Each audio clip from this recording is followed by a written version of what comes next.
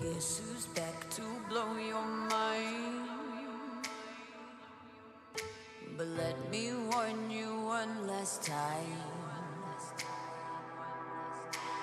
Guess who's back to change your life?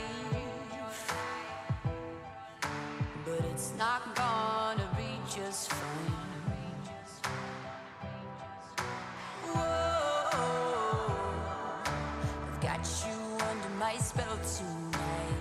Whoa, we're both heading to hell tonight. So don't ever listen to a word they say. It's time that you found out that I'm gonna get my way. Won't light it up, then I'll burn it down. I'm gonna make you feel like you're invincible when no one's around. I'm gonna build you up, and then I'll strike you down. 'Cause you're about to know it's nothing personal. Sometimes good people do bad things.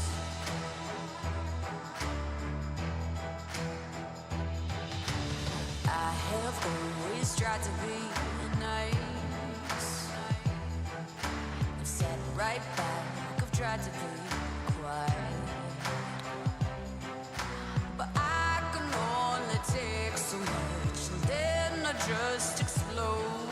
To feel it building inside me, I just need to let go. So don't ever listen to a word they say. It's time that you found out that I'm gonna get my way, okay? I'm gonna light it up, and then I'll burn it down. I'm gonna make you feel like you're invincible when no one's around. I'm gonna build you up, and then I'll strike you down. 'Cause you're about to know it's nothing personal. Sometimes good people do bad things. Oh, oh, oh, oh. Sometimes good people do bad things. Oh, oh, oh. Sometimes good people do bad things.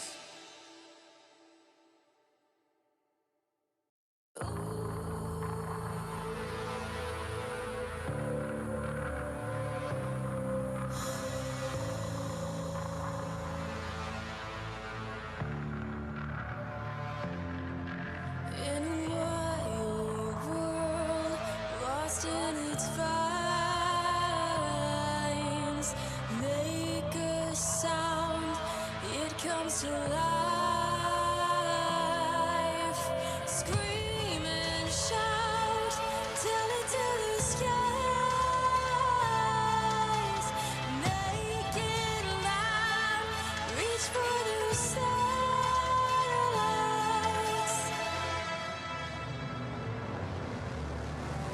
Is this the legacy we wanna live?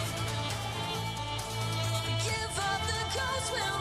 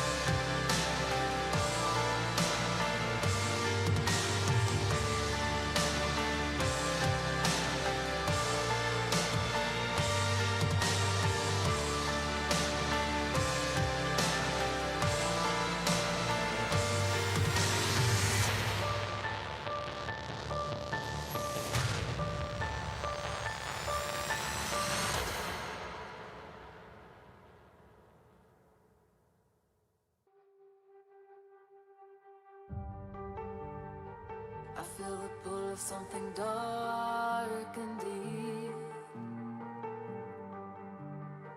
The urge to be somebody that's not me. He's on my side, the devil in disguise.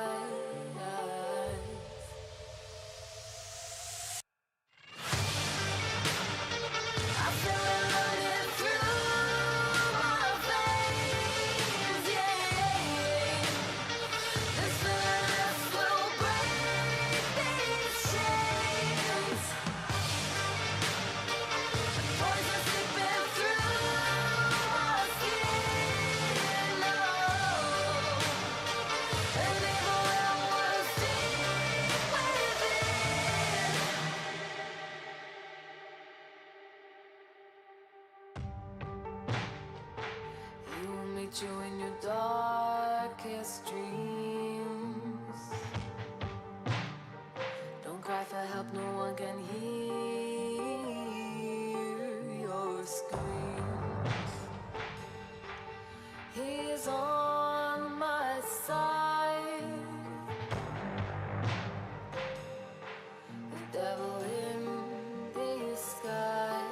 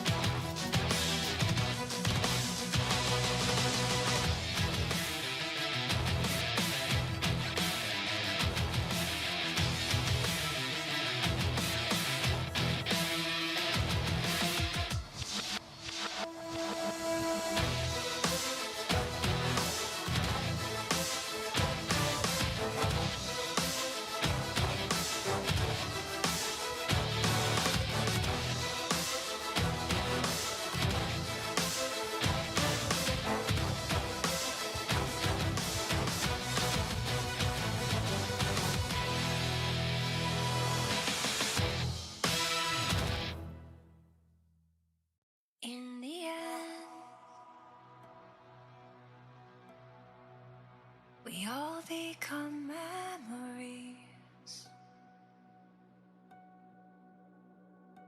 And while we're here, lions in wait,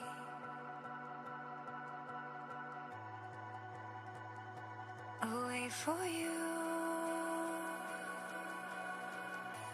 to come out from the darkness.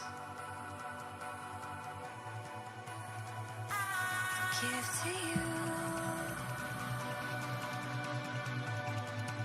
for you to take.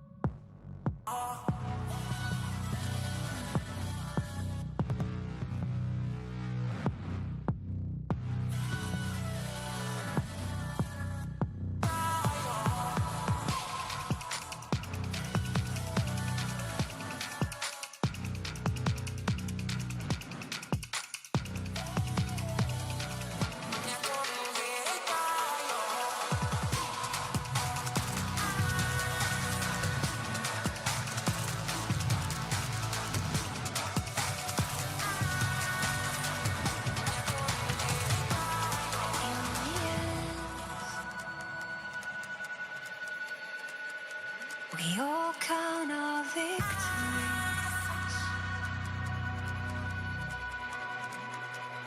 but our scars show we survive. Wait for you to make sense of the darkness.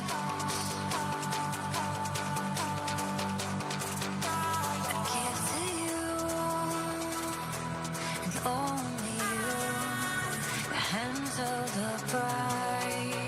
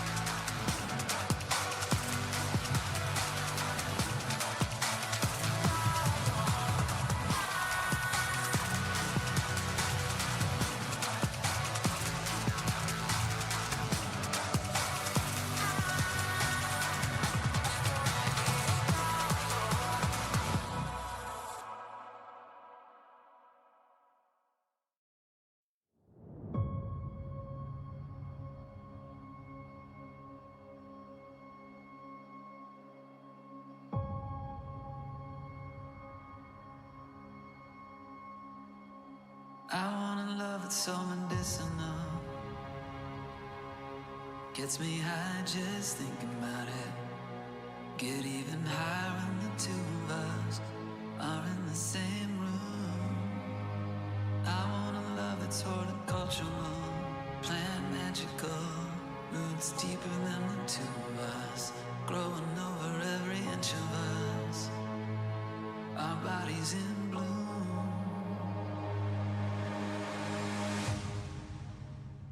I want a love that's so medicinal.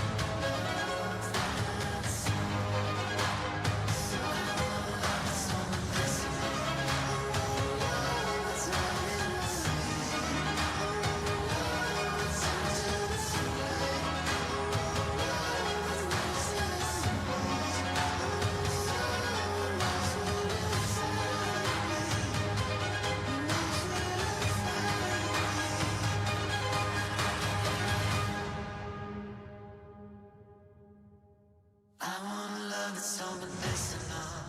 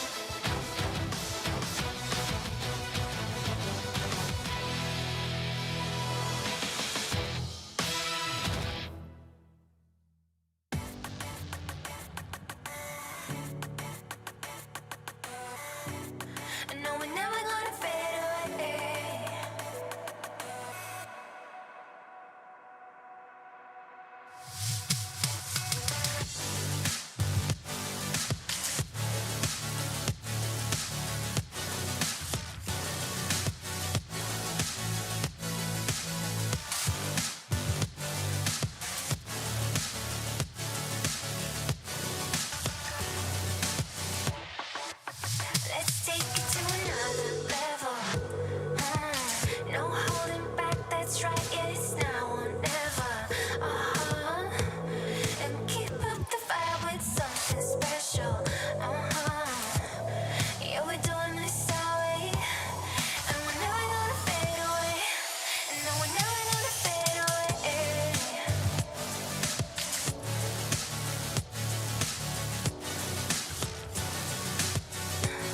And no, we're never gonna fade away.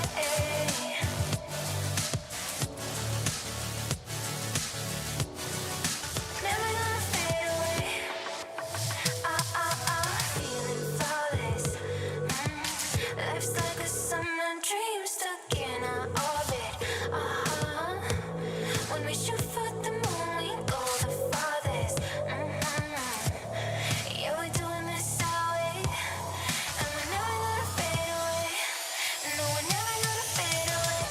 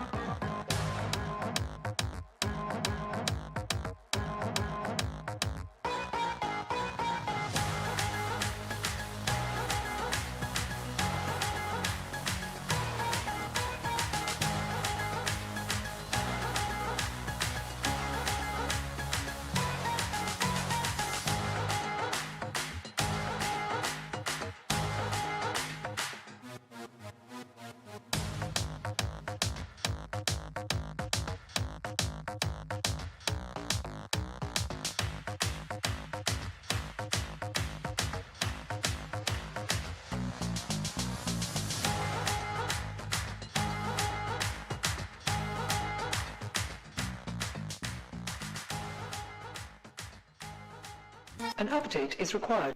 Financial system updating.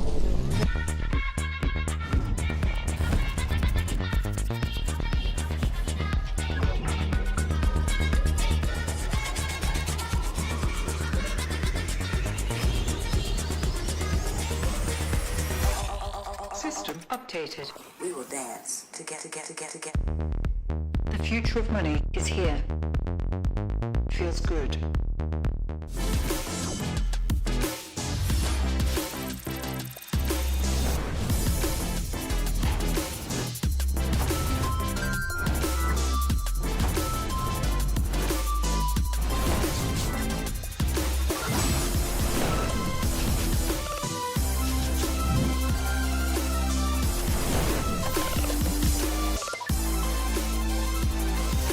The greatest players in the world are here.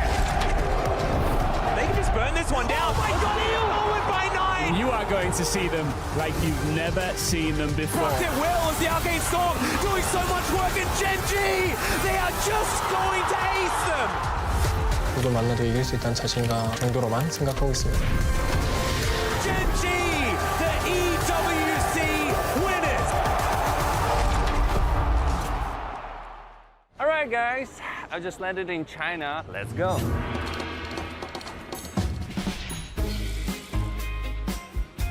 Play the local way, pay your way. Have you ever seen the Great Wall at night?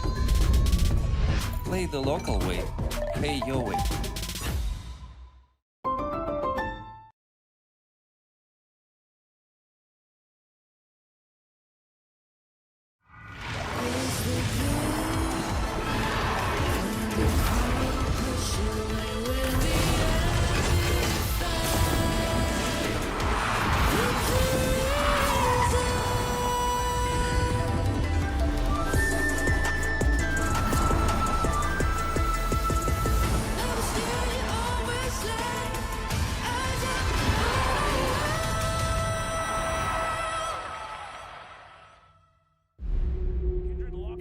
Drake is now Doran. Decent position. Double Break down my walls, but I won't rise again.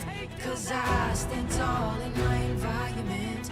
How could I ever close my eyes as they silence sins? They try to take me down with their violence. Oh, they go back in. Betcha flashes in. And down goes Knight.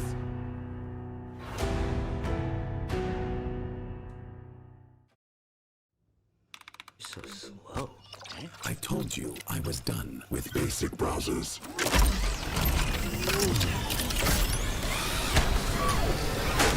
Your setup wants Opera GX, and you're holding it back.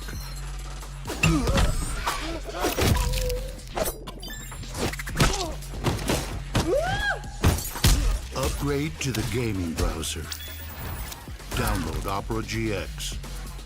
Every moment of your journey, crystal clear. Landscapes, absolutely stunning. Close-ups, sharp and full of vibe. Group shots, packed with detail. Zoom in on one face, still flawless. Colors so real, every scene, every smile, unforgettable. Oppo, Find X9 series, Hasselblad telephoto, zoom into detail.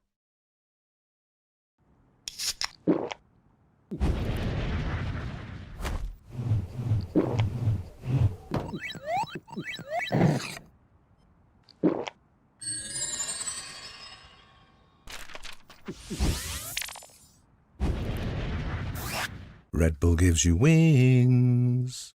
When I was a player, if I was to make a misplay, maybe it's my mouse, maybe it's my armrest, something feels wrong. If you were at home, you wouldn't do that.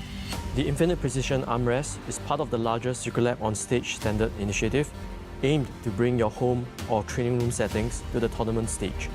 이제 저뿐만 아니라 다른 선수들도 세팅을 더 원활하게 할 것 같고 가장 편안할 때 더 강력한 플레이가 자연스럽게 나옵니다. I got this old thing and the bill from the store where I got it. Figured you could beat it with a better deal on one of these big boys. It doesn't work that way. Guess you're not as cool as Verizon. Bring in your AT&T or T-Mobile bill for a better deal. You don't know that?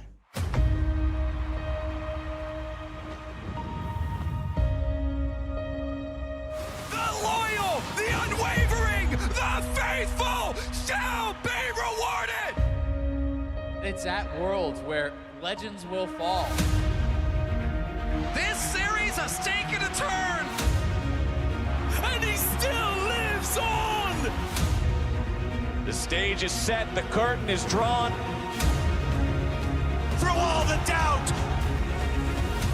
through all the disbelief, they earn their place. Winning is not a matter of chance. It's a choice.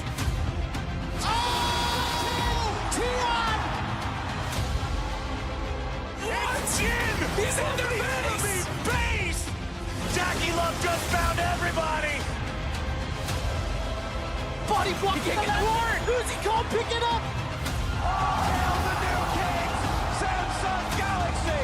Double circles, double galleons! Pain Gaming have done it! Look at the teleport! He stopped him! These guys came to fight! What's a god to 5 non-believers? Oh! Are you ready?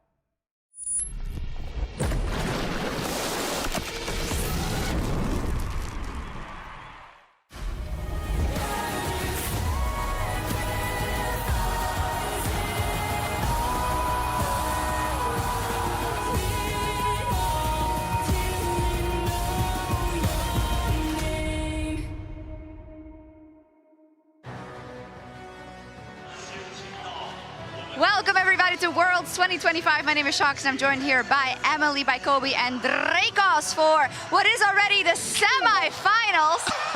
Isn't it crazy that yesterday we had a quarterfinals end and now it's already semi-finals? Yes, it is crazy. Honestly, dude, the energy yesterday actually felt like that was also a finals. That was the most insane series. I hope it's not. I hope there's one that can top that this Worlds because that is such a high bar to set. We'll see if it is today, indeed. But with Secret Lab back as the official chair partner of Worlds now in their 7th year as one of our longest-standing partners, they've worked with our pros to develop and debut the Secret Lab on-stage standard, the first ever competitive standard that allows pro players to consistently recreate their setup from training to stage. Let's take a look at how Secret Lab has leveled up the playing field here at Worlds 2025. 프로들은 챔피언만 완벽하게 다루지 않습니다. 우리는 플레이하는 환경까지 완벽히 지배합니다. You're practicing and competing the remaining time that you have. You travel a lot, you go to different locations or you go to big stages to play. 경기장마다 모니터 설정, 주변 기기, 경기장 환경 등이 다릅니다. I think when you look at athletes in sports, you can see that people push the boundaries of what's possible. I feel like League of Legends as an esport pushes the human limit when it comes to pushing your mental state. Reaction times. And trying to achieve the pinnacle of competition, which is winning the World Championship.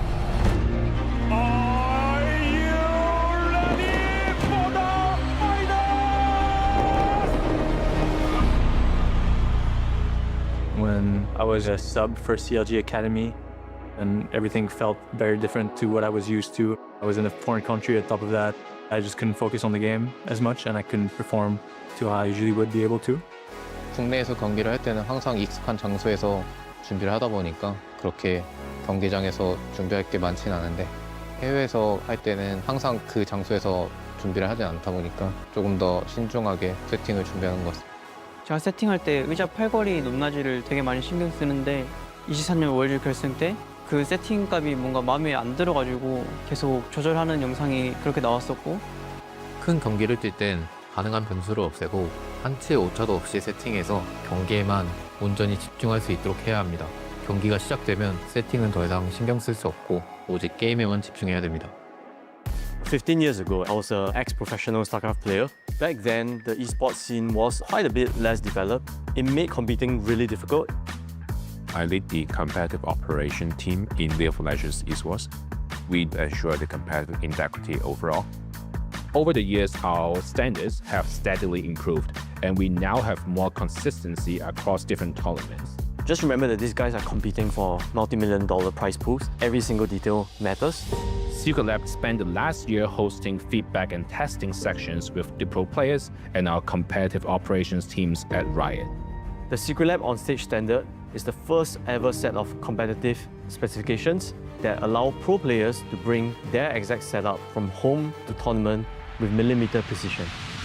The infinite precision armrest is exactly that, trying to make sure the user has the exact same armrest height every single time.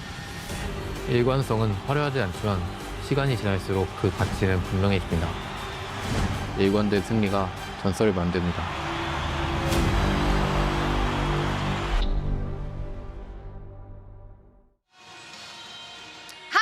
Sitting, and a lot of people are sitting in the Mercedes-Benz Arena currently for the semifinals of Worlds 2025. What's that for a segue? Oh my Here gosh. we go. Amazing. Yes. So smooth.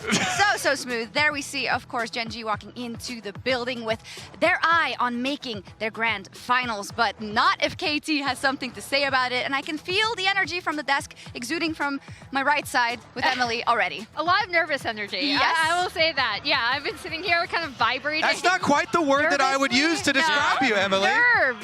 Nerves. Okay, Toby, yeah. Nerves. That's what it is. Fair enough. We'll leave it at that. Yeah. Nerves. We can follow up later, perhaps, to Might be check in. synonym. Might be a synonym. There might be a synonym. You're on notice from last time. Okay, yeah, I won't do anything. Okay, kids, let's pull up the bracket because I feel like we went so fast from yesterday into today because yesterday for me was one of the best series, Dracos, I may have seen at Worlds, but in many Worlds. Yeah, absolutely. And we've seen so many one-sided affairs in the quarterfinals to end our final quarterfinal being the full 5 games, an absolute nail-biter, even down to the final minutes, the final fights. What a privilege to be there for that. So back and forth, so close that series, and it really delivered. Yes, today we'll have Gen G versus KT, and then tomorrow we'll see T1 again up versus the last hope of the LPL in TES. And as we talk about T1 tomorrow, of course, Faker is very important in the long and storied history of Worlds, and to celebrate the 15-year anniversary of it, Riot is posting a bracket of the most memorable plays. So today we have Faker's Azir versus Praise Ash Arrow. Out. It is very tough not to have the cleanse. Stays on the flank. Stays to the side. TP coming in. Faker looking to make the flank against Ruler. Owner goes in. And again, the combos are clean. The hostile takeover is damn well hostile. T1 looking to leave no survivors alive. 369 against the entire team will get absolutely nothing.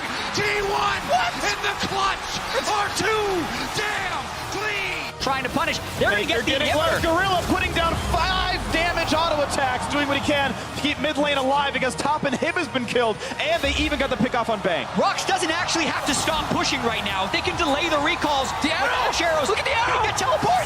He's gonna stop it. He's stopped, dude. With they can push. It's now on full.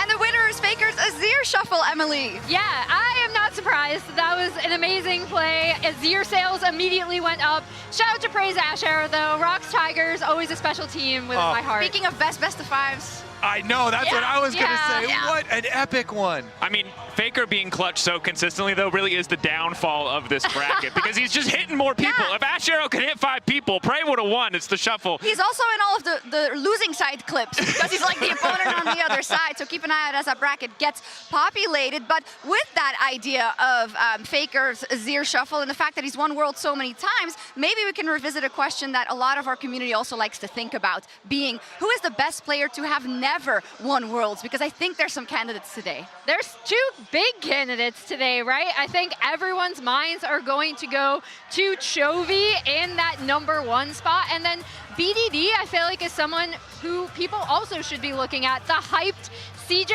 Entis prodigy that people were talking about in scrims during 2015. Chovy, the Griffin mid laner who's never... You know, like, and obviously there's so many in the context of this matchup, but if you think back, even just in the context of the tournament, BLG falling out early, Knight absolutely on that list. Uzi's Go in the super far back to Uzi. Peanut actually retired here as well. Con. Caps? I mean, yeah. And double lift to Bjergsen! Double lift and it's fine. Okay, all right. There's the cutoff.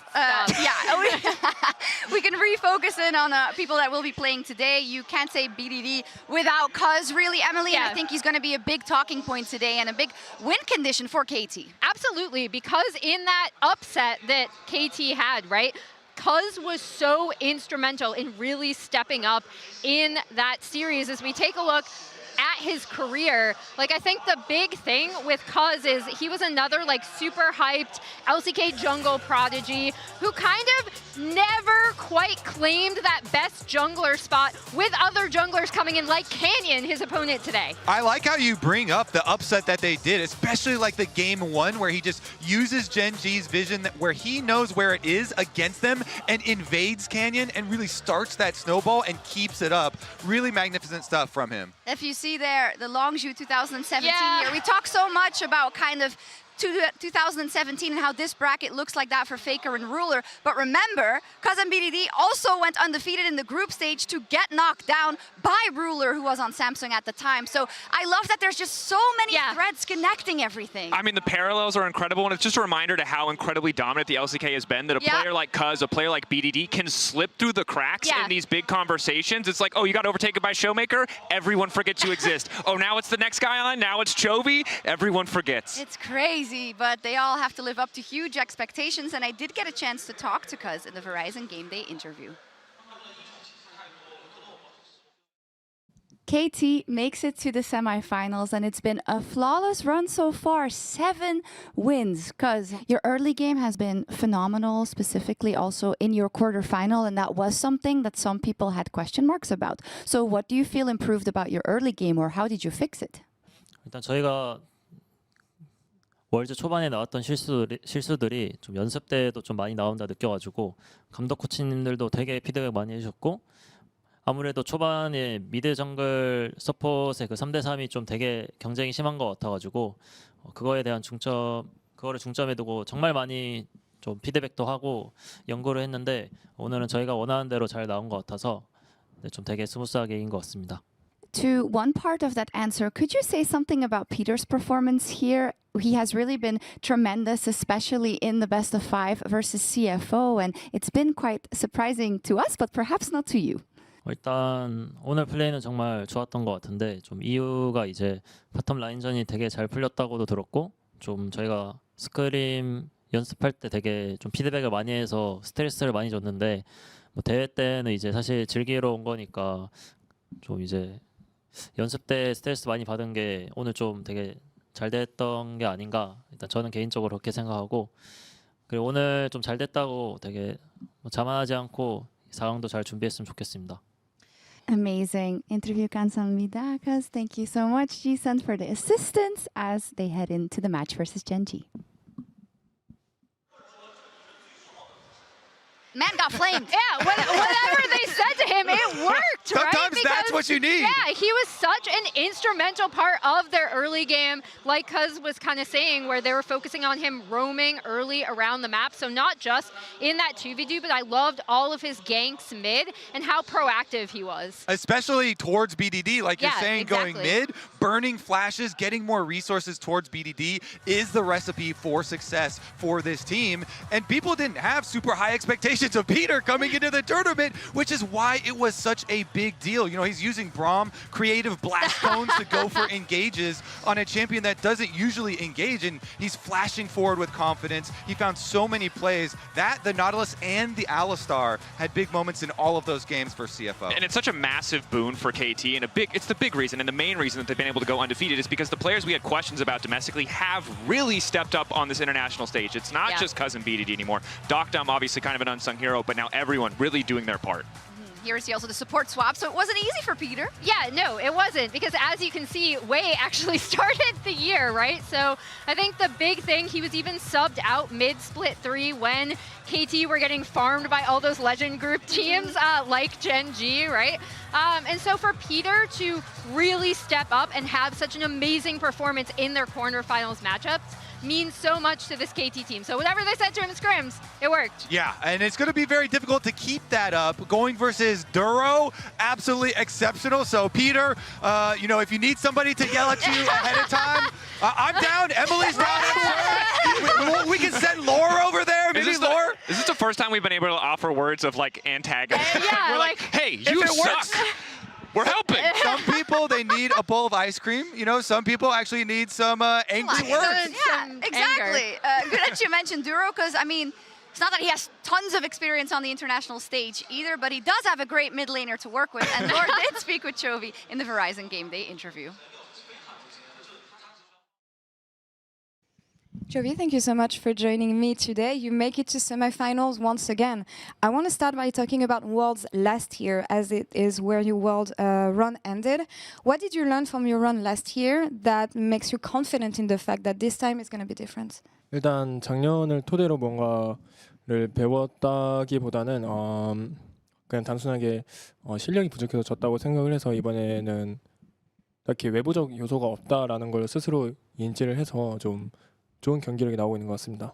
All right, and talking a bit more about you, whenever I read about articles or people who have known you for ages, they keep on saying that you've grown up so much, you've changed so much, not so much in game, but also outside of the game. Do you agree on that? And do you feel like you've been working on the mental aspect, maybe, Chovy?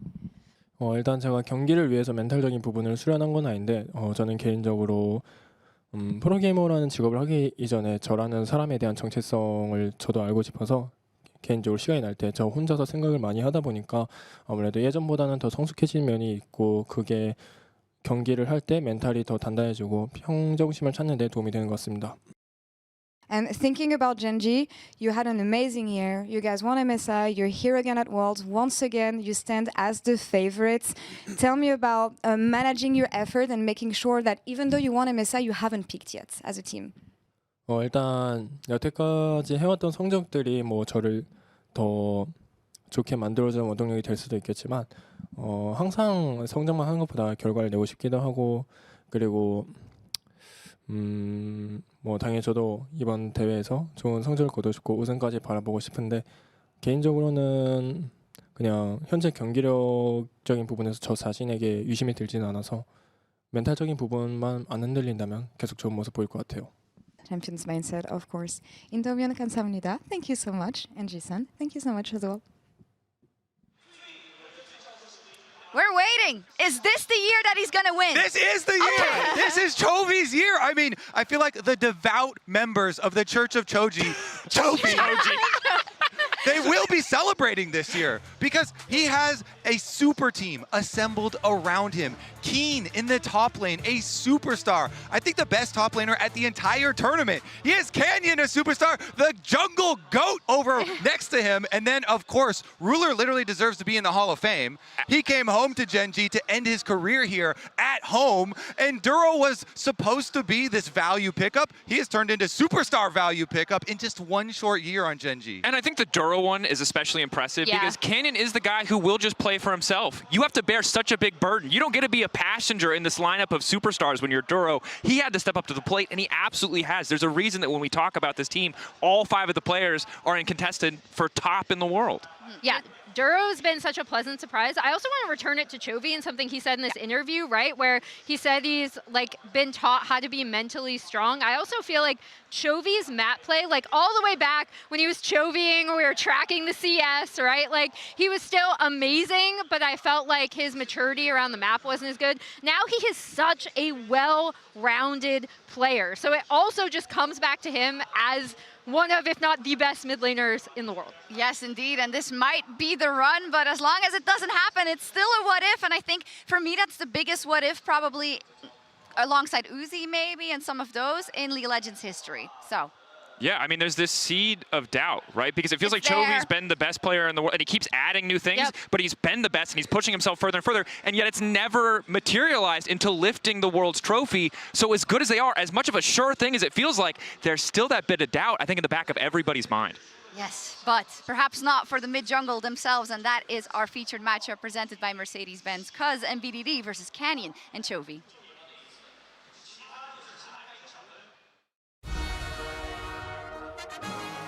In today's featured matchup presented by Mercedes-Benz, it's Korea's finest mid-jungle duos, Canyon and Chovy versus Cuz and BDD. Back in 2017, Cuz and BDD also went flawless in groups with Longzhu, only to be swept aside by Ruler's team. And now, 8 years later, they face him again and have the chance to finally rewrite that ending. Cuz is gone. The rocket jump forward. Ruler wants a third. They're going to get a stun on Prey. He's to lose his life as well. Number 4 and 5 next up for the chopping block as BDD can only run away. KT already overcame Gen G once to qualify for Worlds.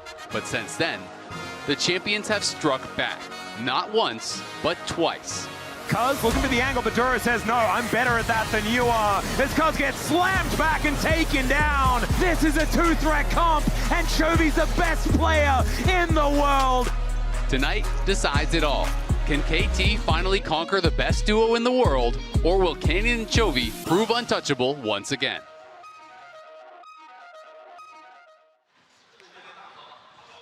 It's crazy to see the parallels between that Longzhu team because now I'd argue that it's Canyon and Chovy that are in that spot, right? Despite the undefeated, like you have to take that out, but this Gen G team is so much about this mid-jungle, and because of that, because they're too good, I pulled some plays from their history just to take a walk down memory lane. This was actually the first ever jungle pentakill in LCK. It's on Canyon's Nidalee. It's not his most impressive, like, mechanical play, but it was such a massive moment on one of his signature picks. And he does hit so many spears. They're almost point and click here, and he dodges key abilities as well. Showmaker blocking for him, his old compatriot. You could tell Fate does not want to give it to him. Yeah, like, he's hiding in the fountain.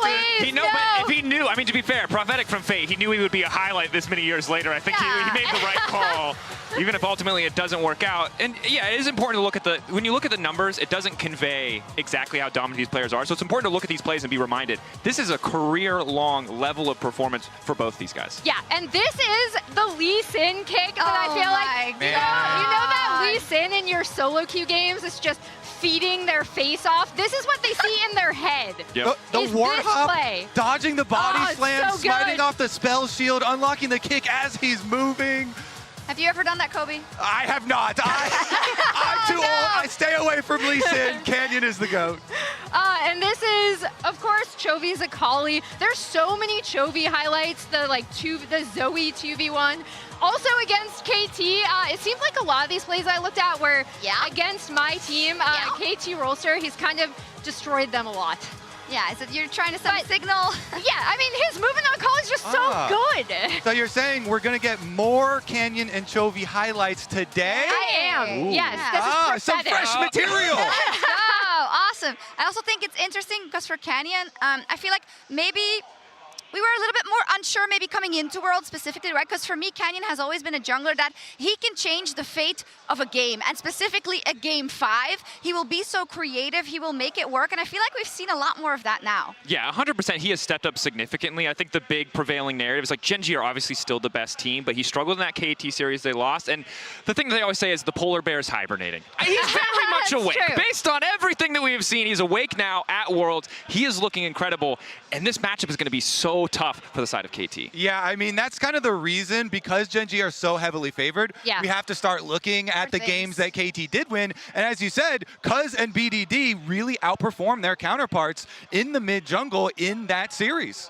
When we look at the series that they've played versus each other and kind of the wipeouts as well, how do we read into them? I mean, Gen G have definitely had the upper hand, let's just say.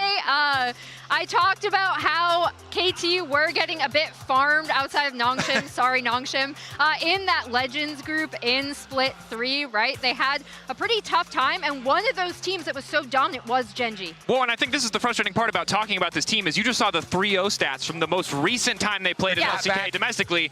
They got smashed! Yeah. And I would love to tell you that the one above it is the one that we should be focusing on, but Gen G couldn't go more than 2 weeks letting people believe that there was any hope for KT whatsoever. Honestly, though, we should all thank KT because they're the reason we're in this timeline. Yeah, they're the ones, they altered so much with that upset victory to bring us to this tournament. It's true, we gotta watch T1 in plans. I didn't expect that. They've played spoiler a couple of times for Gen G, so why can't it be today? I think maybe the storylines can converge, but we'll see. I'd love to know what our fans at home think about this matchup. You can vote every single day at mastercard.gg on X, and they've been pretty good, I think. In a second, we'll see it. I have a feeling that they too are going to be Gen G favored because also a lot of KT fans don't predict KT. Yeah, we have a surprising amount of people who did not understand the assignment. I'm going to be honest, when we were planning this, I thought this was going to be a slam dunk. She understood the assignment. The assignment. Good. Yes, okay, you're watching us. We got it. Okay, that might be like 30% too many. We can give them 9.6, but we gotta slow our roll a little bit here. How many times is Laura gonna slip that into the broadcast, by the way? That presentation, I've seen it before. Yeah, I have. You didn't learn. She ganked the control room a couple of days ago, that's true. But I need you guys to paint me a picture because I know that the story is so strong for Gen G. I know that they're favored to win this entire World Championship. I know that KT, even their fans didn't believe in them getting here, but they went 7-0, so there has to be something there. And I will say for KT, it feels like strategic disbelief at a certain point because there were things to take away from the best of 5 that they did win, and it was mid-jungle dominance. Now, it's easy to chalk it up to Gen G underperforming, but Cuz and BDD especially looked so fantastic in that series, and it's something that you can't really afford to underestimate. Yeah, and I think that they used some special picks as well. That was key, and we've seen them repeat, you know, the Zoe plus the Ziggs combo. That was huge. Then we also had the Nocturne when they were able to use it versus Gen G to find their win there. I also thought the Lissandra game, they got so much damage out of the Lissandra passive, you know, choosing the areas that they fight in and then clumping up inside Dragon Pit. You know, a lot of value there from the choices that they made in Champ Select in addition to how they played on the Rift. Yeah, for me, BDD has consistently been stellar, even when the rest of KT have just been okay. In that Gen G series, though, it was really Cuz for me that absolutely stood up. Occasionally, he has some of these games where he just looks like one of the best junglers in the world. And I'm glad you brought up those picks, too, because we saw it with the Viego, which is another favorite of his, and then the Nocturne domestically. Yeah, and Cuz, it felt like he had really mapped out so much of what Gen G wanted to do. Yeah. And so that's why they were kind of able to stay a step ahead a lot and put a lot of pressure onto Canyon. You know, straight out of game number 1 with the Jarvan, going for the invade, working around the ward that they saw Gen G place, and really starting and then keeping up that snowball. Yeah, I do think when I'm listening to you guys, I want to believe you, but it seems like you're mentioning a lot of things that have to be picture perfect and that have to be career best performance. And not just career best performance anywhere, career best performance for everyone on the world stage in a semifinal. And that's why I think I find it difficult to believe. Yeah, and I mean, it was difficult to believe domestically, When it right? happens. Because we saw all of the playoff predictions from the LCK broadcast. No one predicted KT in that matchup. And Jonah Strong, surely that should have been the red flag, because normally he's the one who's always finding the angles, always looking for the creative options, but this is so incredibly one-sided, and rightfully so. Rightfully so, but it didn't matter. Yeah. At that point, of course, you know, that's the normal prediction, and that's what you're thinking. I still think that is true today, by the way. A little bit of a spoiler, but they are still so heavily favored. Yeah, they are so heavily favored, and I think I want to go back to that seed we planted a little earlier. They are so heavily favored. Everyone thinks they're going to win. Everyone thinks they're going to win, specifically today. I felt exactly the same last year. I felt exactly the same in years past. So what is making the difference? What's going to make the difference for KT? Or Gen.G? I think Gen.G are going to win. I just set it up saying that they didn't win last year, didn't they? I think the difference they didn't is win the year before. They have a team that is so well set up around the players they have. Canyon has Duro, who is happy to play that role of that pseudo jungler. They've got Keen, who's super dominant on the top side, and it feels like everyone has just been much, much more consistent. Last year, we did see some oopsies. We did see some bad games. Even when they won MSI, there were cracks in the game plan. Now it feels like no team can even touch them when it comes to moving around the map, and even if they can match some of the individual positions, they can't match every single one. It seems that they even get away with playing drafts that you wouldn't give to any other team, but they roll over the opponents. We already teased with the LCK predictions from a while ago, and I'd love to see what our predictions are from the desk, but everyone we asked, and if it'll be the same story. No! Whoa, okay. All right, I have some questions for what is certain over people there, on this desk. There goes Azale. Yeah. Well, we'll hear Azale's point of view later, but Dracos. Okay. So you'll agree with me, and I know you all will, that every rational piece of evidence points to Gen.G winning this. Yes. But it did last time too, and I think the thing that people don't appreciate about KT is sometimes you need to understand that the irrational is what matters to this team. I don't know if it's the primordial force of every KT fan doubting them more than I ever could, but I feel like it might be on the cards. So sometimes, because Gen.G should win this, it is the correct result. Sometimes in the pursuit of that result, you gotta make an incorrect position, because I am excited. KT forever, BDD and Cuz are winning worlds. They're the greatest team we've ever seen. Easy 3-0. Wow, that was terrible. I had a visceral, internal reaction. So I think Gen.G are gonna take it, honestly. The last time they met Dracos, actually, it was a crushing Gen.G 3-0. She's looking him in the eyes. It was not that upper bracket upset. And I gave them a game because I do think KT have been performing a little bit better. But I do think this Gen.G team is just much stronger. Yeah, I think this KT roller coaster, it actually stops here, and it is going to be at the hands of Gen.G. They're going to repeat, and they are going to win this time. And I think if they're the pedigree of a team like T1, you give them the plot armor, you believe a little bit more. But KT is a team with reverse plot armor. It feels like the odds are perpetually stacked against them. This is for sure a 3-0. If you take out all superstition, it should be a Gen.G clean sweep. Yes, but this is Worlds, and crazier things have happened at Worlds, so I like that we're entertaining the idea for all the KT fans around the world who have been waiting for this moment for their team, if they can make it happen. But on the other side, we have Gen.G and we have Chovy. He has his eyes set on the World Championship trophy and on those grand finals. But at Worlds, you got to step up and take it, or will we see the KT roller coaster ride of all time? Let's get into our semifinal.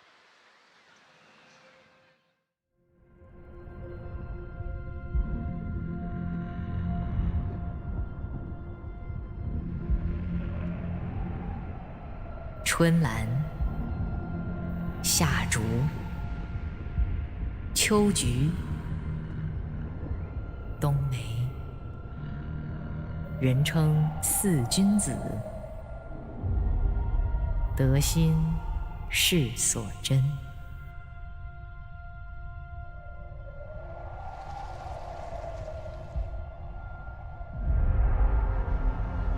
Gen.G 春兰于深谷中盛放，静自芳香。 제가 생각하는 가장 아름다운 룰은 사람들이 눈치채기 힘든 디테일인 것 같아요. 사람들이 알아채기 어려운 디테일일수록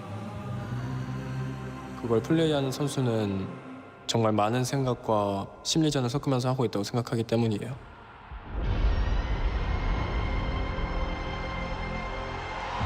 작년에 월즈에 떨어지고 나서 월즈 경기들을 보는데 이대로 아무것도 안 하면 진다라는 생각으로 무언가를 만들어내려는 그 움직임이 눈에 가장 인상 깊게 새겨졌던 것 같아요. 그 깨달음을 얻고 더 이상 아무것도 두렵지 않습니다. 4강전을 정말 많이 왔어요. 21년, 22년, 23년 이렇게. 근데 늘 넘어졌어요. 그런 실수를 어떻게 안 하려고 생각했냐면 초심으로 돌아가는 게 정답이었던 것 같습니다. 完美与谦逊集于一身者，即为主宰。季中冠军赛冠军，几近不败的传说，直至棋逢对手，将他们逼至绝境。KT 秋菊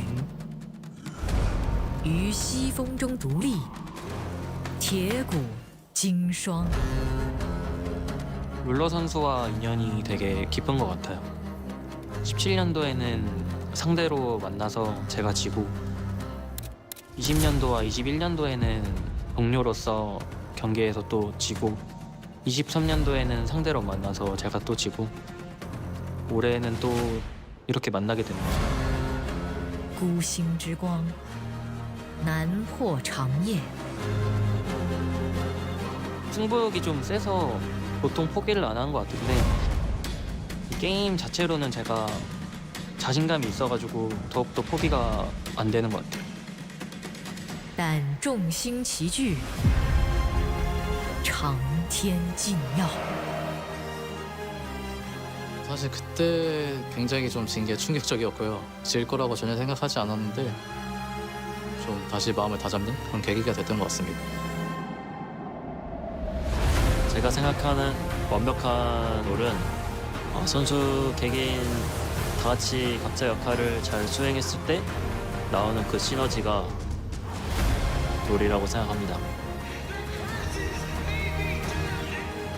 벤지가 저희와의 경기에서 되게 잃을 게 많다고 느끼는데 떠덕의 반란 보여드리겠습니다.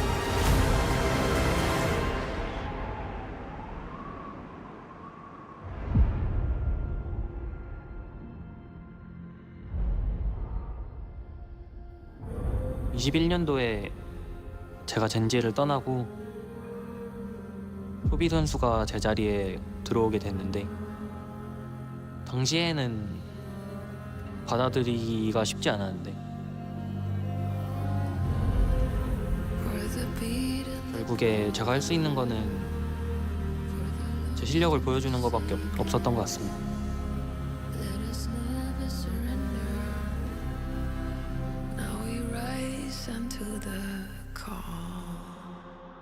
天际已不遥远。 항상 그래왔던 것처럼 제 길을 꿋꿋이 걸어나가겠습니다. 월드 우승과 함께 만족스러운 경기력까지 보이겠습니다. 银汉迢迢，紫薇熠熠，摘星必在此行。只有一方可冲破天幕，直至星河。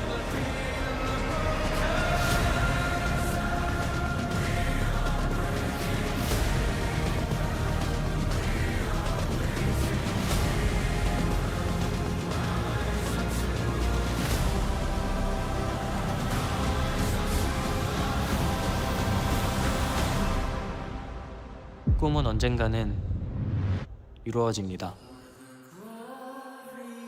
BDD 선수 꿈 깨시길 바랍니다.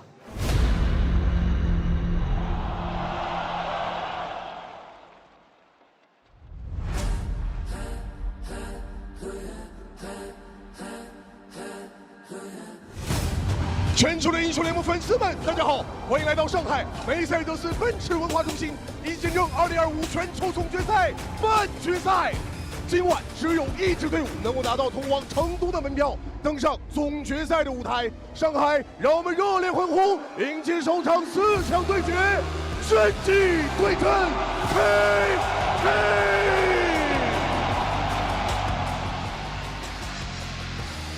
Welcome back to Worlds 2025, where we are here for the first of 2 semi-finals over the next 48 hours. I'm Medic, I'm joined by Chronicler and Azael to lead you through this battle of the LCK Legend group as KT take on Gen.G. I cannot believe that we are here for one of these teams. This is not even enough. For Gen.G, all that they want, all that they've talked about all year, despite their domestic success, despite the MSI trophy, they need not just a win here today, they're already looking forward, I imagine, but KT, their story might not end here today, but the fact that they're here in the first place in semis is insane given the ups and downs of the roller coaster. I mean, given the expectations, they weren't even supposed to be at Worlds, right? No. You know, people didn't think they would actually make it. And their greatest moment was one against Gen.G. You know, the qualification to Worlds, being able to win this improbable match, I think really does have a bit of a poetic, you know, kind of to it, you know, how beautiful that is, that they now have this opportunity to really prove themselves here once again and to pull off what would be a colossal upset and just continue this great story that KT have already had. That's the question for KT, isn't it? Can you rekindle that flame? Can you find that moment once again to take down Gen.G like you did to make it here to Worlds? For Gen.G, you've won MSI 2 times back-to-back. You have been the presumptive champion of Worlds for the last couple of years, and now you have to prove that you can take that next step, because it's been 8 years since Gen.G made it to a finals. And I am left wondering what we're going to see here, because there are parts of this KT journey that make you reminisce of 2022, a DRX roster that up until the very end was doubted, was not believed in by many people, me included. And KT, today they have the opportunity to show whether they can take down Gen.G again. We all saw that graphic at the beginning. They won one series, and I was there, and it was a banger. But can they replicate that? I mean, that is the question on everyone's mind. And, you know, all jokes aside, Gen.G is a massive favorite, right? You know, that I think is undeniable. But I will say for KT, both Perfect and Peter have played better at Worlds than I expected. KT is on a 7-0 run. They have not dropped a single game. Yes, you can talk about the strength of the competition. Yes, you can talk about the fact that they haven't played someone of Gen.G's caliber. But I still do kind of get that inkling of hope watching this KT team. You know, they couldn't really have done much more up to this point. They've been perfect. Because of the fact, that's the top laner actually, so come on. Sorry, we have to get that one out of the way. I've fallen for that one about a million times. I don't like it, but we are here at the LCK versus LCK matchup, so. LoL Park's looking bigger today. Put in some new seats, I think. Just a little bit. Let's get on to draft for game 1 of this best of 5. Hopefully we get to see all 5 games played today. Azir, Yanara and Xinqiao banned away by Gen.G. Wukong and Orianna taken out by KT.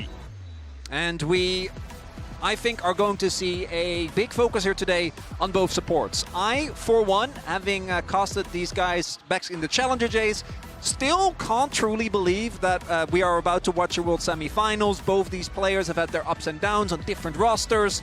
Peter on Nongshim, Duro on Gen.G. And I wouldn't be surprised if we're seeing Pry on that Nico, because Peter has been absolutely lethal on that. But instead, it's going to be the respect towards BDD with the early pickup of the Taliyah. So it will be Taliyah. The Galio ban to me was interesting because that's trying to open the door for Rumble, you know, very likely.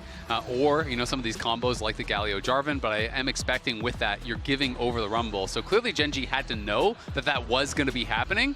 And still they do just choose Taliyah because you're giving over 2 of the strongest AP champions really in the game right now in Nico and Rumble. Of course, there are a lot of comfortable tank answers up on the top side. Sion is unbanned, kind of conspicuously absent thus far, but you know, Trundle is available. Some of those answers that people have to make it more palatable are there.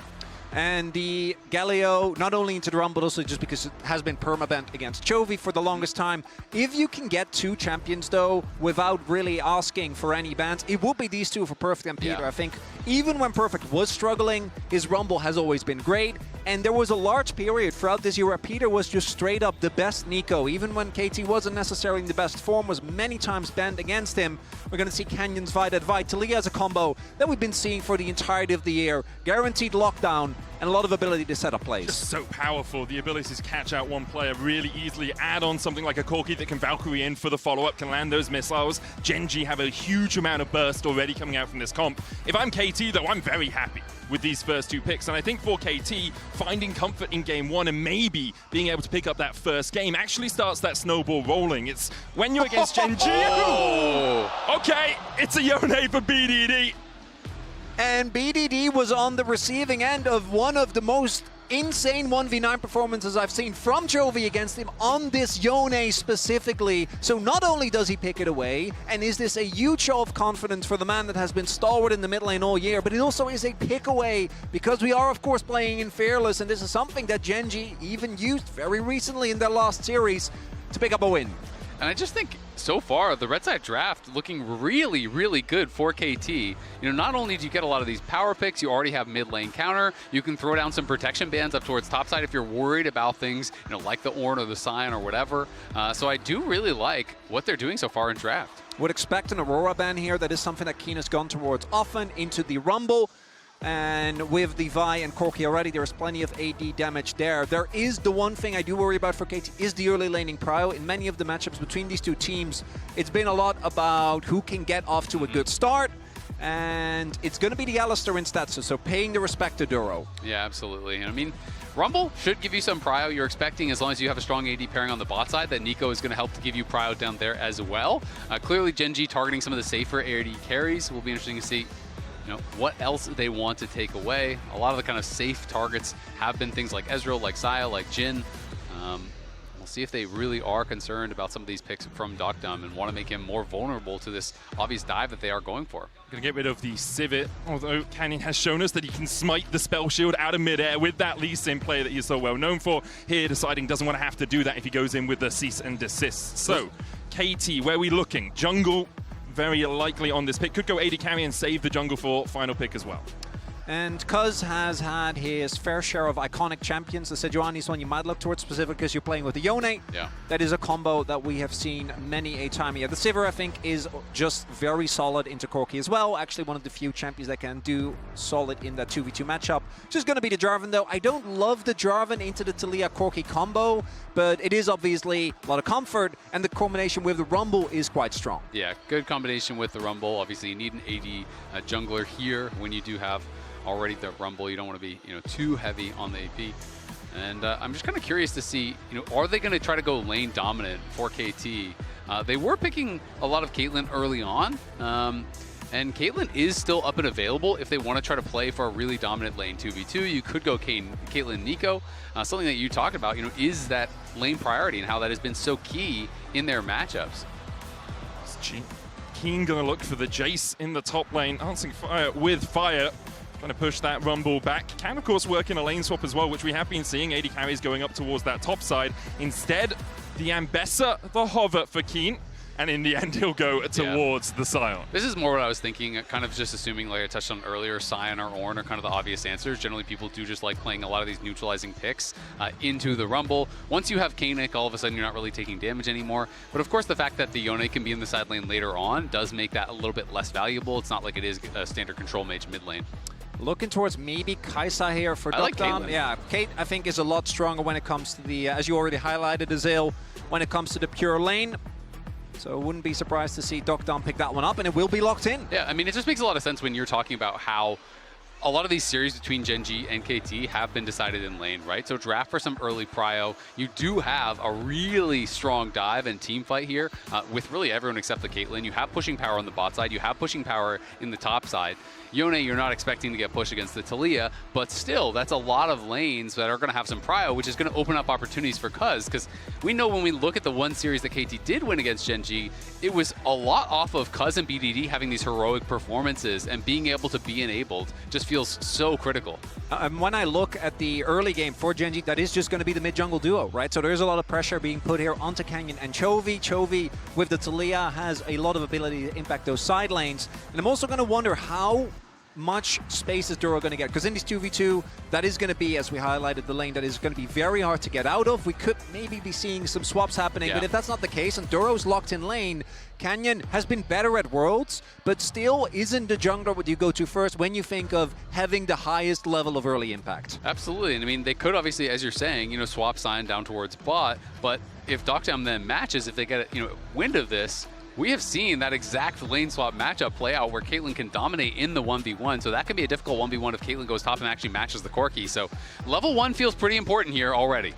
Let's get on to the Rift. The champions-elect versus the Cinderella story as Gen G take on KT roster in this best of 5. A spot in Chengdu awaits the victor.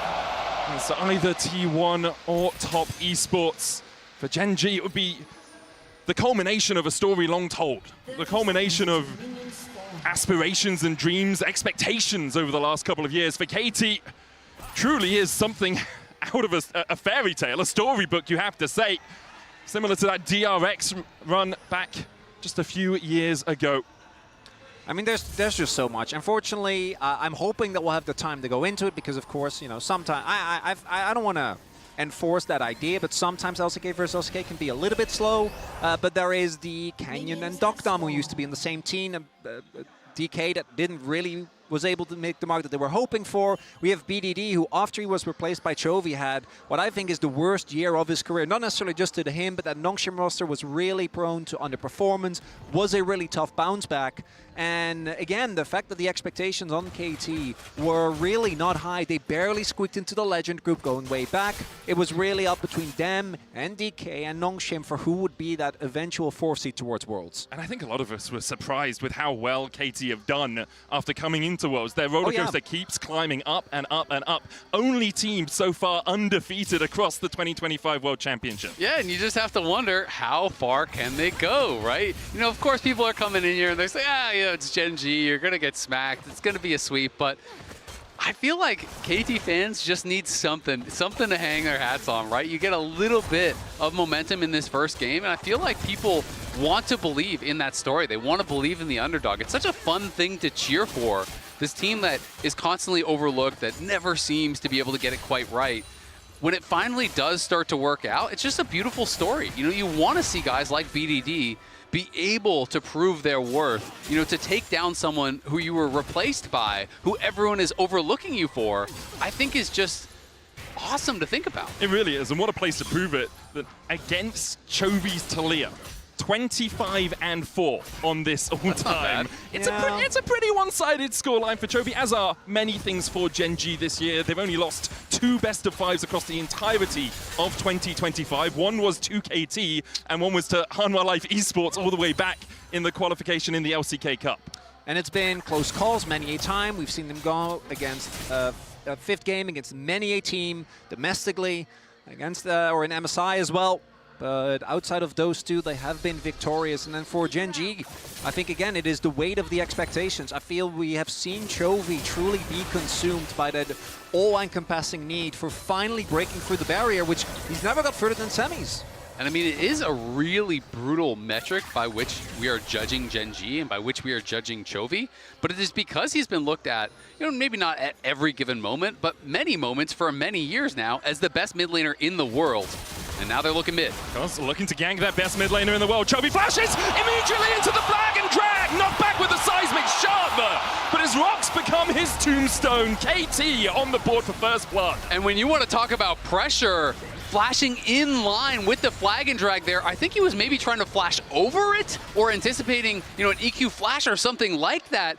But Cuz doesn't even have to flash, BDD doesn't even have to flash, and they got first blood, and it goes to the Yone. And that is in a matchup where Yone is expected to struggle early on. And it's Cuz that finds the early angle, circumvents all vision, doesn't get spotted by Canyon, and sets up his mid laner for success immediately. Because once you hit 6, this matchup becomes infinitely easier. And I like to joke about this, but I'm kind of not really joking. Yone's hit full build. You get that early Vamp Scepter, and it can just be so difficult now to actually have Prio to be able to poke you down, because you can hit this critical threshold where both Taliyah has a bad buy in just the tier, so you're not really getting a lot more damage, and you have so much sustain that now all of a sudden you can't really even get Prio in that lane. And that really was the only lane that we were expecting Gen G to have that early Prio in. So BDD going to be in his comfort zone now here, and Chovy's going to have to play super defensive with no flash for the next 5 minutes. Cuz going to be in his comfort zone as well. The ability to invade into Canyon's jungle, who has been a little bit quieter in the early game than Canyon yesteryear. I think the player that's most struggled on Gen G across summer has been Canyon, so we'll see if Cuz can punish him appropriately. And by a large margin, Canyon not just not being able to find the biggest early game impact, which has been kind of a constant through his career, but also just not having that much impact in general, which is not something that you've been able to say for him for a large part of it, as we do have Cuz will get spotted here, but it is very telling that, again, it's Cuz visiting BDD. These players on many A team have been together. Obviously, we're also on the 2023 KT roster, which was stopped by JDG back in that quarterfinal. And I just find it so interesting. Like, it is a very first world problem, but Gen G is so stacked and there's so many stars on this team that sometimes it can be a bit difficult to figure out what is your role within this team, right? Yep. You know, when you take players who are like the focus on a different roster and you put them all together and you build with more and more and more stars, not everyone can be the star. Not everyone can take that kind of central role. So I do think sometimes players have to reinvent themselves a bit and kind of figure out, okay, well, what playstyle works best for me and enables my team to have the most success? And this is about as bad as it gets for Gen G, because the only one that's ahead is Keen. And that's nice, but he's not, both in terms of champion or in terms of player, the one that needs to be ahead. We're seeing Ruler really struggle in this 2v2, as we were expecting, but because of the lack of jungle intervention from Canyon, they've been able to find a lot there. And then Chovy, obviously, thanks to the gank, has also fallen behind. Now, Gen G's objective setups have generally been great, but even that, KT got ahead of them and was able to pick up that first dragon. So we'll see if Gen G is able to contest for these grubs in about a minute and a half. Both teams going for the lane swap, having their bot lanes go up towards that top side because of those grubs that we talk about. You'll see the top lane is just matching bot. They can TP up if they're so required. Did see Cuz hanging around mid a little bit, but wasn't really an easy gank path on Chovy, so he's just going to clear his top side, and Canyon mirrored down towards that bottom side is clearing up towards the grubs. Peter looking for some damage on Duro, but can always just dash away to the Corki. Yeah, not going to be too much of a big deal, but they're just trying to keep the push going. And though we do see Ruler a little bit behind, at least the Caitlyn has not been farming a lot of plates or anything like that. They've done a good job of actually keeping the farm close enough and keeping them off the tower. It hasn't just been this total disaster where sometimes these Caitlyn lanes really can get out of control, especially when you are going against a weak early laning support like the Rakan. But Duro and Ruler are doing a great job of just kind of minimizing the damage as much as they possibly can, and that's really your job. We'll have to see whether any contest can come through or whether KT can keep this early lane supremacy going and make sure that they are able to also turn it into grubs, as we do see Dokdam just try and get as much chip damage down as objective is about to spawn. And it should be looking good for KT to contest that. We do see Duro TPing back, but Ruler, chunked out as he is. I have a lot of faith in his man's Corki, but it would without be your health greedy. bar, that is only a tier and longsword and some bits. I don't know if that's going to be enough. It would be very greedy to go for that. Duro not yet level 6, Say so doesn't that. have the quickness. They're going to step around the corner here, poke their noses in, see if Cuz is doing anything a little bit illegal, but for the moment, Cuz should be able to get one of these grubs. KT pushed in the top side. Ruler's going to answer that. Canyon looking for the flank from the bottom side. Volt Breaker onto BDD, lands the knock-up. Fate sealed out from BDD across the wall, using that ultimate just for a little bit of extra distance between him and Gen G. Chovy coming in. BDD will dash out of the back of the pit, and KT will escape with only one of the grubs. Great smite from Canyon to secure the one that was contested, and Gen G will get their second. Honestly, really well played by Canyon to navigate that situation. You know, BDD had Prow through mid, but Canyon just kind of set up shop, waited for him, forced out that ult, and got a chunk onto BDD very early. And from that spot, you no longer really want to fight, right? Yeah. So it just became this one grub and out, even with those winning lanes and what looked like a better spot for KT to at least be able to get two. I do like seeing that Keen also TP to mid, because with the Cyanode he would have been able to join the fights soon anyway, but because there wasn't a continued contest from KT, was able to get towards bot lane earlier. Perfect still was able to equalize the gold lead just a little bit, able to get some time alone in that lane.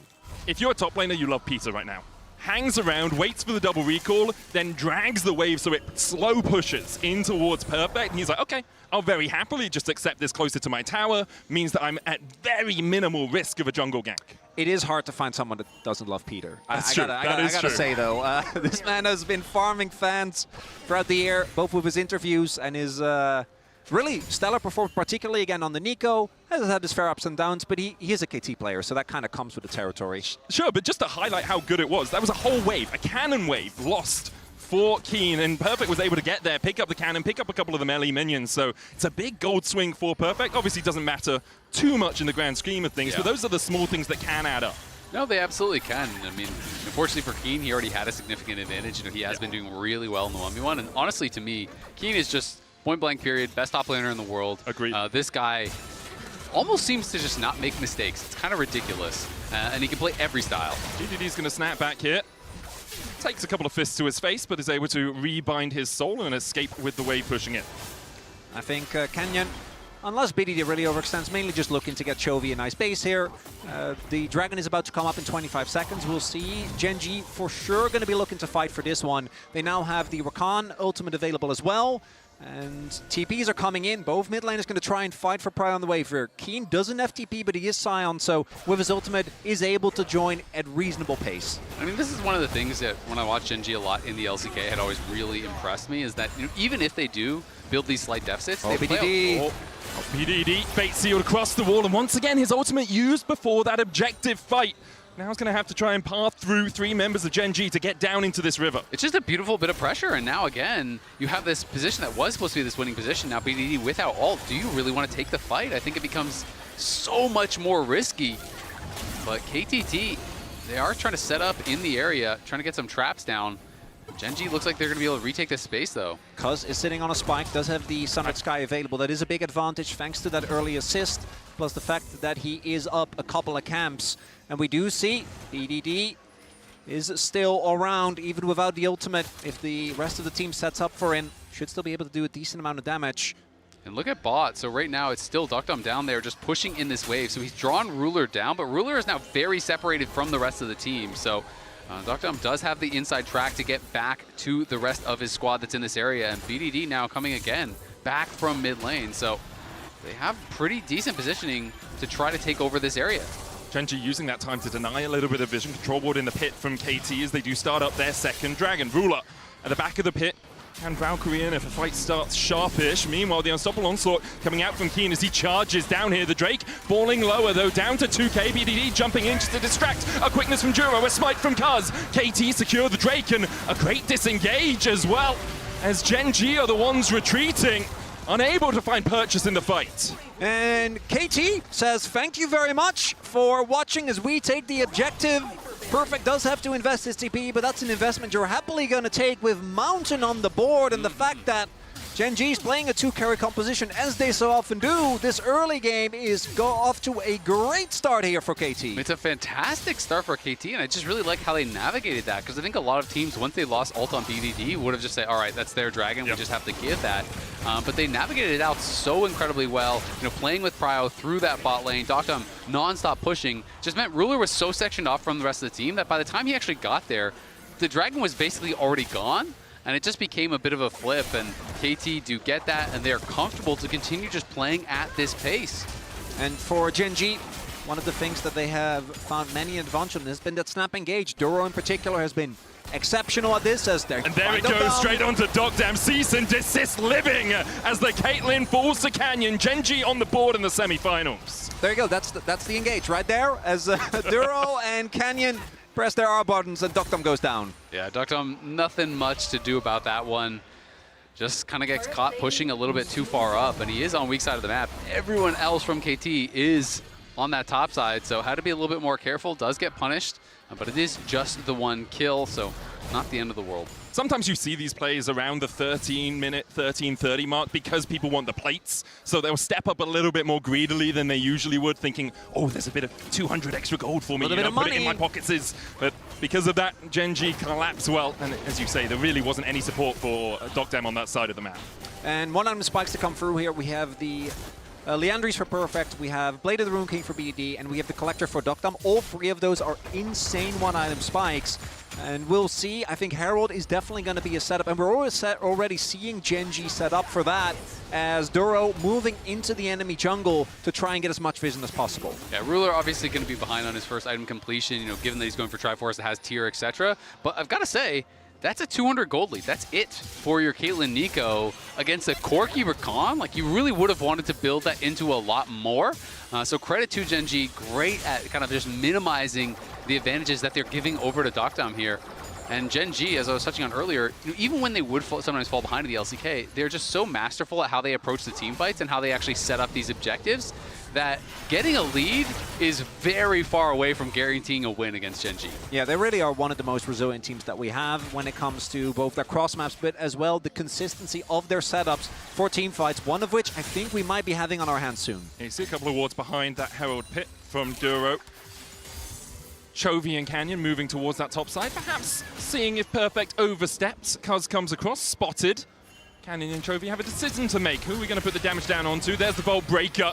As Canyon slams his fists into Cuz. Cuz chipped away at it a little. Duro's going to start up the Herald here with Gleaming Quill. BDD's working his way up from the bot side, but might just be focused on the Scuttle Crab.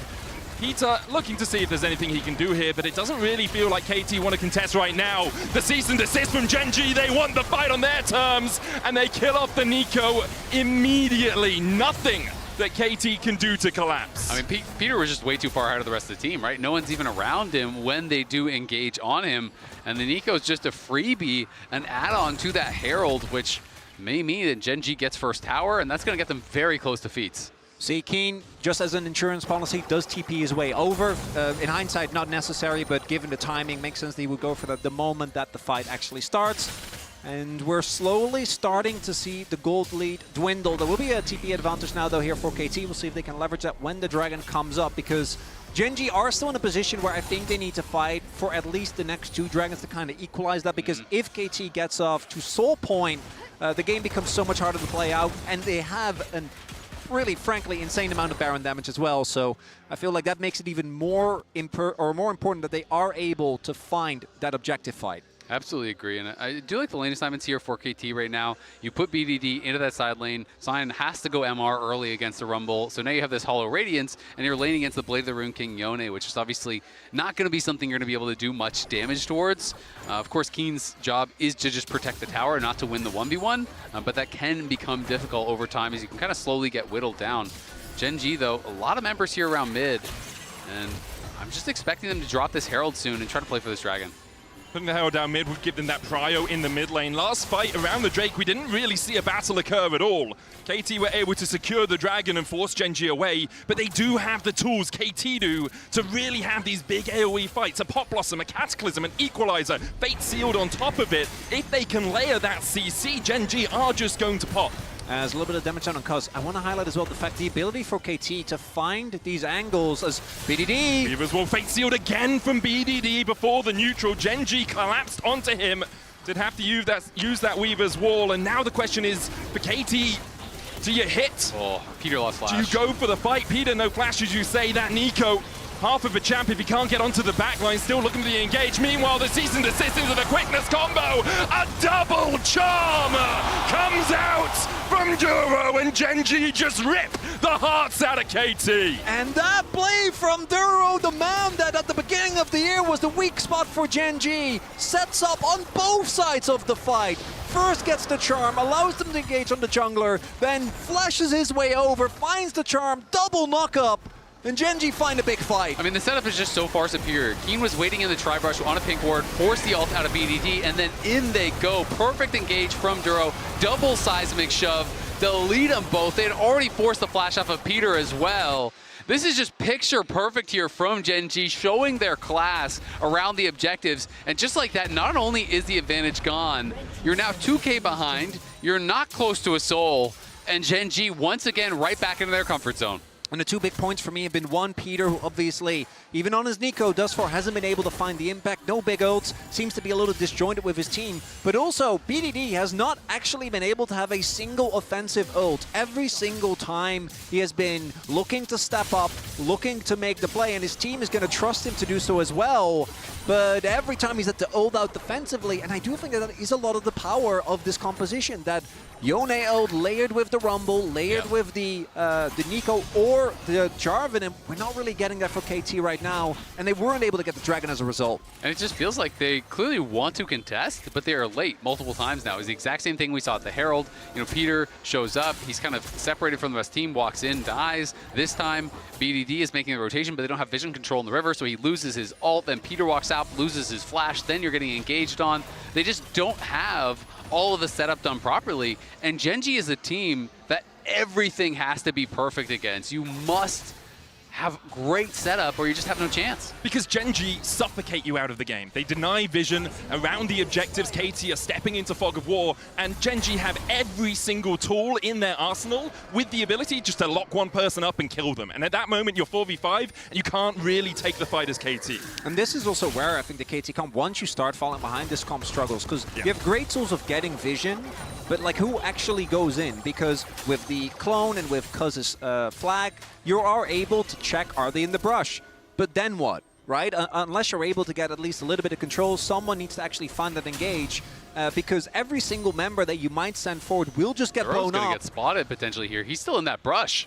They don't know. Walks into the bush. There's Juro, gets the quickness off. Weaver's wall out, and the charm follows up.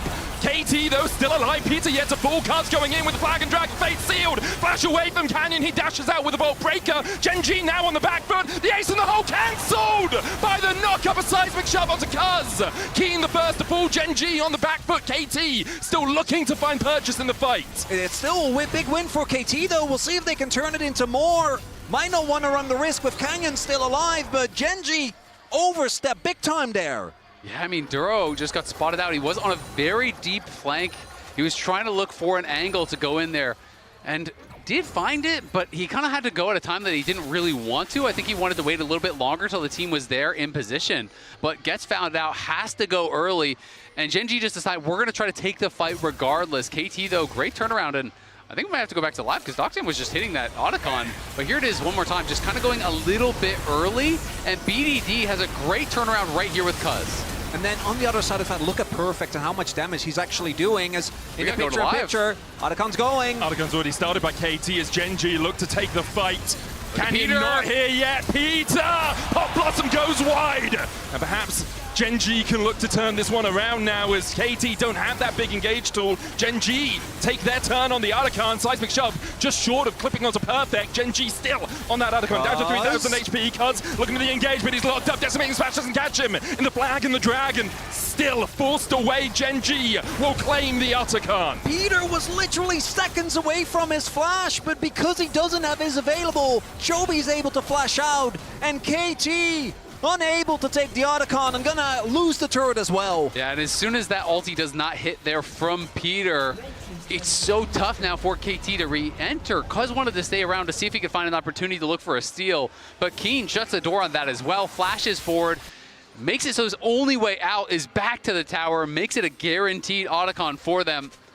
And that glimmer of hope you had there for KT around the Otacon snuffed out just as fast as it appeared. If you're KT now, you're looking at feats of strength. 23 petals to 4 on the Otacon. You're looking at Juro and Canyon stepping up together to try and deny blue buffs. Drake up in 10 seconds time. Gen G just denying any vision for KT. There's a lot of dive though, and Chovy doesn't have his flash thanks to the play from Peter. If they can get on top of him, take him out. Again, this composition, the only other real source of damage is Ruler on this Corki. So if they can find a way to get BDD, Cuz, or Perfect onto that back line, that might be an angle, but Perfect doesn't have his flash. Stop was used in that topside play as well. They go for Canyon, jump on him immediately with the Bolt Breaker to get himself out. The tower falls in mid. KT not really defending that mid tower for now. As KT still look to start up this Drake, will be soul point for them. Chovy on the flank as he wraps around to join his team behind this Drake. Perfect with that equalizer. Weaver's wall. Perfect's on the wrong side of it, but can walk out towards the top side of his jungle. Drake down to 2,000 HP. Peter with the pop blossom! And a fight flowers for KT. BDD dives in. Gen.G are left routed as Ruler has nowhere to go. Flashes, but with an ace in the hole. One more bullet in Dogdam's shot. A cataclysm. The tomb for Ruler as KT clean up the fight. Peter finds the engage to flip the game on its head. BDD and Perfect have the follow-up immediately. Beautiful equalizer, beautiful Yone ult coming across, gets them soul point, is gonna get them multiple towers here. KT with a picture-perfect team fight. And there is the dive that was able to get KT the win. When they found that best of 5, the final game, it was Cuz and BDD that consistently found the backline access this time around. Peter says, I don't know how many times, but 4th time's the charm, doesn't give up, finds the engage, and KT take a big lead because, again, I want to reiterate, soul point for Mountain Soul into the Gen.G composition is absolutely crazy. Yeah, and we just have to watch Peter here. Obviously, they tried to go for the engage on Perfect at the top of your screen, but he's able to pull back very, very effectively. Then Peter goes in, finds the beautiful engage. Look at the equalizer across everyone. Look at Yone coming in over the wall, surviving for so long. Dogdam completely untouched throughout the whole fight. And it's the lack of flash on Chovy. He's not able to get out. Just a combo of Peter with that equalizer is enough to take down the Talia, as there he goes! Peter pops off. How can you not love this guy, man? It is just so fun to cheer for. And look at the damage from Perfect in that fight. You know, this has been such an exciting game one to kick it off. And though it has been a very one-sided history between these two teams of late, you know, Gen.G taking the vast majority of those series, KT, you always have to give them a chance. And you look all time, you know, that is, of course, you know, back in the very old days. This new iteration, you know, when you're looking at game score in 2025, 25-4. When you look at series score, 6-1. But it doesn't matter because only today is what is important. You just need to find purchase in this series, and I think the pressure really is all on Gen.G. We're trying to control the area around the Baron right now. Juro forced to exit with the grand entrance. Ace in the hole used onto Ruler. Takes a chunk out of him, but not too substantial as KT group up as 5. The Scuttle Crab there will give some vision over to Gen.G, and it looks like KT decide they're not going to force anything right now. Go back, farm up these waves. Infinity Edge on its way for BDD. Already has the BF Sword and the Crit Cloak, so he's very close to completing it.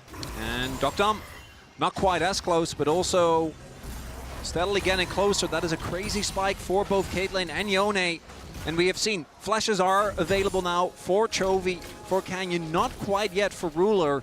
And that is going to make these fights hard. Because again, this is what we saw there was the perfect setup for a KT fight. Just make sure you get on top of either Ruler or Chovy, take them out at the beginning, and we're looking at itemization as well. Chovy, which I think is a lot of utility, has gone for that Rylai's. Well, that's no arm guard. No, and I think that's probably what he's going to build towards next, but it does mean, and I was going to touch on that the 30 item spikes for BDD and Dogdam are going to be so much more offensive power. We're going to get a Collector coming through from Ruler. Of course, that's still going to be some power. We're probably going to get a Zhonya's third from Chovy. So the amount of damage that they are going to be pumping out here with BDD and Dogdam, if they find that good engage, they have the power behind them to knock them down.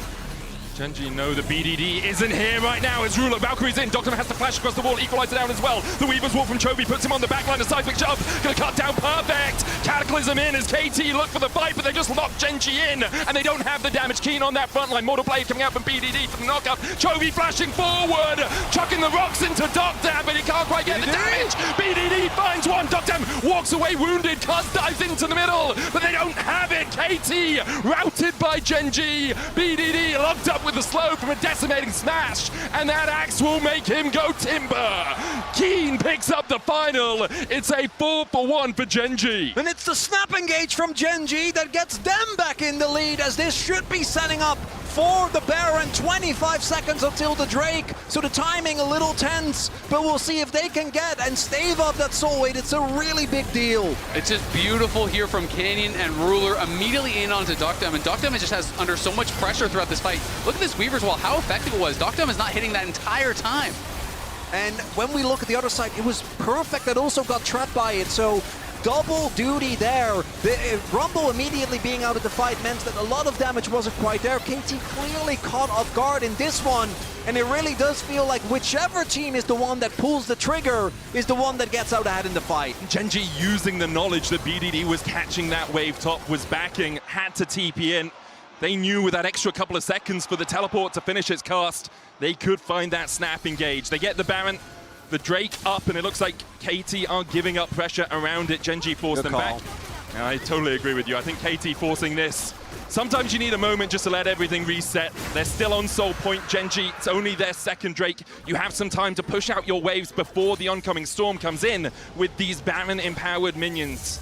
Yeah, I mean, KT obviously not out of it just yet, but that was a devastating blow that was dealt to them there by Gen.G. And if you could have won that fight, you're losing Baron, you're losing that early soul, and now it's going to be a long time. That's the KT roller coaster right there. Yep. That's what we kind of were expecting coming in. And thus far, you know, I think we're still a few ups and downs short of Zil. You can see Chovy, though, has his Seekers now, you know, almost on that Zhonya's. Double IE has been completed, so a lot of power still there for KT. But Gen.G is just so crisp with these engages. And now that they have the run of the map, it's very difficult to surprise them. Look at the amount of vision that they're actually putting down here, you know, in this entire area. The enemy jungle is just littered with pink wards. It's 4 pink wards plus some additional wards placed down there. It's very, very difficult for KT to find an angle to even attempt a winning fight.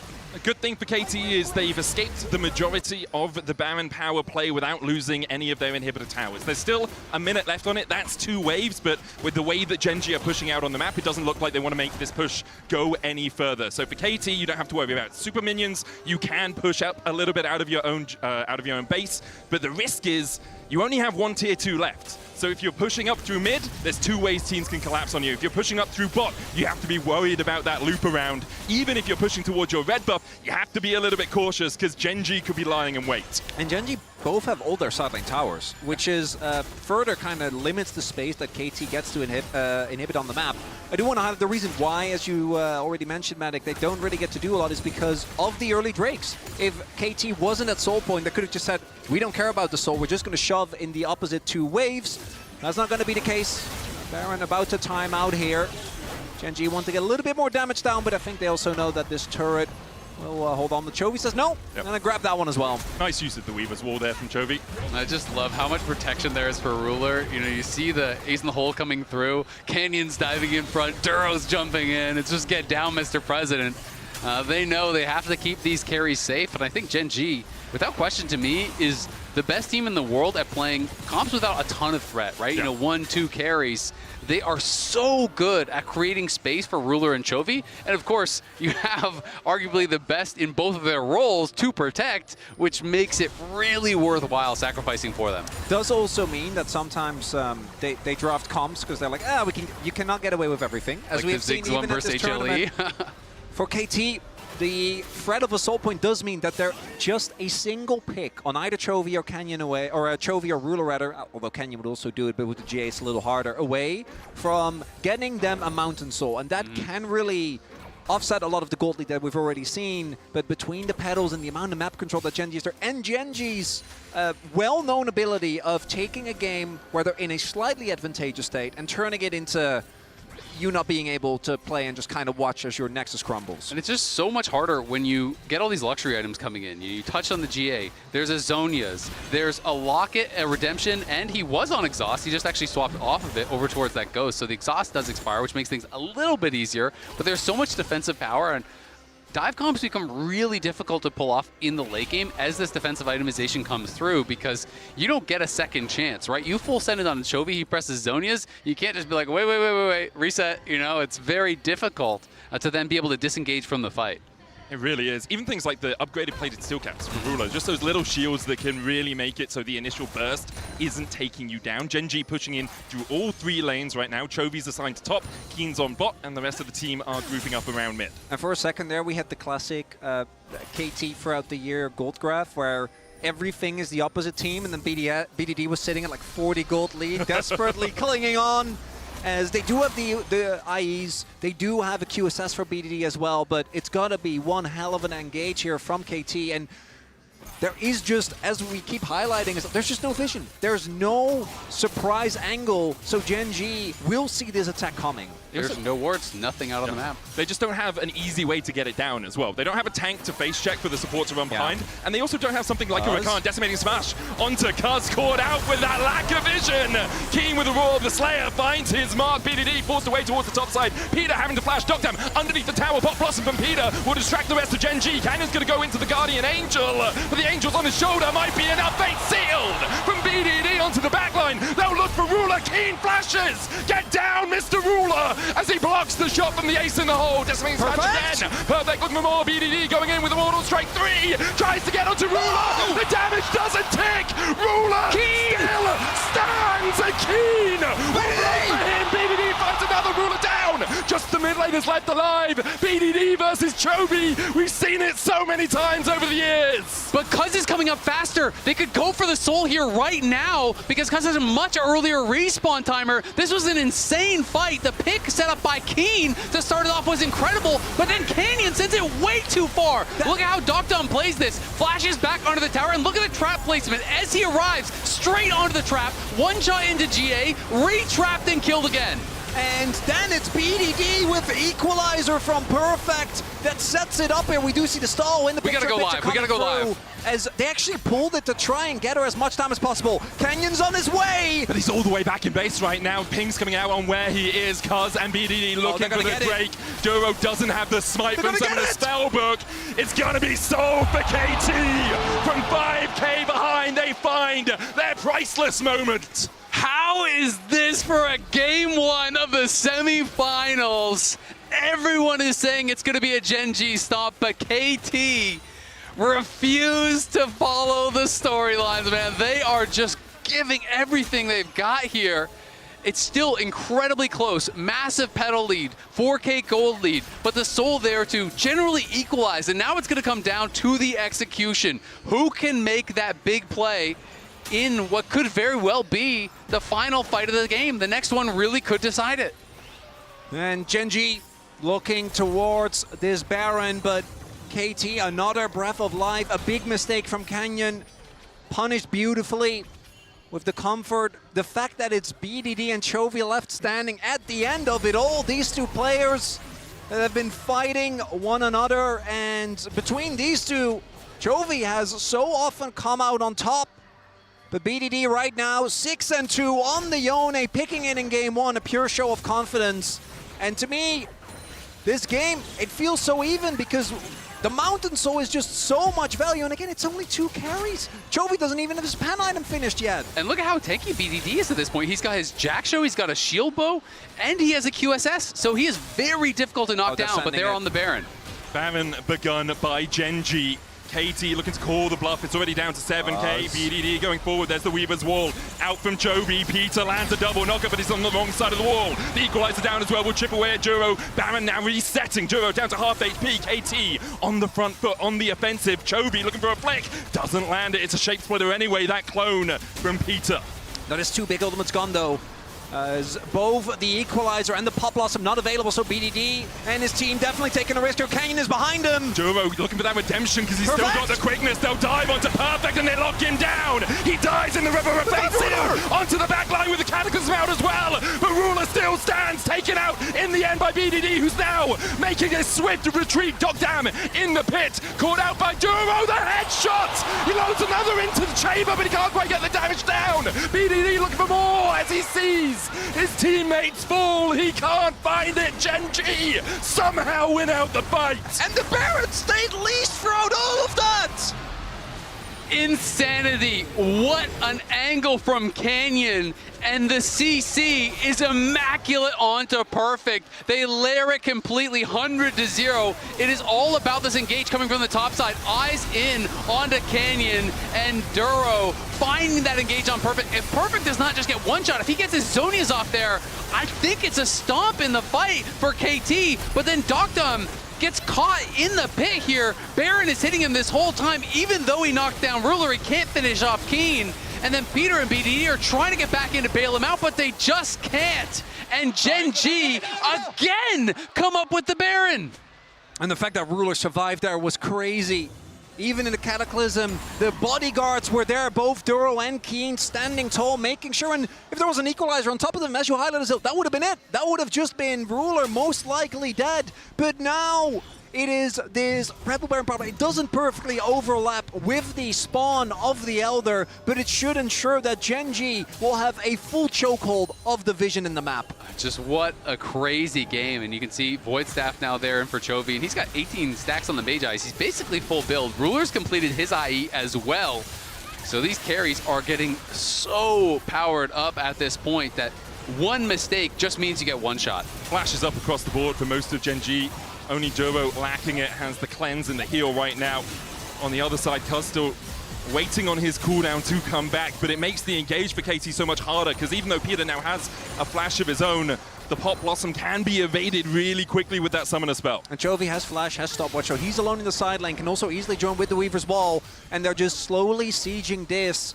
KT, one of the few downsides of that Yone is that ranged wave clear is tough, same for the Rumble, so holding this off is tough. Stoppable onslaught in from King just to break that trap line, just to break this tower. Weaver's Wall out. Perfect's going to be on the Gen G side of it, but he's down towards the bottom of it and will be able to escape their clutches. The inhibitor tower does fall. Top lane in here below as well. 50 seconds left on this Baron. A couple of waves for Gen G to play with. Yeah, but it's KT holding on well. No inhibitors have fallen yet. They did lose the one tower, but only 40 seconds left on this Baron. He goes in, and he tries to seal the fates of Chovy, but he pops a stopwatch immediately. The Zapzap gets him. Cataclysm onto the backline. Gen G have already lost their mid laner. A GA coming out for KT as they manage to back away. Gen G lose 2. BDD wants to make it more, can't find it, but KT hold on. The engage from BDD is such a thing of beauty because the Zonias loses so much power against the Caitlyn. So they go in knowing that he's going to use the Zonias. He uses it, gets trapped out of it perfectly by Doctum. This is just such a thing of beauty, playing perfectly to your comp. And that's a 2 for 0. The trap, the headshot, and the equalizer. Get the roller coaster back up, because now it's a 2 for 0, and Elder is about to spawn. We'll see how the Death Timers play out. Chovy does FTP, Keen does as well. But this game is still ongoing. 20 seconds for the Elder, 41 minutes in the game.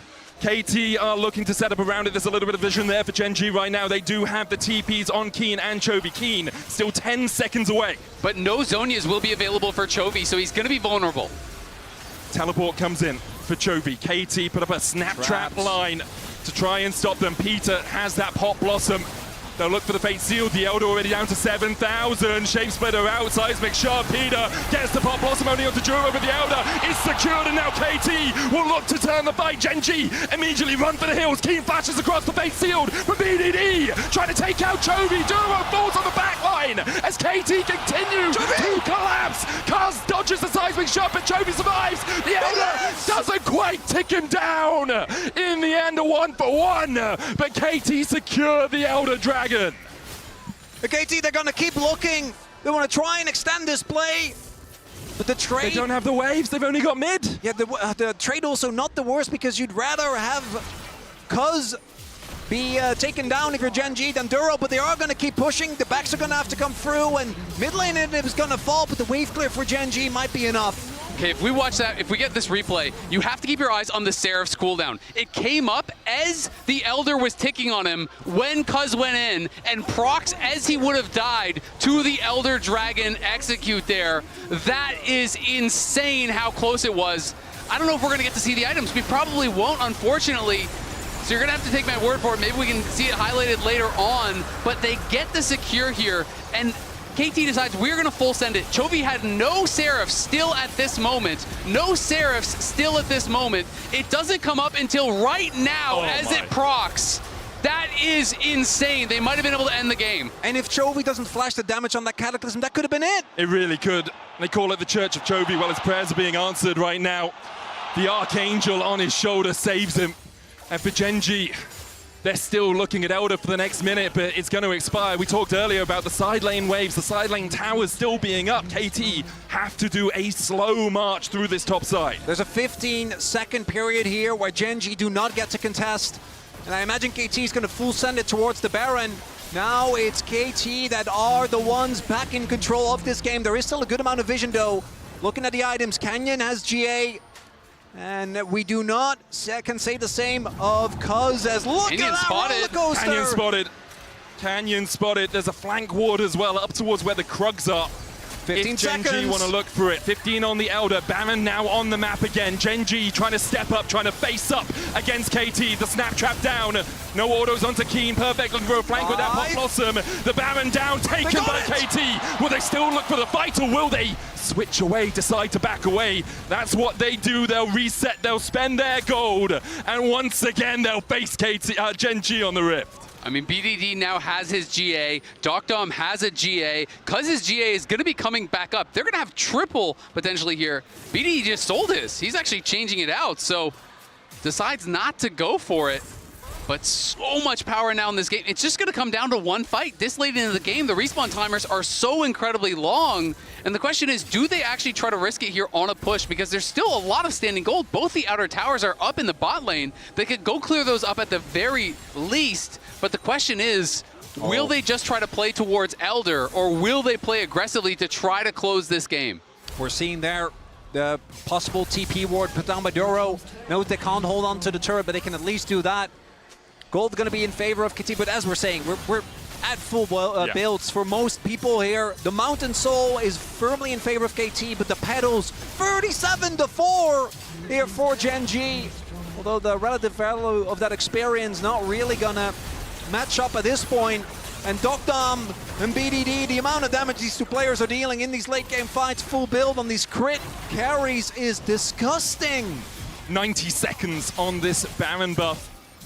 130 before the Elder. KT marching down bot. Gen.G trying to defend. Bolt breaker from Canyon is met by a soul and bound from BDD. He snaps back to his team, but not yet to reality as KT are looking to take the first game of their first semi-final over the MSI champions. KT pushing in. Gen.G struggling to find a defense right now.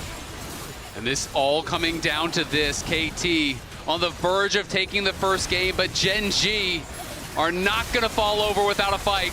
Keen still that meatball on the front line, but has to pop the ultimate to try and escape. Knocked up, forced away. The Nexus Towers, KT's target is Docdam. Headshots one. The next one for Gen.G, that last bastion of defense. The cannon minion still there, seismically shoved underneath the turret. The Baron expires in 40 seconds, and again KT just playing it slow, taking it patient, snapping back again. The Nexus Tower almost down. Canyon dives in, but Peter distracts the rest of Gen.G. Canyon size a GA, but the rest of Gen.G can't get to him. They've been equalized. The Guardian Angel down on Canyon, meanwhile BDD distracting. Generation Gaming. The Cataclysm in from Cuz will build the walls of Gen.G's tomb. Gen.G taken down by the might that is the KT Coaster. And that was just game one. What a start to this World Semifinals. Gen.G and KT giving us a game for the ages. And I'm done with it. We are getting excited. This team is at semifinals. They just won game number one. There is no way that we can't give them the credit in this nail-biter. They just keep on going. We're just all so excited for KT with how well they played so far. Incredible stuff. I thought in the mid-game when Gen.G had that 5k gold lead, it was done and dusted, but our excitement's through the roof. Oh my god, I can't believe KT just took game number one. Oh no, give her away. We're so excited. No, I'm sorry. No, it's fine, it's fine. They won game one. They won game one. No. She had to step in, but oh my gosh, I mean, I will run out of superlatives to talk about this game, but yesterday I thought we were being treated. I feel like with this game one, we're in for an insane series knowing that KT withstood all of that. Docs, they're still undefeated in games at Worlds. Even after playing Gen G, they're undefeated in games. Turns out the roller coaster just keeps going up. And I thought it was so, like this was we're so back, we're so over. And it starts with the base defenses were massive, Kobe. They certainly were. And I love that in the Swiss stage, we actually got an early interview with Doctum, and he talked about late game Caitlyn. Their emphasis of Caitlyn was late game. This one, BDD opened it up with the engage, which forces the Zhonyas, but Zhonyas have really low effectiveness versus a Caitlyn team because they can just put the trap right under your Zhonyas. That's exactly what Doctum did. He did trap, headshot, net, headshot, and this was the defense that opened the game back up, Emily. Yeah, there were so many key crucial moments. I also loved how they used Peter kind of redeeming himself on the Nico after a few mistakes early. But there was another massive mid lane based defense, Kobe, that I know you wanted to go over in our HyperX Reflex replay. Let's take a look. You just need to catch your breath. I mean, there were so many late game fights that we have to hone in on them.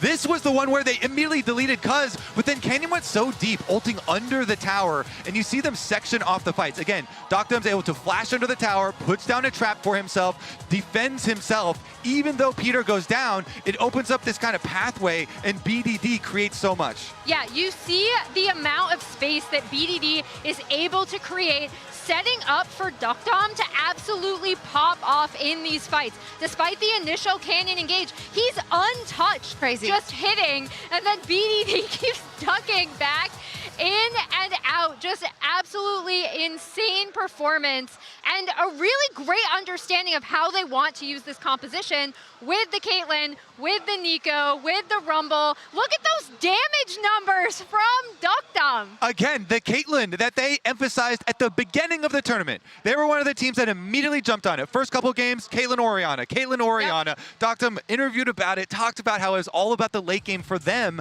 how they want to use this Caitlyn, and he really delivered. That right there, that is a roller coaster gold graph if I've ever seen one. Yeah, I was gonna say, that is a KT gold graph, but as we see these damage numbers coming through, I mean, Gen G even had some great setup fights, right? So the tenacity coming out of KT. I didn't know if I was going to ask it, but what does Gen G have to do to recover? Well, they can't give up Dragon Soul again. Mountain Soul proved to be very, very powerful. Trophy got Talia 25-4 before that. You know, we've got Ruler on his Corki 15-4 before that. I mean, it's not like this was a game that they were meant to lose at all. Nobody believed in them. But KT win game one, which sets us up for an unbelievable first semifinal. We will be right back.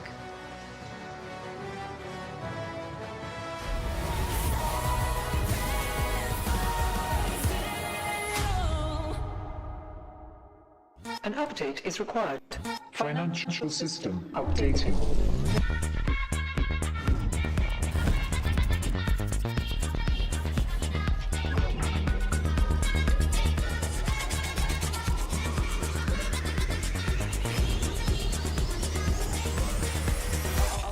System updated. We will dance together. The future of money is here. Feels good. So slow. I told you I was done with basic browsers.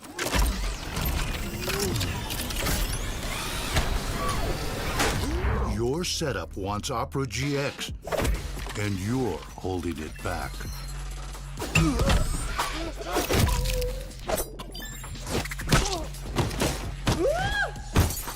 Upgrade to the gaming browser. Download Opera GX. Red Bull gives you wings. The greatest players in the world are here. They can just burn this one down. Oh my god, forward by 9! You are going to see them like you've never seen them before. Rocket Will as the Arcane Storm doing so much work in Gen G! They are just going to ace them! 누굴 만나도 이길 수 있다는 자신감 정도로만 생각하고 있습니다. Gen G, the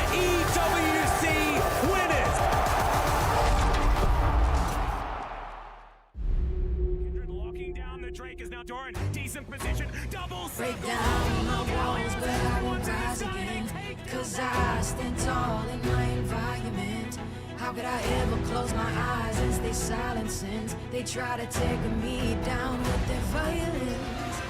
Oh, they go back in. Baker flashes in, and down goes Knight.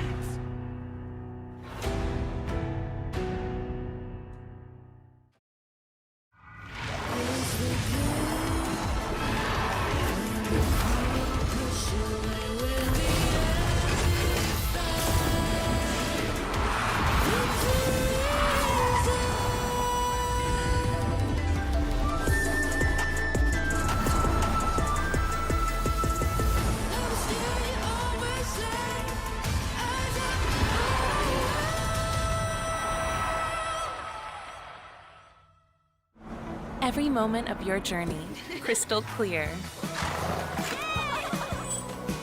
Landscapes, absolutely stunning. Close-ups, sharp and full of vibe. Group shots, packed with detail. Zoom in on one face, still flawless. Colors so real, every scene, every smile, unforgettable. Oppo Find X9 series, Hasselblad telephoto, zoom into detail. I got this old thing and the bill from the store where I got it. Figured you could beat it with a better deal on one of these big boys. It doesn't work that way. Guess you're not as cool as Verizon. Bring in your AT&T or T-Mobile bill for a better deal. You don't know that?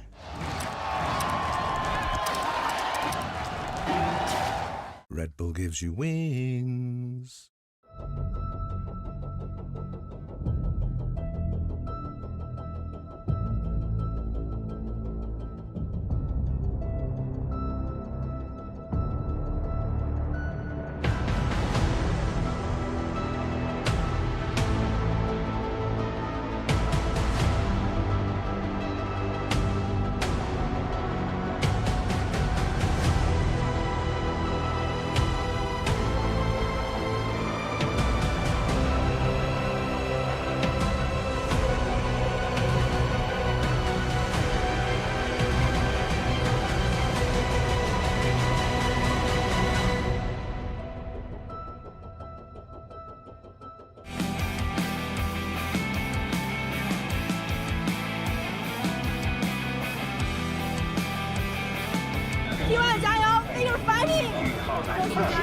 Tommy, 加油！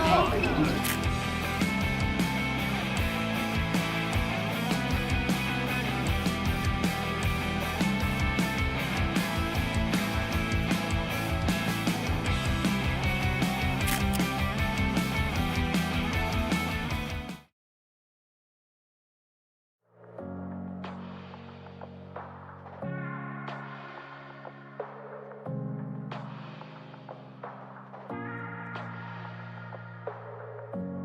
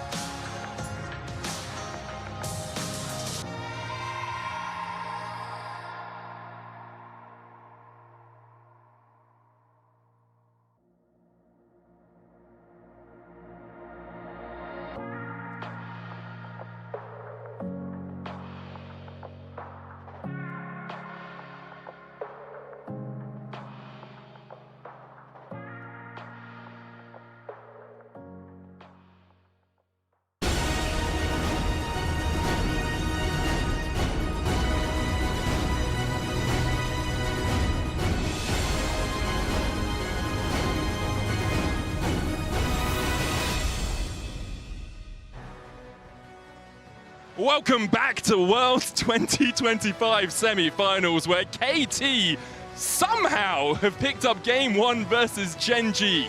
Lore's gone, right? Yeah, Lore's gone. Okay. Lore's gone. You're safe now. You excited? Well, yeah, I'm done. I've been the guy on the LCK broadcast the whole year that said curses aren't real. Gen G just straight up got outplayed in game 1 by KT. KT haven't lost a single game yet at Worlds. Yeah. 8-0. We have to acknowledge the fact that they just look insanely good, that clearly the team is working on all cylinders, that no amount of adversity, at least in that first game, was able to get them down, and that they're currently up 1-0 in semifinals. Yeah, seriously, because it's not even like KT played a picture-perfect game and you're like, well, can they repeat that? Because Peter, I think, looked nervous. At times, he was pretty disjointed from the rest of the team. Some of those engages were not timed well. They got caught out at certain moments. Gen G did some really, really good things. Their play around vision and actually in denying the soul and delaying that and getting both of the Barons. Like, there was a lot of good things that were happening for Gen G. There were some mistakes from KT. But KT were able to persevere, and that's the thing that I think I didn't expect coming into this series is I thought KT could win games, but I thought if they were going to win a game, it would have been like a clean snowball start to finish where Gen G just doesn't seem to be able to get purchased. I didn't expect them to be able to overcome everything that went wrong in this game and still win. And partly that's because of the way way KT plays, but also partly it's the way that Gen G plays as we get into our Champion Select powered by Omen and HyperX, because Gen G, when they have a grasp on a game, they give you nothing. It is so rare that you're able to fight back against a team like Gen G. So credit to KT for doing that. We'll see if they can do it again, because you have to remember some of their favorite picks were removed in that first pick map. Yeah, I'm really interested in this Trundle because Sion's already out, so it makes me think of the Keen Sante as an early pick, potentially. You know, when I think Trundle getting banned, I think about, you know, okay, maybe I want to play Xin Zhao, or I think about playing tanks top. So, you know, higher priority on that for Gen G. And so I'm really interested to see, is KT going to be concerned about that, and will they throw bans towards, you know, either the Keen Sante or something like that Xin Zhao? And from a gameplay perspective, something we do want to highlight again, I want to hone in on a couple of specific champions. Rumble for Perfect, Yone for BDD, and the Peter, or Peter. Nico for Peter. We really need to highlight those, because from a pure gameplay perspective, it was an expensive game for KT. There were also a couple of the champions that they also love, which are the Sion, the Talia, taken away from them. But for me, going in, I also need to see a Gen G be able to do a mental reset. They talked about the weight of the expectations. They are the heavy favorite coming in here today. And losing a game like that, particularly in this long, drawn-out manner where it feels like you are in control many a time, is tough. And I'm looking at Xin Zhao here, and yeah, there we go. I haven't finished my sentence. It has been one of the comfort picks for Canyon. Outside of the Trundle, we haven't really seen any jungler be consistently insane into it. Very well-rounded, and Canyon wasn't quite able to have the early impact in that one when it comes to impacting the lanes. Might have to see something different here. I mean, pretty much all the kind of like S-tier AD junglers are now going to be gone, because we did see Vi Jarvan taken out early. Wukong is banned. We have the Trundle banned, and we have the Xin picked away. So we think, Kenzie, I was going to say, the more the kind of like assassins and stuff, like Kiana, or things that are a little bit less common. And we are, in fact, actually going to get a Kiana for Cuz, which, you gotta love the confidence, man. I mean, it's also an LCK Kiana, and I saw Mao flinch a little bit when that was logged in, because as a region, they don't have the best track record with this pick. Yeah, we really don't, and I think that is partially due to, obviously, LCK playstyle, but also just plain mastery. Even players that I have held in high regard in the past, Canyon used to be a really good Kiana. That's so weird to me. Has just not looked good on it whatsoever. The other reason why I flinch is just, to me, KT look best when Cuz gets the impact the early lanes. I think he fulfills a very, very similar role to junglers like Kanavi, to junglers like Owner, that are there to get their team going in the early game, set up a lot of these skirmishes. I do think Kiana, if the early couple of fights don't go well, can really struggle in that regard. She really does, and for Cuz, he's bringing it out for the first time in his professional career in the first World Semi-Final that KT have made. It's incredible. The Rise locked in for BDD, immediate answer of Ambessa Galio. Now, Chovy's Talia win rate was knocked down a peg in game 1, but this Galio so often banned away from Gen G because of how much of an impact their mid laner can have. Also a lot of agency here for Keen, who I think tried his best in that last game, but on Sign, I think you're always going to be a little bit hamstrung. Peter gets access to his Alistar, and that Alistar-Kiana combo does have a ton of CC available early on.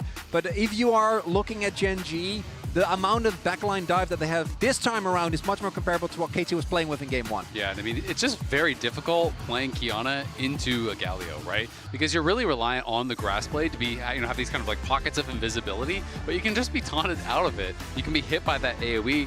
And having Keen with more agency in this game, I think, is big, because to me, he was the best player from Gen G in game 1. I thought he actually played really well on the side, found so many key moments where he was actually getting picks and setting up plays for the team.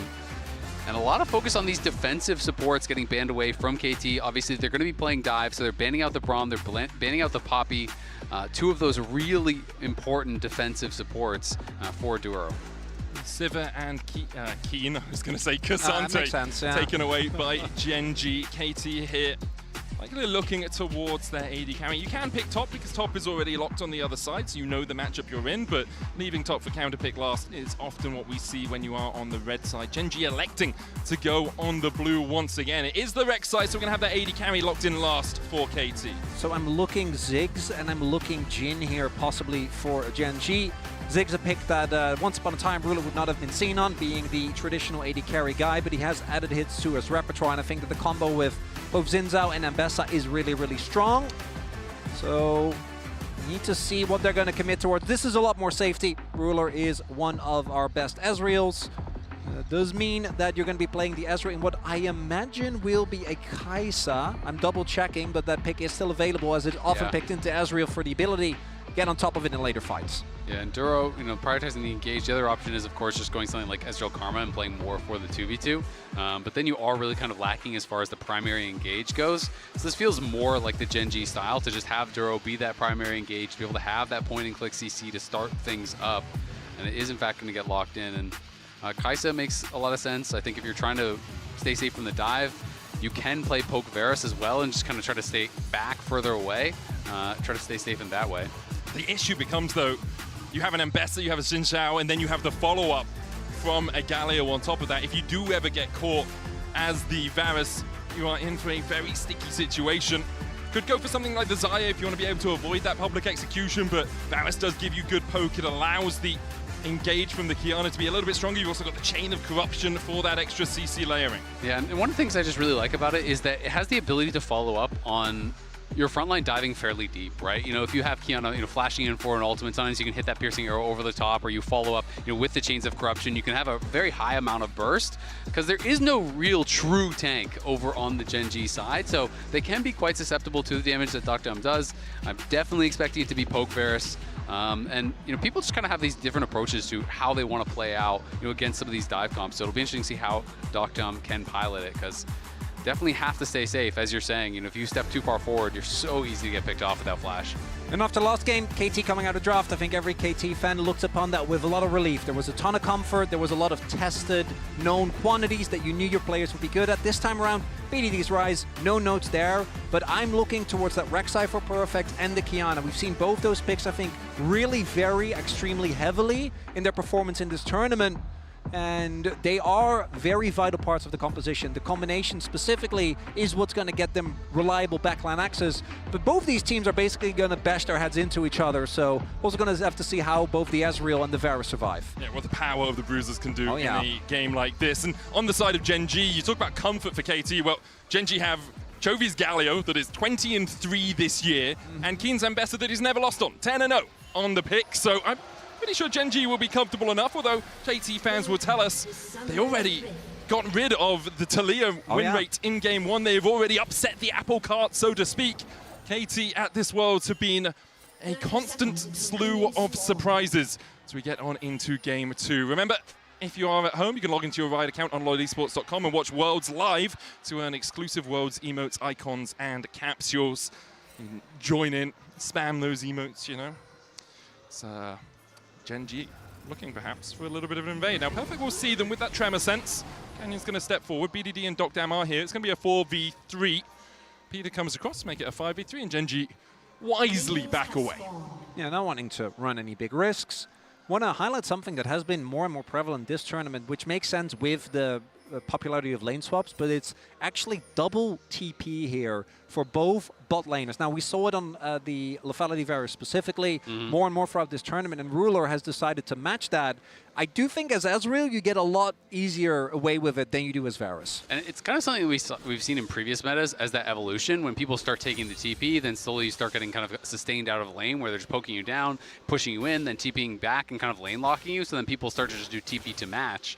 And I agree. I mean, Ezreal is one of those champions that can definitely get away with it. That being said, hey, maybe you get punished later on for not having a cleanse or having a combat summoner. So it is definitely something that I think is really not even a debate. It's just stronger for lane. The question is, do you get punished later on? Small optimization from Juro there, going for the W, that shield, Titan's Wrath, to actually be able to walk up into the Alistar level 1. You don't need the hook. You can just walk at him. What's he going to do? Knock you up into the air? You still come down where you're standing. So uses the shield, steps forward, gets a little bit more pressure in the lane. And because of that, I mean, because also they have an Alistar, Docdam and Peter have to step away from the level 2. And you see the early prio found there. That was something that was already a big issue for them in the last game. And then both junglers will be pathing towards the bottom half of the map. Obviously, Zinzao, if there is a lot of trading, has a great early game dive. Kiana a lot more conditional, as the struggle for Chovy, obviously, in the early, like first back at least, sometimes even into the second, but once you get enough wave clear, the Galio obviously is able to just shrug off the damage from the Rise. And I'm always just so interested in watching a lot of these Rek'Sai lanes because it has been such a champion that is really hit or miss at Worlds, right? Some people make it look so oppressive where they have you locked under your tower, they're taking down plates, they're slowly pressuring you and just utilizing that sustain to create these big advantages. And then other people are kind of just farming even and then looking useless, right? So we have to see, can Perfect perform well on this champ? Because to me, the early game really does set the tone for what kind of a game you're going to have on Rek'Sai. We get the knock up here onto Keen with that Unburrow. Forces Keen a little bit lower, but Keen, he doesn't use mana, nor does Perfect, obviously. We can just spam through some of those shields, dash around the wave. Does lose at the early game, but with the second win, with the Doran shield, you're always just going to be able to keep yourself topped up. And we see Kiana crossing over towards the top side of the map because he has prio there. Not really able to contest for a bot side. As I say that though, looks like Canyon is looking to match. And that is going to be tough. He does feel confident, I imagine, in the 1v1, but yeah, there's going to be a little bit of a time waste for him. Could be looking towards BDD though. Gonna run towards that middle lane. BDD needs to get the hell out of here. Chovy's on the chase. BDD flashes and face plants in the wall. Gen G claim first blood. Yeah, BDD, I think, got a false sense of security. Because Cuz was taking the topside scuttle, I think his read is, oh, that means Canyon is on bot scuttle, so I'm going to play so heavily towards that top side. He was not expecting the Zinzao to be there, and I think that really did bite him. Gets completely surprised, doesn't react with the flash, then late flashed into the wall. It's kind of just the exact opposite of how last game started, where Chovy died, wasted his flash. Yeah, that's now 2 for 2 on flashes that make me and Azil look at each other in pain.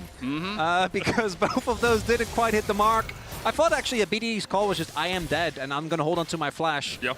Which, in hindsight, definitely feels like that would have been the play, because now it's the flip side situation where not only in terms of BDD going down, but also because now Chovy is in the one in the matchup that is expected to struggle a little bit early. Yeah, against a champion like Galio for Chovy, BDD is really going to struggle as he gets towards these first few items, 20 and 3 across the course of 2025. And you can see he's just constantly dominating, even on these picks that are a little bit tanky, still putting out a ton of damage from that mid lane. And we'll have to see. Perfect has to be a little bit careful here because he is down a bit on XP, and Keen can get 6, I think, on this wave. So Perfect is trying to make sure that he's thinning it out enough. You don't want to get caught on a bad trade, surprised by those level up timings. That is one of the opportunities that sometimes you have on a champion like Ambessa, and Perfect will just realize, you know what, I can't actually contest this. He's going to get 6 first, I got to back up. It bows away on the exact minion that Keen was going to hit that 6. Smart play there from Perfect, just backs underneath his tower. Does mean Keen will get the first recall out of this top, but shouldn't be too much of a bother as Gen G start up the Dragon down towards this bottom side. TP coming out from Docdam as he looks to match the push that Ruler's had, but again, it's another summoner that's been burnt by KT that Gen G haven't had to invest. Ruler was able to just walk across here. Cuz looking for the steal. And it's kind of a flip situation. This time it's KT trying to get access to that Dragon. Duro on that front line. The hook lands onto Peter. Cuz gets the root down. Piercing arrow. Again onto Duro as he falls low. He has to flash away. The knockback onto Chovy separates the fight Drake secured by Gen.G. Double flash of the root still onto Ruler. Dokdam looking to put the arrows into the back of his enemy man. The Realm War back as Peter's getting onto that backline, but Gen.G. immediately turn and burn. But Canyon is the one who is aflame. Hero's entrance will not be a good exit for Chovy, as now he needs to escape the clutches of KT. They've already lost 2. Gen.G. trying to get Ruler out of here as the chase down towards the bottom side. Chovy against Cuz has to burn the flash, but Cuz finds him still. KT come out on top. Cuz is feeling himself, and rightly so. 3 kills early for the Kiana. Played that fight brilliantly, spacing out so many of the abilities there from Chovy. Even using the Realm War perfectly there, as Peter was able to find a great angle for a re-engage. And the hesitation from Gen.G in that contest feels like it was very well punished by KT, because normally in these type of fights, it will be Duro and Canyon running the play. But what you can see here, even with Chovy, a lot of damage goes down onto Peter, but he obviously doesn't care, being Alistair. And then Chovy doesn't actually whip that taunt setup for any meaningful damage. I thought he was just going to go for an ultimate here, but he holds onto it and the re-engage fails. And look at the spacing here from Cuz, how he actually plays out these next moments as they go back in. You know, Chovy tries to find this re-engage, and then Cuz steps out, is able to just barely dodge this taunt here as he dashes out. Chovy tried to hit both, and they both just kind of back off on either side. He wasn't able to hit anyone, so Ruler gets chased down on one side. Cuz is able to follow through and get the kill there to take down Chovy, gets his ult, gets his flash. BDD is looking pumped, and it's moments like these that you have to wonder, how nervous is Gen.G feeling? Because the pressure is going to be mounting. Something goes bad in game 2. You know, is that in the back of your mind? The expectations are so high for this team, and rightfully so, but a mistake early in game 2 when you're already down 1 is tough. And on the other side, how hype are KT feeling, right? Coming into this, as we see Peter look for the engage onto Juro, we'll get the trample down, the hook's gonna land as Cuz dives in. Supreme display of talent, the Nautilus falls first, but meanwhile the Crescent Guard from Cannon keeps him alive. Peter gets the knock up and a knock back. Ruler gets a shutdown though, as 2 will fall. Gen.G bite back in the game. Yeah, that was not the fight to go there for KT. They try to full send it, but they're sending onto Duro with Ruler just free firing on you, and Ruler gets both of those kills and a big shutdown off of Cuz. Plus they're going to be able to get the grubs off the back of this as well. Ruler in prime position to be able to carry now. 1K up this early. And it shows how quickly these games can swing. Like, we were literally in the middle of talking about how KT had a really good early game, and now the gold basically even, 2 neutral objectives to 0 in favor of Gen.G. They get all 3 grubs. They're 1 neutral away from that feat of objective slaying, and Cuz does have the Profane Hydra complete, does have an 800 gold lead, can start to steal away some of these camps with the help of Peter. This is where Kiana can really shine, just out-farming your enemy man. But they've been stymied. They've been suppressed a little bit. That early game hype, not quite as high as they look to see if Canyon oversteps. Keen here as well. The wards go down, and KT back away. Possible trap, but still, a couple of jungle camps being found there for Cuz. He's going to be happy. A little bit of extra pressure there for Perfect. But that was definitely an unforced error for KT. They could have just backed out of that play towards topside. Really wanted to play, I think, on Cuz, having his ultimate available, but bit off a lot more than they could chew. We're still seeing, though, as you highlighted the Zale, and I want to echo it again, Gen.G generally is a team that in these early games, either they're doing something right or they're not doing anything right. They're looking for a cross map, they're trying to set up for an objective, they're trying to go for a macro play. Some of these early skirmishes, KT has just been straight up outplaying them, with the Profane Hydra now done, with Ruler having his Triforce. Those are the 2 strongest members on the Rift right now. And Ruler on this Ezreal is not the one you wanted to have all the gold here, as he is going to be tough to take down, but is missing a combat summoner. You're not going to be playing Cleanse Barrier or anything like that, so perhaps a little bit more vulnerable than he otherwise would be. But still very difficult to even just close the gap and get in on him. Plus you have all of this defensive power here from Chovy, who's going to be there to peel if you're oversending it onto Ruler. Overall, KT, although they had a bit of a stumble, still in a good position in this game. Rune Prison, Chain of Corruption for the chase onto Chovy, who doesn't have his flash back up. Exhausted, the Justice Punch will get him to safety. The hail of arrows, not enough to bring down the Galio. BDD still going to push in here as Chovy uses the Winds of War, misses the wave. But with only 2 minions left alive, BDD will just have to settle for a plate. TP down towards the bottom side as Juro and Ruler set up around this Drake. Still successful play though. Chovy gonna be bullied out here early. The prio is there for KT. They're again building a gold lead. This time though, Gen.G got the first Drake. They're looking to try and play for a second. Perfect, I think, gonna finish his Titanic Hydra on the base. Keen might be able to finish his first as well. Could be looking at some double TPs coming in here. Peter has taken a little bit of damage already though. Perfect is still proxying, so he must not have the gold just yet. He wants to kill one more wave, then probably look for the base. But I mean, Peter is chunked out. The base just now coming in from Perfect, so there's no way you can contest. Gen.G gonna be able to grab this one, no problem. And they are the ones now with 2 early dragons here. It's gonna be an Ocean Soul up for grabs, which could be pretty good, honestly, with a lot of kind of the beefy boys over on the Gen.G side, I feel like. Yeah, Ocean Soul and Bessa, that does not sound like a good time once we get deeper into the game. Yeah. It's all about how much you can disengage her, how much you can stop her getting onto that backline, because you do have tools. You've got Headbutt, Pulverize, Chain of Corruption, you've got the Unburrow coming out from Rek'Sai. If Keen is diving in there, can you just CC him for long enough to take him out before the Ocean Soul really does its work? We're still a long way away from that, at least 10 minutes before Gen.G can claim that as their prize. 2.5 minutes as well before the Herald is coming up, so let's just have a look at where our lanes are assigned. We've got the AD carries meeting in the mid lane, the supports meeting up towards this topside river. Juro looks for the hook, Cuz is on his way across, and Ruler won't arcane shift forward, which could have been a little bit tricky for him to extricate himself from. Do want to highlight BDD, looking at the CS, actually a substantial amount of, now part of that is obviously due to the attention that has been paid, but part of it is also just Chovy thus far on his Galio, not really having the impact, got outplayed in the early fight. BDD with a much earlier power spike here, already sitting on 2 stacks on his Rod of Ages. See the damage coming down from Keen. He's got that Eclipse complete and perfect. Has to use his passive just to heal himself up. Keen handily winning the trades in that solo top lane matchup now. I just always feel like Mbessa is a completely different champion once you have the Eclipse. You know, it's especially for, you know, HP stackers, whether you're a tank or something like this Rek'Sai, the trades just become so horrible after Mbessa is post 6 with Eclipse. All of a sudden, you just can't really hurt her. It becomes very difficult to deal with. That being said, because you have Titanic, it doesn't really matter. You can kind of just fight the wave and just one-shot the wave over and over, keep her off the tower. But definitely Keen, back-to-back games in a good spot here. Again, really impressed me on this Ion. I just can't sing this guy's praises enough. He really has been so incredible. Can do anything that Gen.G asks of him, regardless of the role, regardless of your weak side, strong side. He is just fantastic. Yeah, and so long did he try to get to this position in the LCK, try to manage to get through all of the ranks. He's gone from 10th to champion across the course of his career, and last year really the year that he came to the fore in the minds of many around the world. As we saw KT looking for something up towards that top side, weren't quite able to find it.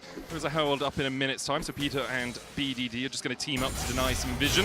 There's still a lot of wards for Gen.G around the bottom side of that river. And in a sport where there's so many players that just never get on the team that actually gets it done, never get the support that they need, it's such a feel-good story of a player that just kept his form throughout all those years until there was a core around and that could actually support him. Obviously starting with that breakout year in 2023 KT. And I mean, even beyond that, it's just hard to look good on a bad team, right? Like, it's so hard to even have people pay attention to you because League is such a team game, and when other lanes are losing, the map can just fall apart very, very quickly. You know, especially on a pretty team-dependent role like top lane. So it is just so impressive to see how resilient he has been throughout his career, and I love to see players like that really getting their due, really getting their recognition after being able to kind of grind their way up from the literal bottom of the LCK. Looking at the game state right now, we have 2 item spikes approaching for a couple of the members. Most notably, Ruler really wants to try and finish that second item, get the stack set up. In about a minute, we'll have the Drake fight set up. Minute and a half until the Drake actually spawned, and it will be a must fight for KT. They have a really strong ability, I think, to both rotate around the map with the Realm Warp, as well as use the power of that Rek'Sai and Kiana to get on the backline. Gen.G, not going to let them breathe. Starts up the Herald. Herald begun, TP coming in. KT looking to cut Duro and Ruler off from an easy path up towards the river. Canyon realizes it, backs away from the Herald, which will reset its patience in a moment. Chovy TPing in. The hook's going to land, though, as they look for Peter. Flashes in, headbutt Pulverize, supreme display of talent as well, but only onto Chovy. The redemption comes out as Ruler arcane shifts forward. He wants part of this fight. Canyon with the Crescent Guard, Chain of Corruption will lock him up, and it missed times as they go in. Ruler able to pick up one, another hook coming out from Duro. The depth charge on the back line into the taunt from Chovy. Gen G rule the rift as KT can find nothing. Gen G showcasing their incredible team fighting here. That was just immaculate. Early force on the ult from Peter. They back off. They avoid Cuz on the re-engage. And then Ruler finds space on the side of the fight to go aggressive. Duro finds another hook. And Gen G were just dancing around that fight perfectly. And what goes up must come down as the roller coaster, yet another hurdle on the journey. Peter gets engaged on early, tries to re-engage, get value out of his ultimate, but not gonna be enough. As the chase from Ruler in particular, the big point for me here, he is completely unmatched.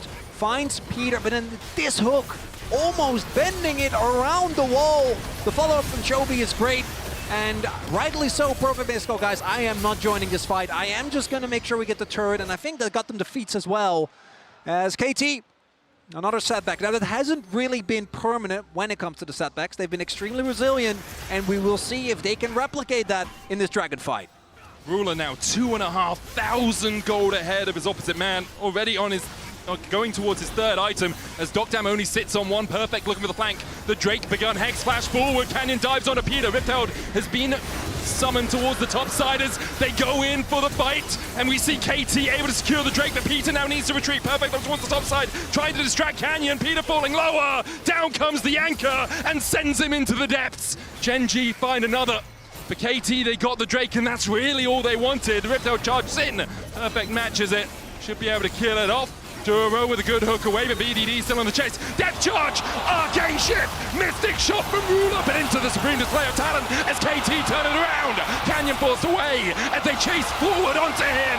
Perfect finds another. KT turn around the fight. And it's straight up disrespect from Gen G, looking for exit kills, and KT says thank you very much as Ruler tries to replicate the last play, but instead just arcane shifts to his once doom. more. He's potentially going to go in here onto Keen. Looking for Keen, who does still have that flash. And in the end, KT will back away from the play. Cuz able to steal more of these camps away. The gold lead Ruler had cut by 800.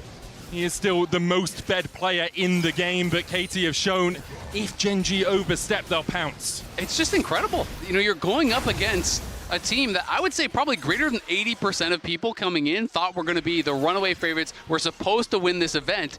You're falling behind. You're giving arguably the best AD carry of all time, a massive gold lead, almost an entire item ahead, and then you're saying, nah, I just win. And they do, and this is a split call, I think, here from Gen G, because Ruler going in that aggressive when there is no follow-up. Keen was pacing. They clearly weren't expecting KT to play this heavily towards holding on to that mid lane pressure, and that is a lot of gold being reinvested, and what goes down in KT Rollercoaster's case also must go back up again. Exactly, just for the acceleration, and I've got to say, when you're an underdog, you can never play with fear. If a play fails, you have to just go right back at them. Play towards the strengths of your competition, and I think that's something that KT has done beautifully through these two games. They're not just saying, all right, it went bad, let's just try to scale, we'll sit back. They're going to pounce on every single opportunity that Gen G give them. And KT couldn't be bigger underdogs. You have to look at it. We talked about the predictions earlier on today, but right on pace for my prediction. I don't know what you're talking about. Already. Most of us are just wrong already. Or everyone predicting that 3-0 for Gen G. A couple of 3-1s here or there. Azale, I'm sorry, I know you were memeing. I know you were joking. Dead serious. Dead serious. Okay. My honest prediction, 3-0. I don't know. I just don't know why you guys didn't see it. Hindsight is 2020, I've got to say. It's the Peter angle, you know? Into the future, apparently. As KT now with a slight gold lead. It's not over yet. They are still very even in this game. For Gen G, you still have Ruler, one of the best AD carries, if not the best AD carry in the world, on a pick that is so hard to pick off. He is still on his way to that third item, but for KT, these small moments, these small fights really start to accelerate things in their favor. It's still, though, night and day between how Gen G looked against Hanwha Life and how they look against KT now, right? And that is just the intangibles, the fact that Chovy's in another semi-final, something that most players dream of ever achieving, but for him, it's just been a hurdle. And right now, 2 item spikes, hit for Keen as well. He has come through for Gen G so many times as I think they're looking towards Otacon. And you can't overstate it enough, right? When for Chovy, really the only thing he hasn't done is won Worlds, right? He's won LCK a bunch of times. He's won MSI. He's dominated in every other conceivable way. You work your entire year long for these couple games that you're playing. And the amount of pressure that he must be putting on these games, on himself in these moments, is just immense, because it doesn't matter what he did the rest of the year. If you don't win at Worlds, for Chovy, that's a failure. That's the level of player he is. He said it himself. It's not just about the win. It's about playing well alongside it. He puts so much pressure on himself to perform in moments like this, and to fall at not quite the final hurdle, but one short of it again would be such a disappointment for him as a player and for Gen.G as a lineup. 8 years since they last made it to the finals, 8 years since they last won the World Championship as Samsung Galaxy. There it was T1 they met. Here I feel we've talked a lot about how this year matches 2017 in many different ways. For Gen.G, they damn well hope it does, as Keen and Perfect meet down towards this bottom side. We have 20 seconds left on the Drake. Would be sole point for Gen.G, would be the second for KT. Ardakan available, but we've seen enough throws at that throughout this Worlds. And I don't think either of these teams are gonna immediately go for it unless they find the perfect window. I mean, that's the thing. We keep seeing that, but teams still have the confidence to start it, right? They're gonna go right to it. And we've seen that time and time and time again. But Dragon spawning here in 5 seconds. KT with good positioning here once again in the area. You can see Chovy is moving down. BDD's going to TP early to be with the squad, but we'll see if they just are going to start it. It looks like they will. Double to B. A couple of wards in the back of the pit from Gen.G as they look to gain vision around it. Perfect looking for that flank. No wards where he is. Juro going in with the hook. Drake down to 6,000. Perfect still peeking his head out as they dive in. Canyon looking for the steal here, but it's Cuz that gets it. BDD forced to flash away. Here is Angels from Chovy in the pit. Keen diving forward. Ruler caught out by Perfect. Canyon falling lower as Cuz finds two. KT winning the fight on the bottom side, but the top side is all in favor of Keen. Ruler almost going down. Chovy still on the chase. Dogdown trying to get away. Perfect and Peter trying to protect him. The flash away from Dogdown. The taunt short from Chovy. Chovy falls. Only the top laners left alive, and Perfect will burrow his way away. What a team fight from Keen, though, and what a team fight from these two teams. It is an absolute bloodbath, but it's Cuz that walks away, importantly, with the Dragon here, grabbing another one for his team.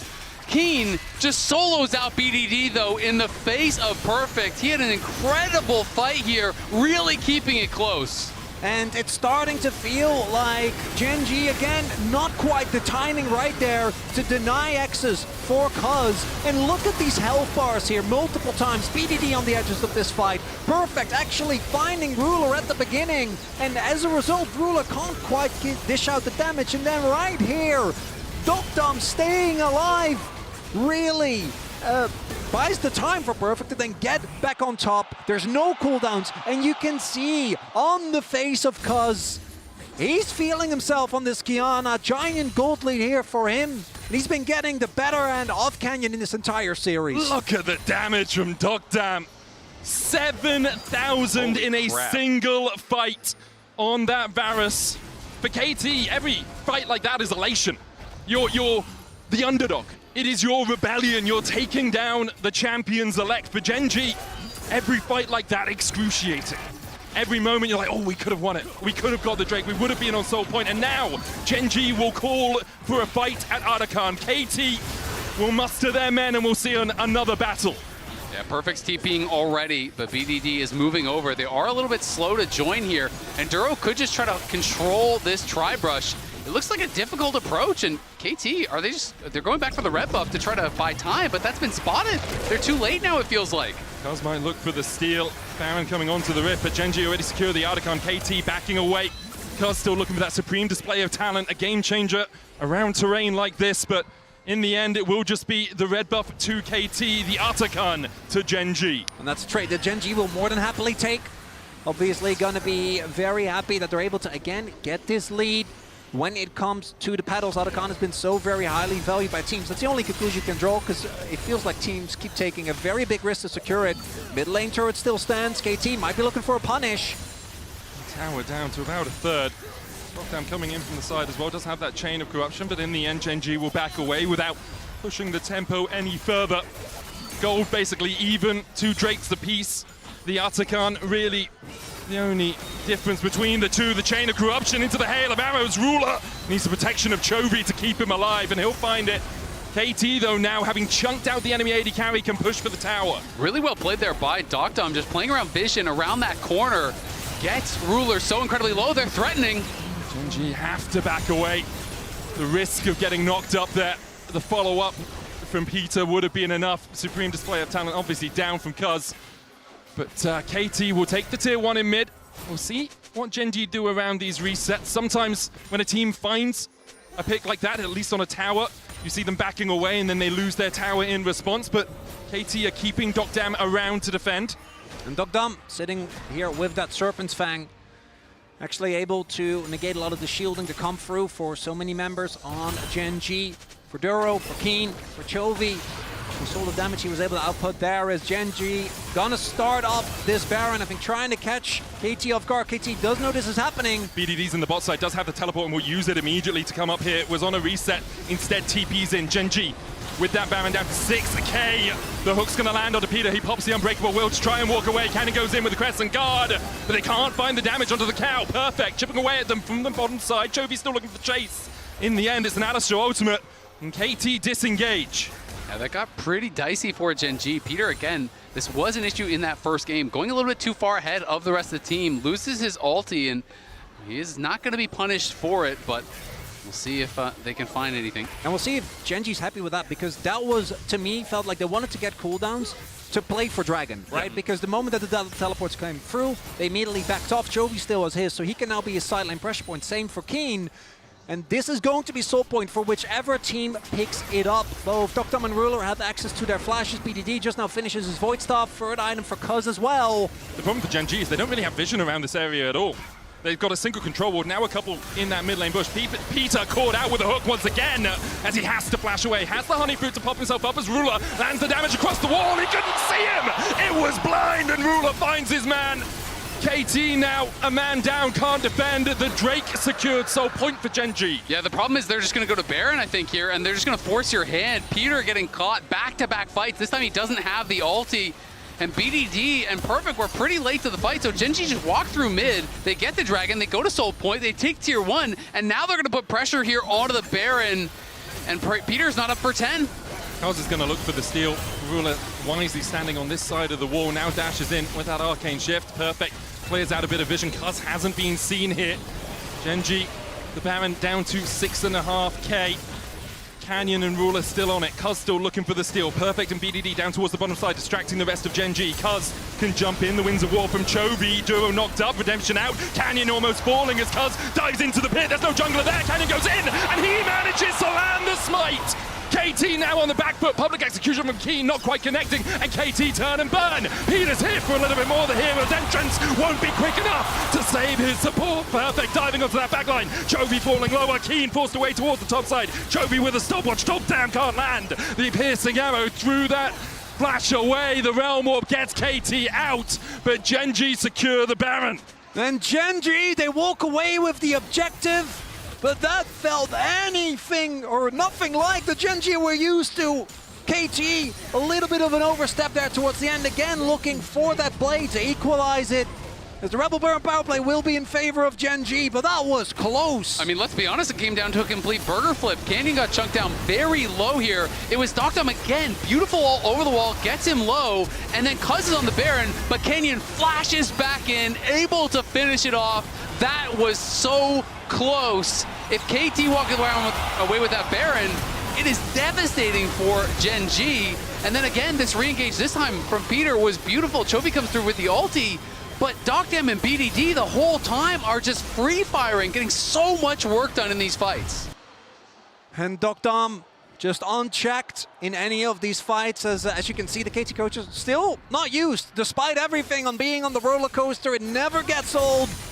Ruler doing an incredible amount of damage in that fight, and now Genji, we've seen him in his position. Last time it was Kenyon going in too deep. They get a redo this time around. BDD's pushing in a side lane. KT have already given up the ghost on this inhibitor and, well, at least the tower. Genji can push for more. Chovy's pushing in mid for that tier 2.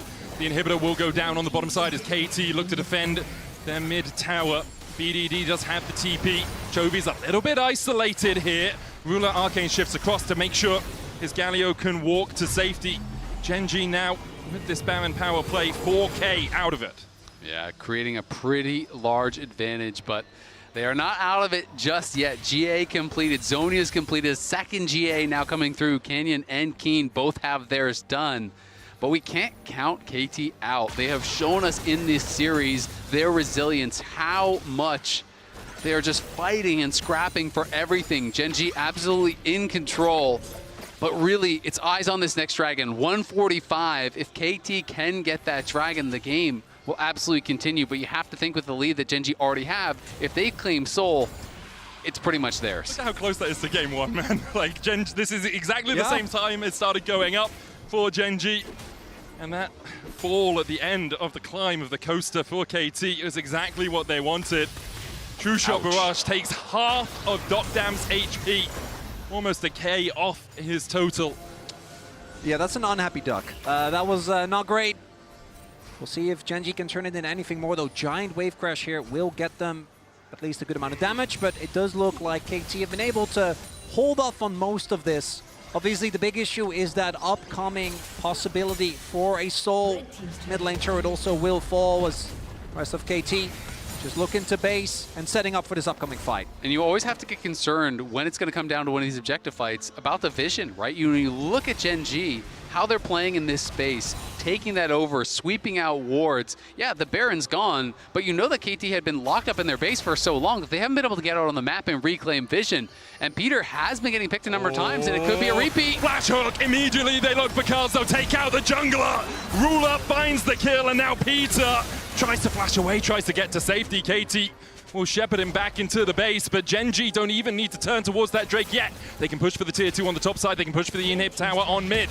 And Gen.G not wanting to repeat their mistakes of game number 1 when Canyon went in way too deep this time, waiting for them to approach. That should just be the Soul, right? That should just be the Ocean Soul going over to Gen.G, making the side laning Mbessa even more impressive than it already is. I mean, it's the exact same spot that Keen set up that pick last game, like you're saying, you know, but then it was Canyon going too far. It was the fight getting turned around. This time, they basically get a redo, and they do it perfectly. Dokdam jumped very low, and now you have to think, I mean, Lethality Varus against Ocean Soul, it is so hard to really have much value. You are now looking really for 100-0 type plays, right? You have got to find that perfect engage, burst someone down before they have a chance to get value from that Ocean Soul, or you just don't have much of a chance. And you already highlighted it, Azil. I'm looking at 1 GA, 2 GA, Stopwatch, Mercurial Scimitar, and then I guess Nautilus, you know, that could work. Yeah, you could kill him. Redemption Locket. Redemption Locket's pretty hard to get through. He doesn't even have flash right now. I mean, look, he's a guy from the ocean with an Ocean Soul. I think that gives him like double power out of it or something, bonus. You know? Yeah, no, I'm with you. It's going to be really difficult for KT to find a way back into this game, but we said that in game 1. And I will say, if you can hang on for these next 5 minutes here, you know, we're assuming that Gen.G should have prior over the Baron. Elder is the great equalizer. Elder flip. Exactly, and sometimes in a game like this, your best chance can just be, hey, just delay, wave clear, try to hang on. That's not easy to do, but if you can, and you can flip an Elder, win that out, well, all of a sudden, Ocean Soul doesn't really mean nearly as much, but Gen.G, again, just masterful in how they are controlling vision. They're just moving in, clearing out all these wards. They're making the approach so difficult for KT. And that's kind of a flex from Dokdam, right? Like being up.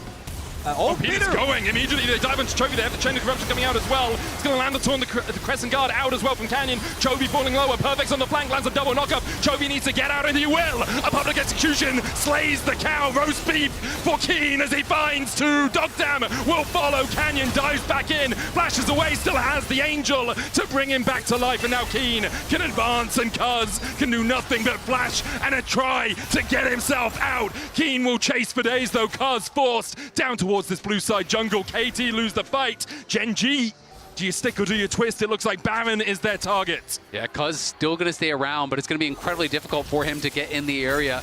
He's hoping he can find a miracle to get in that pit. I mean, he has the sweeper. He knows he's not spotted, but he is now. Ruler jumps immediately onto him. He knows his job here. They don't need the damage on the Baron, just force Cuz away. Can't quite hit the Mystic shot. Perfect hit, the TP in from BDD, another TP to follow it. As KT think perhaps we can take the fight after the big purple worm. Peter's here to join the fray, but Baron already for Gen.G. KT now back away. The Realm Warp used, true shot barrage on Cuz. Almost takes him out. And now Gen.G with the Baron can push in, another TP from KT. They try to find reinforcements to push this wave away. And Gen.G, at first it looked dire. I like that from Peter. You have to go for these flippy plays, right? You're looking to lose the game. You need to go for the Hail Mary. And 99 times out of 100, that cow does not jump over the wall, but the teleporting cow this time finds his mark.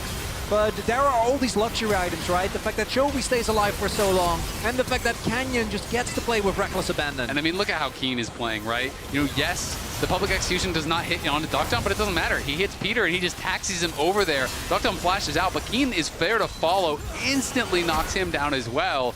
Keen is just untouched. I mean, it's not like you can start a fight out going for the Ambessa. You have to deal with some of these other members, but that just gives Keen all the freedom in the world to just crush through these fights. He's going to have a beeline straight towards Doctem. And Doctem, it's never a 1v1 you can win in a million years. 10-0 on the pick. This Ambessa has been Keen's talisman throughout the year. Looking to make it 11-0 here in the semi-final to put Gen.G on the board in this series. They've had control of game one. Here they have more control over game two with the Ocean Salt. Still 2 minutes before the Elder and a minute and a half before this Baron expires. The bot lane inhib has respawned for KT. Last time it was a hero play from BDD. The Q-free follow-up by the rest of his team that got KT out of what felt like at that point a position that generally Gen.G wouldn't lose from, as they are unrelenting, pushing on. Ooh, Chain of Corruption comes out. Ruler with the Mercurial is going to cleanse away that slope. It was here that BDD managed to do it, but he doesn't have the same impetus to engage, doesn't have the same tools in his arsenal to get there. Inhib on the top side, taken by Gen.G. Now KT will put all 5 players to defending this mid lane wave that Chovy is going to begin to bring in. Gen.G though can still use the top side, knock up onto Keen, he dashes away. The route onto Juro with the Rune Prism, perfect, falling lower. Forced away by Ruler.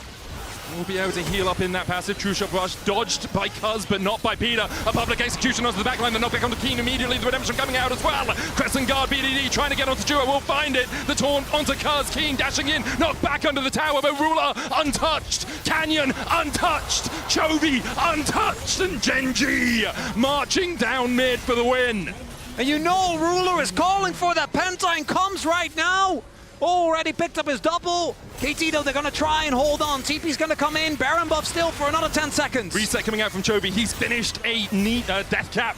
The Rabadons for that extra bit of damage. The Nexus Tower is falling. Ruler and Chovy take the first. Keen trying to get this wave in for the second. Perfect. Doctam and Peter needs to try and defend, but Peter's already back in the base, just healing up on that fountain. The Nexus Tower falling lower. Ruler with a true shot barrage can still arcane shift away from the oncoming Rek'Sai.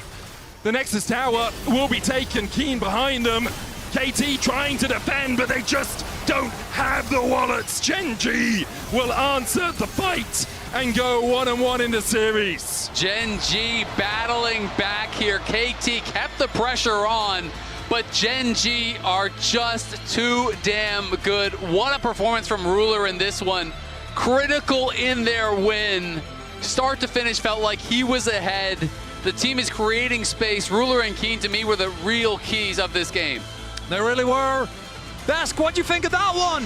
I think we definitely agree. We agree. Ruler and Keen. Yeah.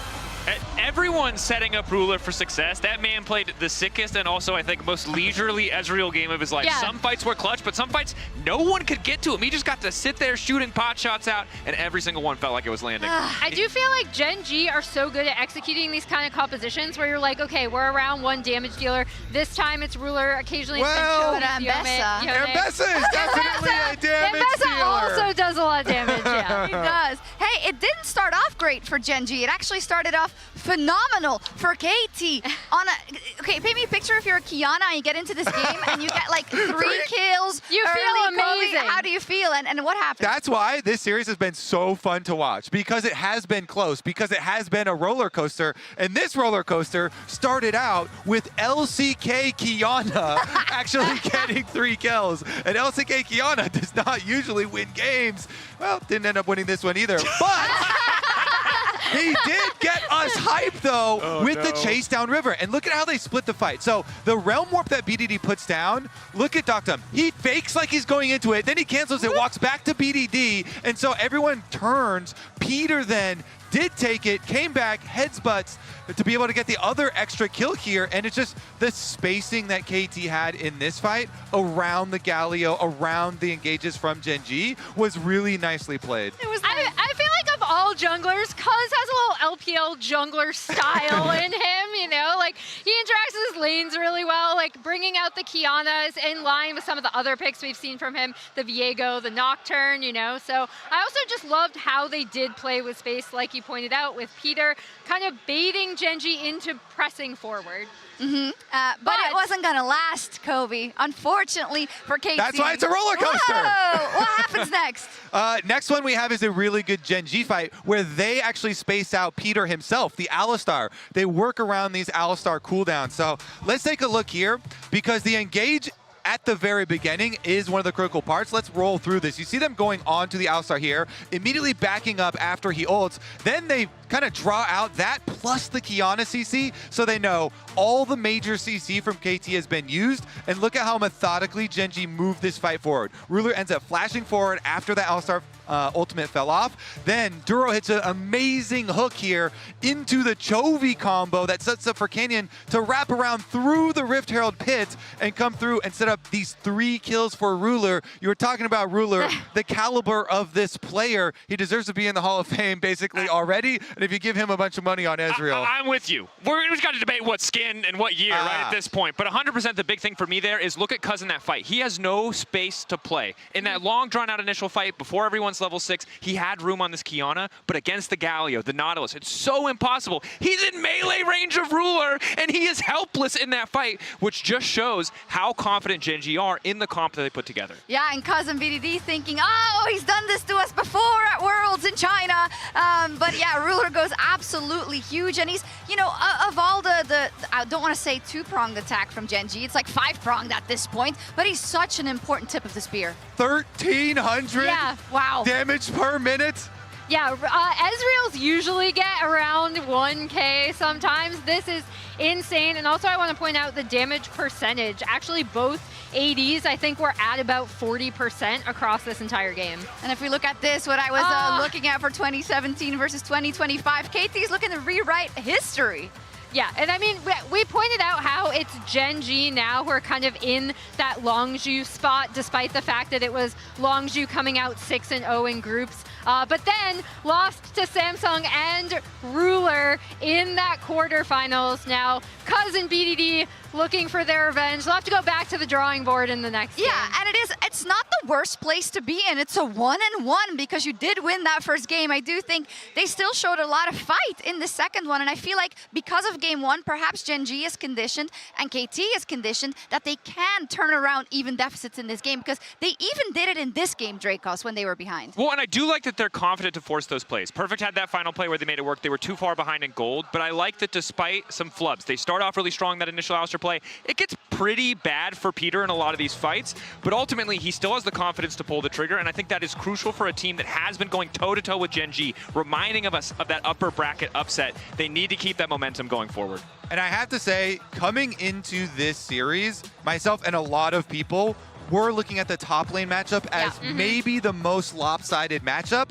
And with Keen having a good game here on a carry champion, I still think that this is probably one of the most dangerous things for KT is going to be the top lane individual matchup. Keen is just so good. He can fit into any team comp that you want to execute on, and he definitely can carry. Yeah, I think some people might just look at the lane and then being like, yeah, but he didn't get like that far ahead or a million miles ahead in either games, but he's just really good at converting what he has into what the team needs, into the team fights. Yeah, and in these team fights, you could tell he had such great backline access. The public execution executions were really, really good coming out of him. And then by contrast, it was so difficult for KT to get onto Ruler. Yeah, and I am excited to see what BDD and Cuz can cook up. I'm excited to see the depth of their champion pools. But I'm very... Why are you saying it twice? Whatever. We have to keep going. Okay, take the boot. But what I will say is I am very concerned for Perfect because in the top lane, he plays Sion, he plays Rumble, he plays Renekton. Game 1, we lost 2 of those. The Rek'Sai didn't look good. I don't know where he goes. I was giving him some grace, but it was rough.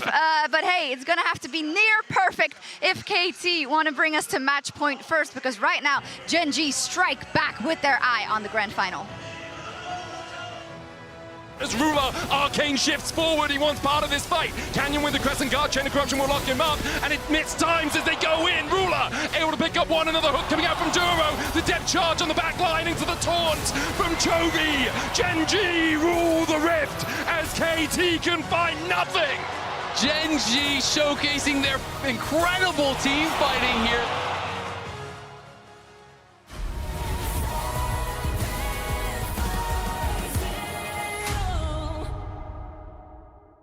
Hey players, you know a lot of you have been asking about the winter map and why we haven't been able to do it, and I'll tell you, it's really difficult. Our tech and tools need some work. Hand painting everything in the map itself is a lot of effort, and not to mention there's gameplay clarity. And can we just talk about how even though it's winter in the northern hemisphere, in the southern hemisphere it's summer, and isn't that where Meddler's from? He's from New Zealand, right? So I don't know if we're gonna be able to pull it off. But you know what? Because you really asked for it, we're just gonna do it anyways. Winter map is coming back, everyone. Winter 2025 and summer 2025 somewhere else. It's winter everywhere on Summoner's Rift.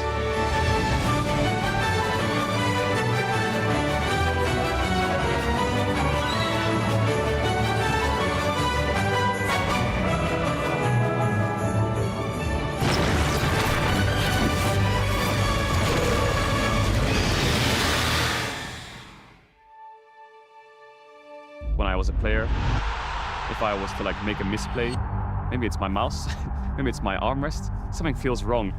If you were at home, you wouldn't do that. The Infinite Precision Armrest is part of the larger Secret Lab on Stage standard initiative, aimed to bring your home or training room settings to the tournament stage. 이제 저뿐만 아니라 다른 선수들도 세팅을 더 원활하게 할 것 같고 가장 편안할 때 더 강력한 플레이가 자연스럽게 나옵니다.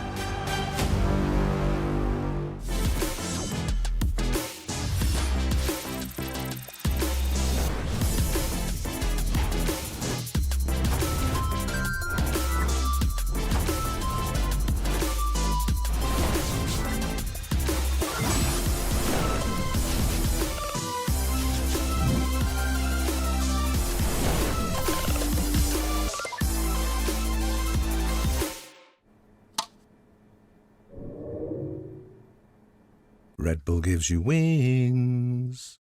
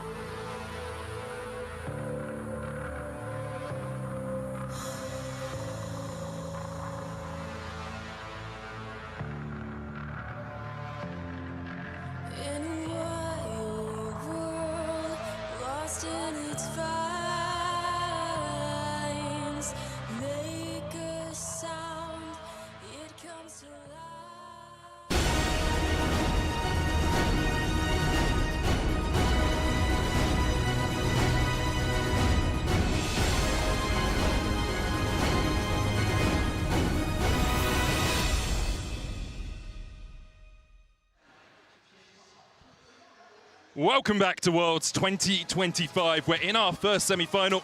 We are currently 1 apiece between Gen G and KT.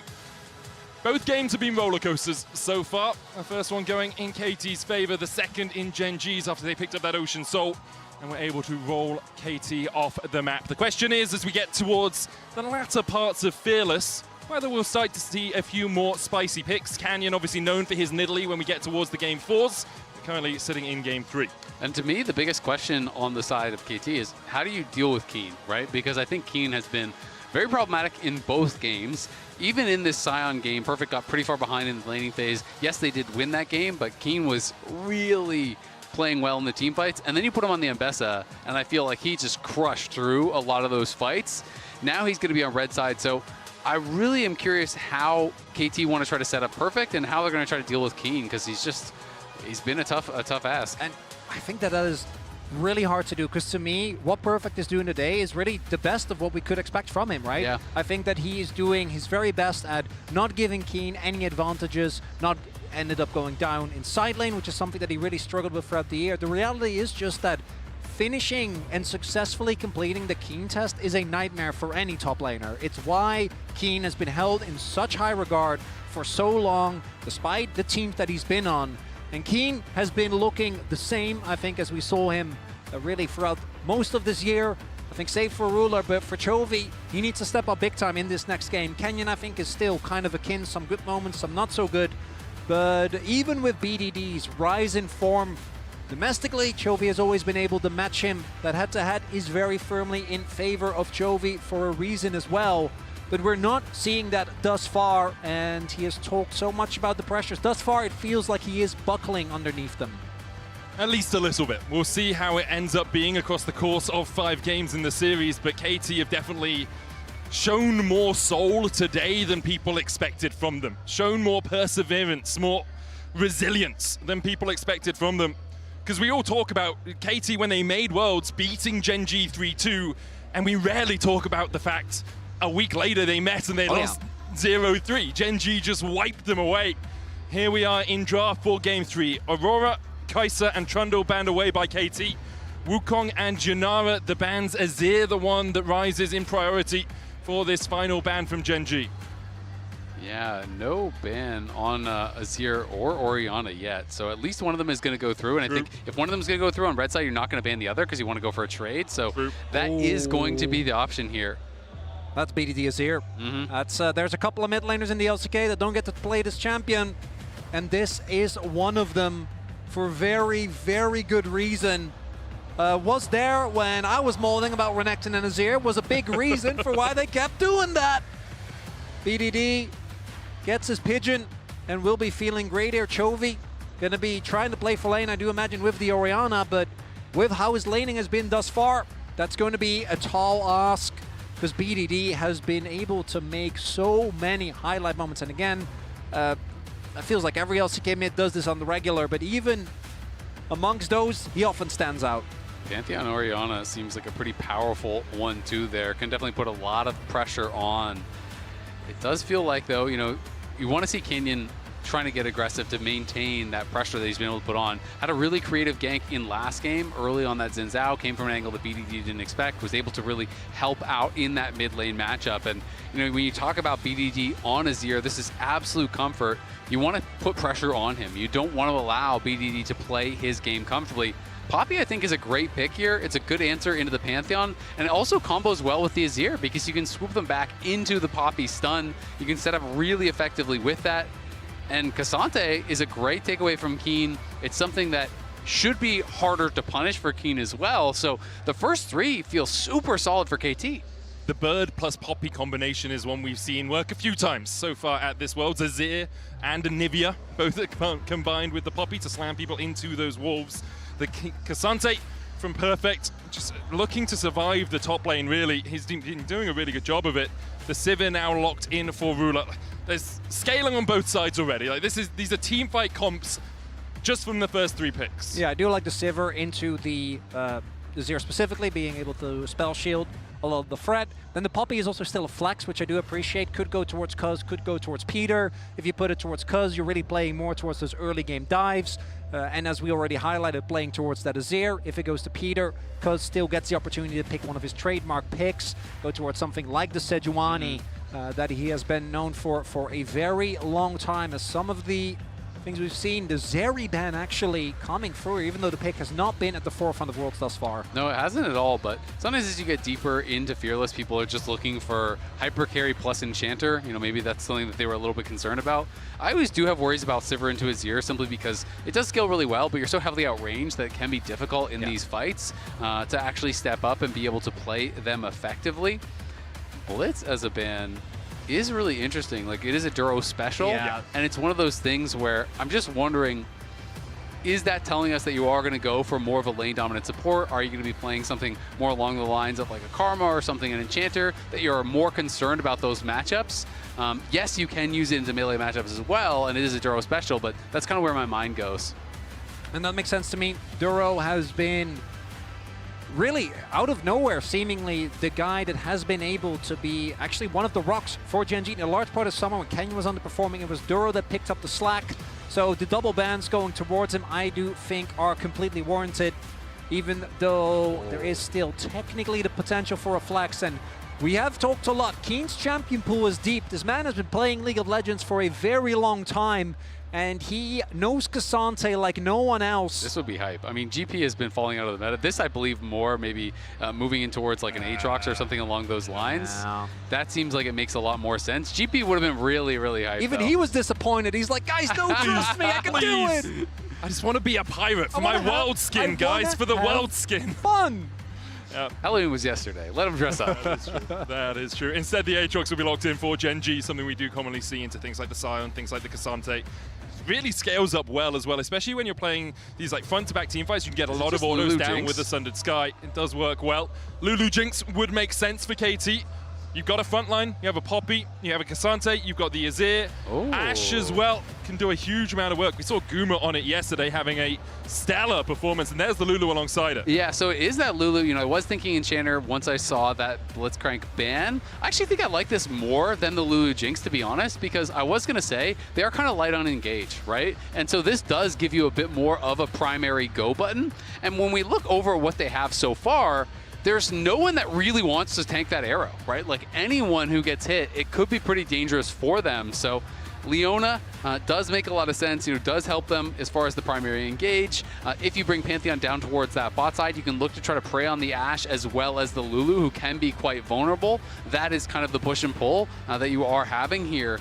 But a lot of scaling over on the KT side, really strong front to back. They have some great denial for the engaged tools with both the Poppy as well as the rejection of the Azir with Polymorph and Wild Growth and all of these tools. So honestly, I kind of tend to favor the KT draft. KT, I think, have an extremely well-rounded draft. It does, for me, stand or fall by how well the bot lane can do, because I think both mid and top are going to be very heavily shoved in, are really going to be having a tough time in the early game. So there is, what can Cuz do? Can he set up either for Perfect or towards BDD? And then on the flip side, what can Canyon do? Because with two winning lanes in the top side of the map, and Ruler and Duro, I think, going to struggle in this matchup, what are his decisions going to be like? Yeah, I mean, it's just always so hard, right? Because you can try to look at the draft in isolation, and then you read the nameplates, and you're like, oh, maybe the Gen G draft does win, right? You know, they're just kind of that team that can execute on anything. But it is going to be an exciting one. I really like the risks I think that KT are taking. I think they took a couple good ones. And BDD Azir is something that you can count on and have been able to count on for so many years. A single best of 3 between these two LCK teams, and the finals between that spot in the heavens that they talked about earlier today. For Chovy, a final chance to show that on the international stage he can perform just as well as he can domestically. For KT, the chance to keep the Cinderella story going. Have they found the perfect slipper? Or will they be turning into pumpkins? 3 games between them, and what could be a glory in the League of Legends space. For now, both teams just normal line of scrimmages. You can see Docdam and Peter did start up towards that top side. I wonder if we'll see a swap Cassante would survive that a lot better than the Aatrox, but Aatrox can still farm from range with his Qs, so it looks like we're just going to have a traditional top lane v top lane, bot lane v bot lane. Nothing too crazy yet. Not looking anything too unorthodox in rune setups either. Do see, with that lethal tempo, just the power of Ash in general, as well as Peter with the Aerie, would obviously expect this early laning phase to be heavily in favor of Dum and Peter. We already also highlighted the power of that Ash arrow, because I think the pick on KT is actually great. You know, if you can get a stun into the wall, but once you get to the later team fights, that opportunity just isn't always going to be there. So having the arrow and no cleanses either, right? And as you already highlighted, not a lot of members that will be happy to tank this. And I mean, also look at all the priority they put for this level 1. Double wards in the side brushes here, so that Duro cannot sit in a side brush whatsoever. So KT, did put the emphasis on getting this vision down here. And look at the poke. I just don't think that Duro expected both of those side brushes to be warded out. This also weakens Duro's level 2, because he has to take the Eclipse at level 1, which means he doesn't have the Zenith Blade Shielded Daybreak stun combo. So he's now waiting for level 3 before he can really have an impact when he goes in. Yeah, when your health is low, you can't really look for the all-in, because it can turn so bad for you. So you always have to think about how the exit from the trade is going to be against Lulu and Ashe, because if you go in there, you get a great initial trade, but then all of a sudden you're polymorphed, you're slowed up, it's very difficult, and you can take so much damage on the way out. So tough start down in that 2v2. You talked about how it was going to be critical for them to have success in that 2v2 Chronicler, and level 1 definitely going their way. It's not just that, it's that on the enemy team is what I think is probably the best diver that we got.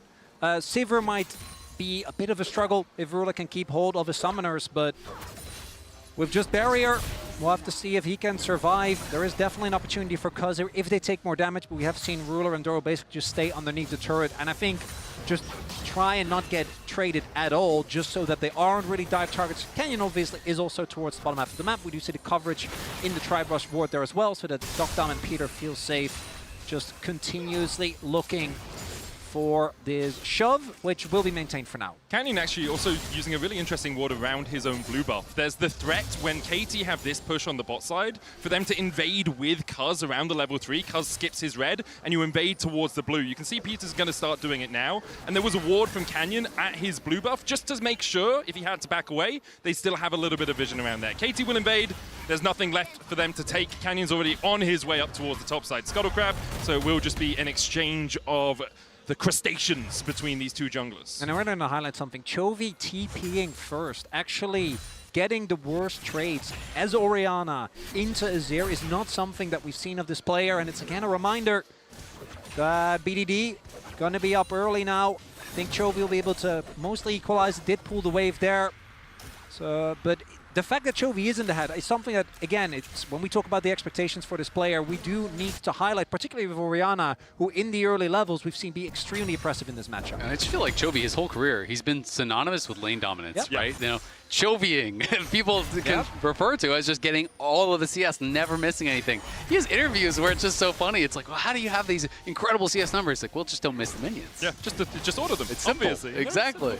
But yeah, it is a bit of a surprise to see BDD being able to put that pressure on him.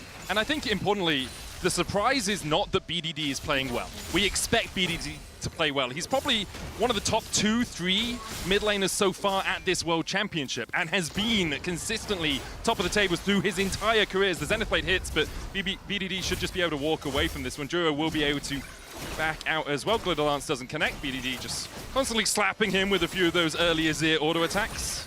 Yeah, I don't believe in curses, but that you were trying to serve me some evidence there, Matt. No, I just kept going. Yeah, there's no curses. He's okay. It's LCK. You don't fine. believe in curses? There are no curses. Well, I don't. I have had many a disagreement with my colleagues on that one. Oh, okay. So if KT win this series, Atlas will go bald.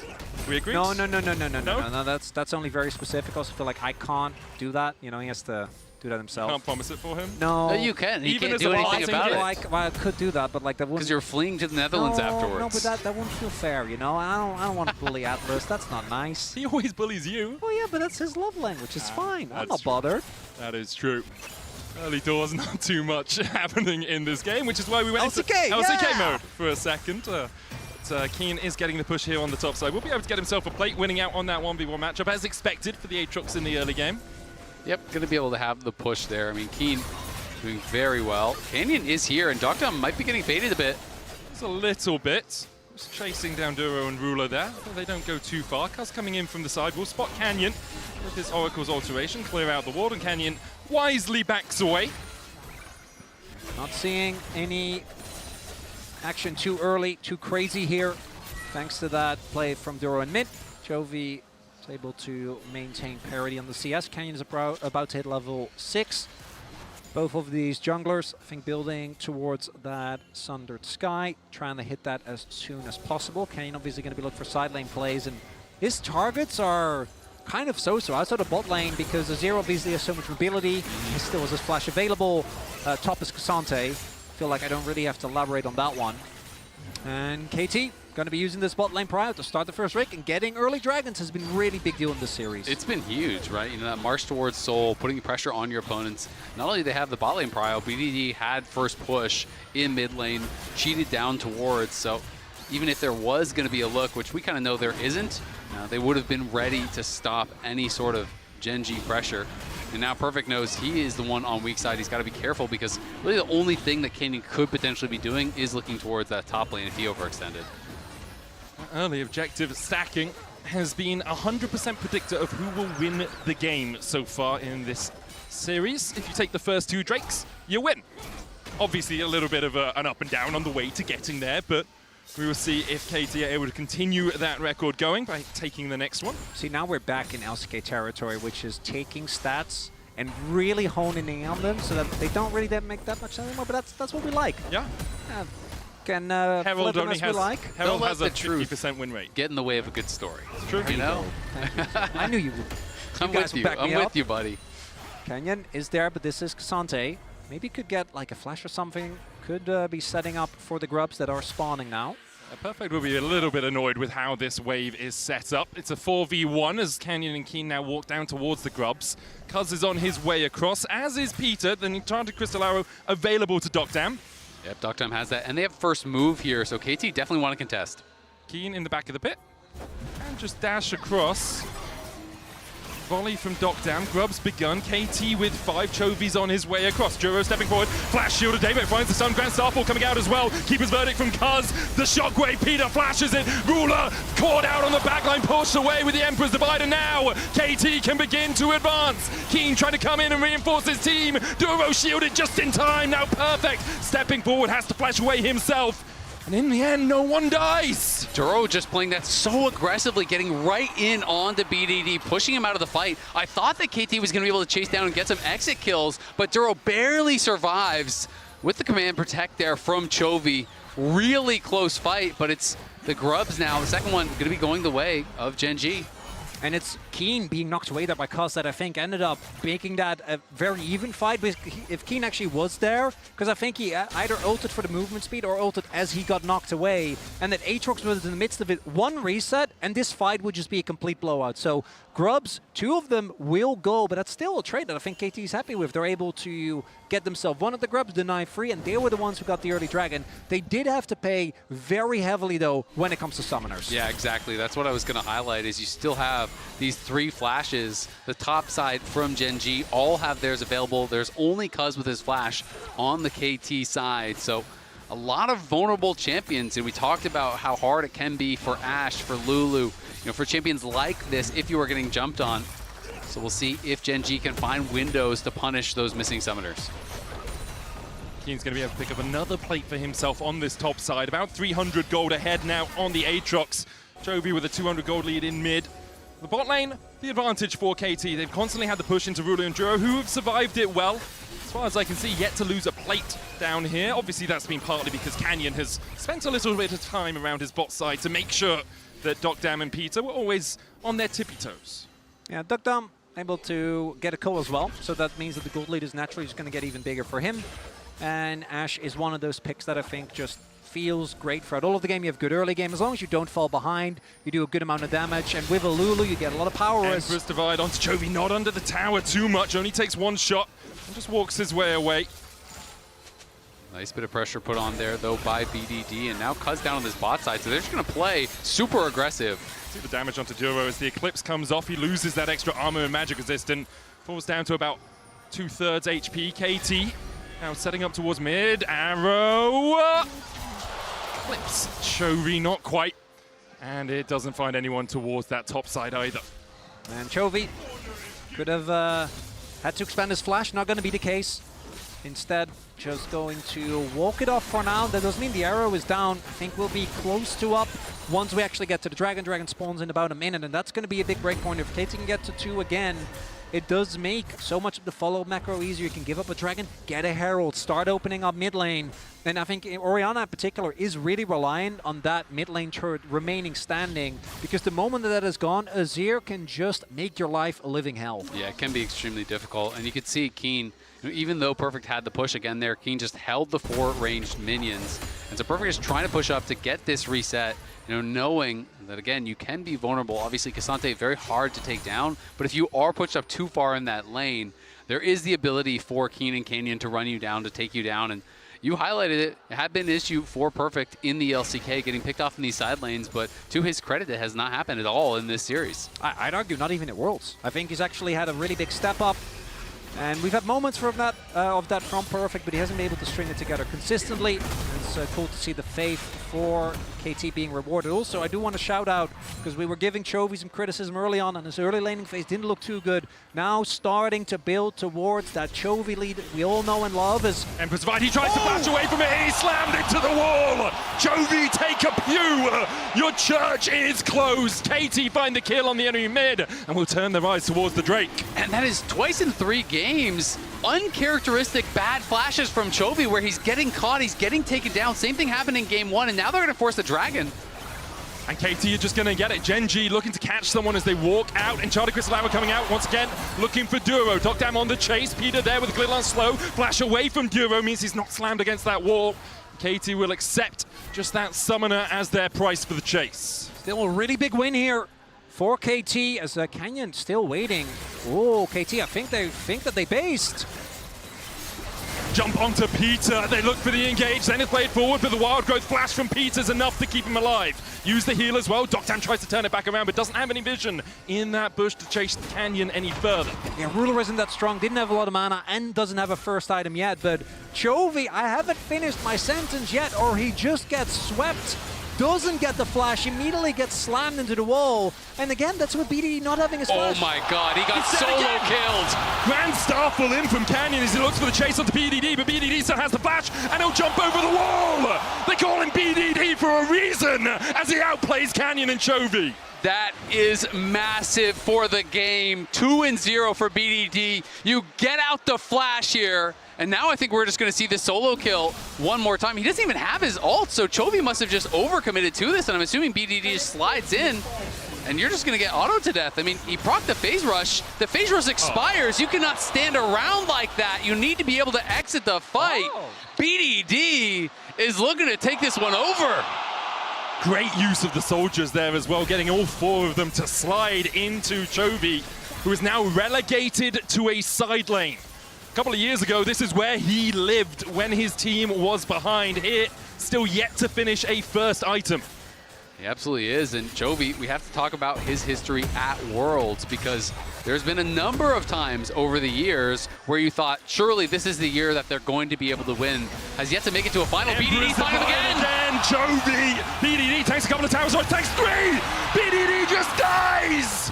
Cuz will get 1 in response, but the shutdown gold over to Chovy. And Chovy getting that shutdown, absolutely pivotal. It felt like if that doesn't come through, he's just straight up out of the game. But now we see the gold, at least mostly equalized. Canyon doesn't have his ult, and KT has started this up. TP comes in. Now looking for the fight here around the Herald. Counter TP being used as Perfect's going to join the fight. Keen in the back of the pit. Perfect's there, trying to act as that front line. Looking for the eye. The solar flare, Dogdam immediately cleanses away from it. Canyon dives in, a great steadfast presence stops Duro from coming in. The TP first is going to be BDG joining the fight. Keen forced up towards the top side. Perfect's going to 1v1 him with the all out, and now the charge forward from KT. They find 3 as Gen G are left reeling. Gen G are wiped from the map. KT just outplay them. They get the Herald. They're going to keep pushing here as well. Look at Perfect trying to threaten the wraparound if Gen G's carries overstay. And it's an elementary mistake from Gen G. There was just a teleport disadvantage. Chovy doesn't have TP, BDD does. And so, with an extra member, as BDD looking for mid, looking for bot, gets the charge, and KT builds a gigantic lead in this game number 3. That is huge. Just look at where the gold is too. It's all on the carries. We can watch this one more time. Duro was missing his flash from that bot lane play. And when he tries to go for the engage here, Cuz is just ready to immediately reject it. Instant cleanse there from Docdom, and then there's the rejection. Duro has no choice but to just run, but Docdom is crushing them, and the TP from Azir is coming in, so they can't even turn to stay. You talked about it, Azel. You don't get away from Ashe and Lulu when you're on the back foot. You need to be stepping forward into them. A great fight for KT now.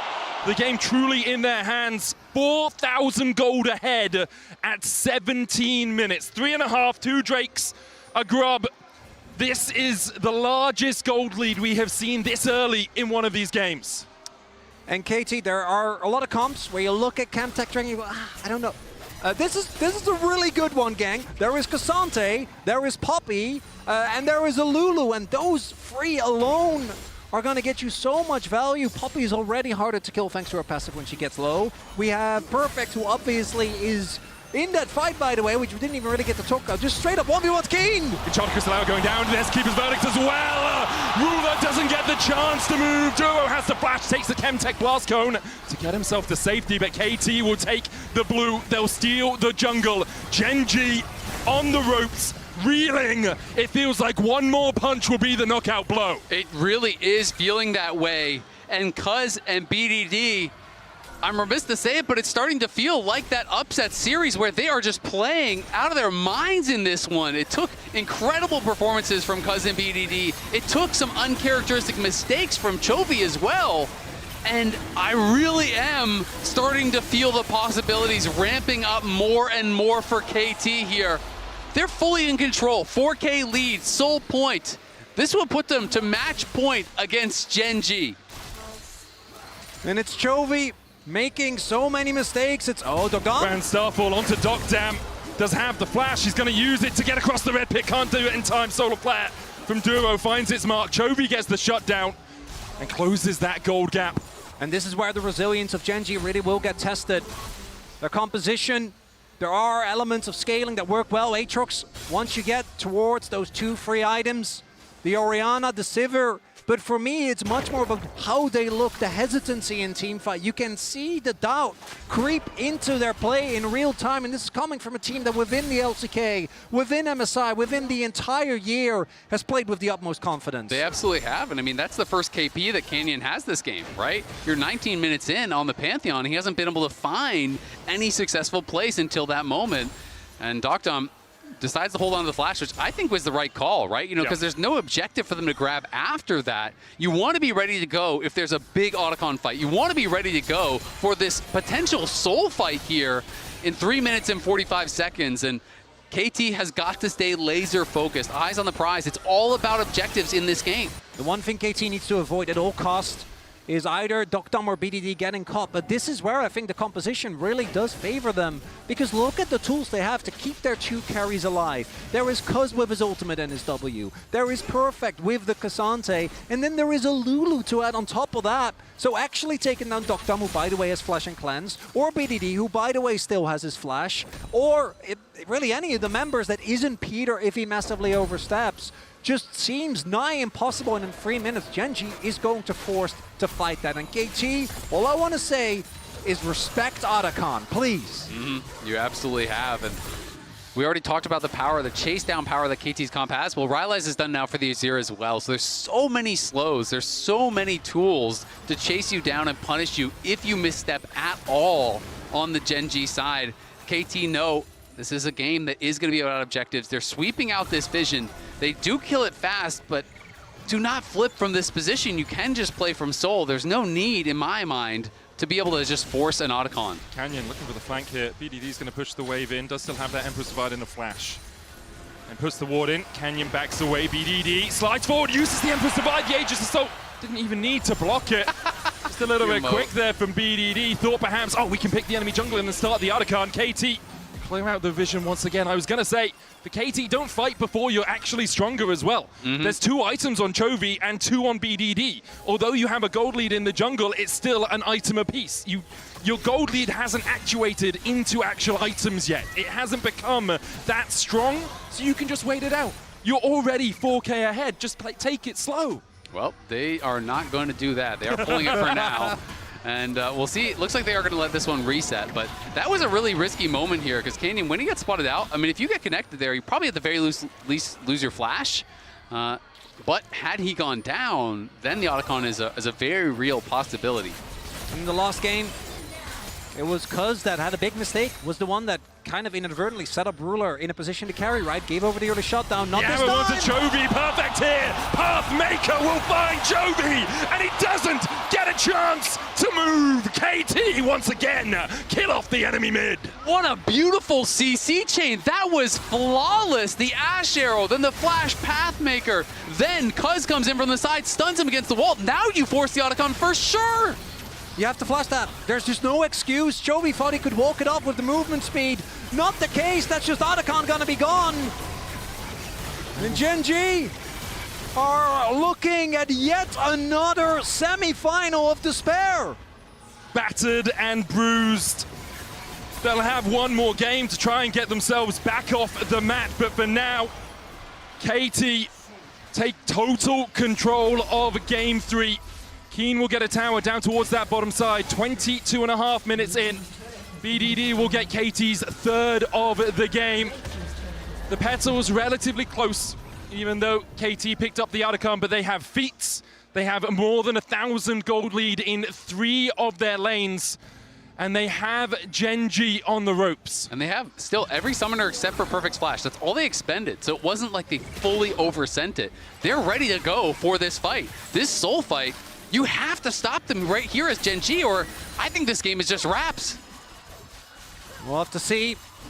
Gen G, there are a couple of strong members, Keen and Chovy, but it does really just feel like KT is running the rift. Perfect with the phase check, the slam into the wall. The arrow follows up, and once again it hits Chovy somehow. Gen G on the retreat, KT will back away, don't have to go any further. They still have the Keeper's Verdict, the Emperor's Divide. They use the Redemption to top up Perfect.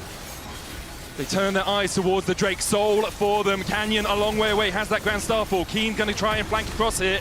Could use the World Ender. Starfall in from Canyon, looks for the steal, but immediately he's yeeted. The Keeper's Verdict finds him guilty, and Emperor's Divide knocks the World Ender into the middle. The Shockwave finds KT, but Duro dives in, and the rest of Gen G just can't follow him.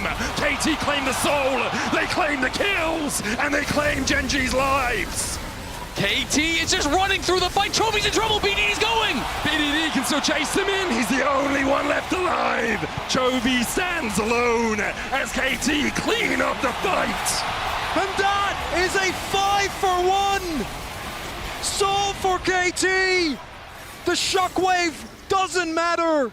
Chovy unable to find anything. Canyon immediately yeeted out of the pit.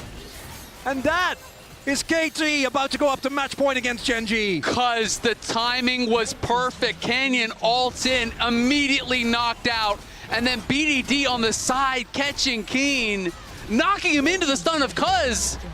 They're looking like Shaq and Kobe out there. BDD and Cuz are just on it right now. They're playing with no reservations, with no fear, and it is a beautiful thing to see on the world's largest stage. Look at the timing.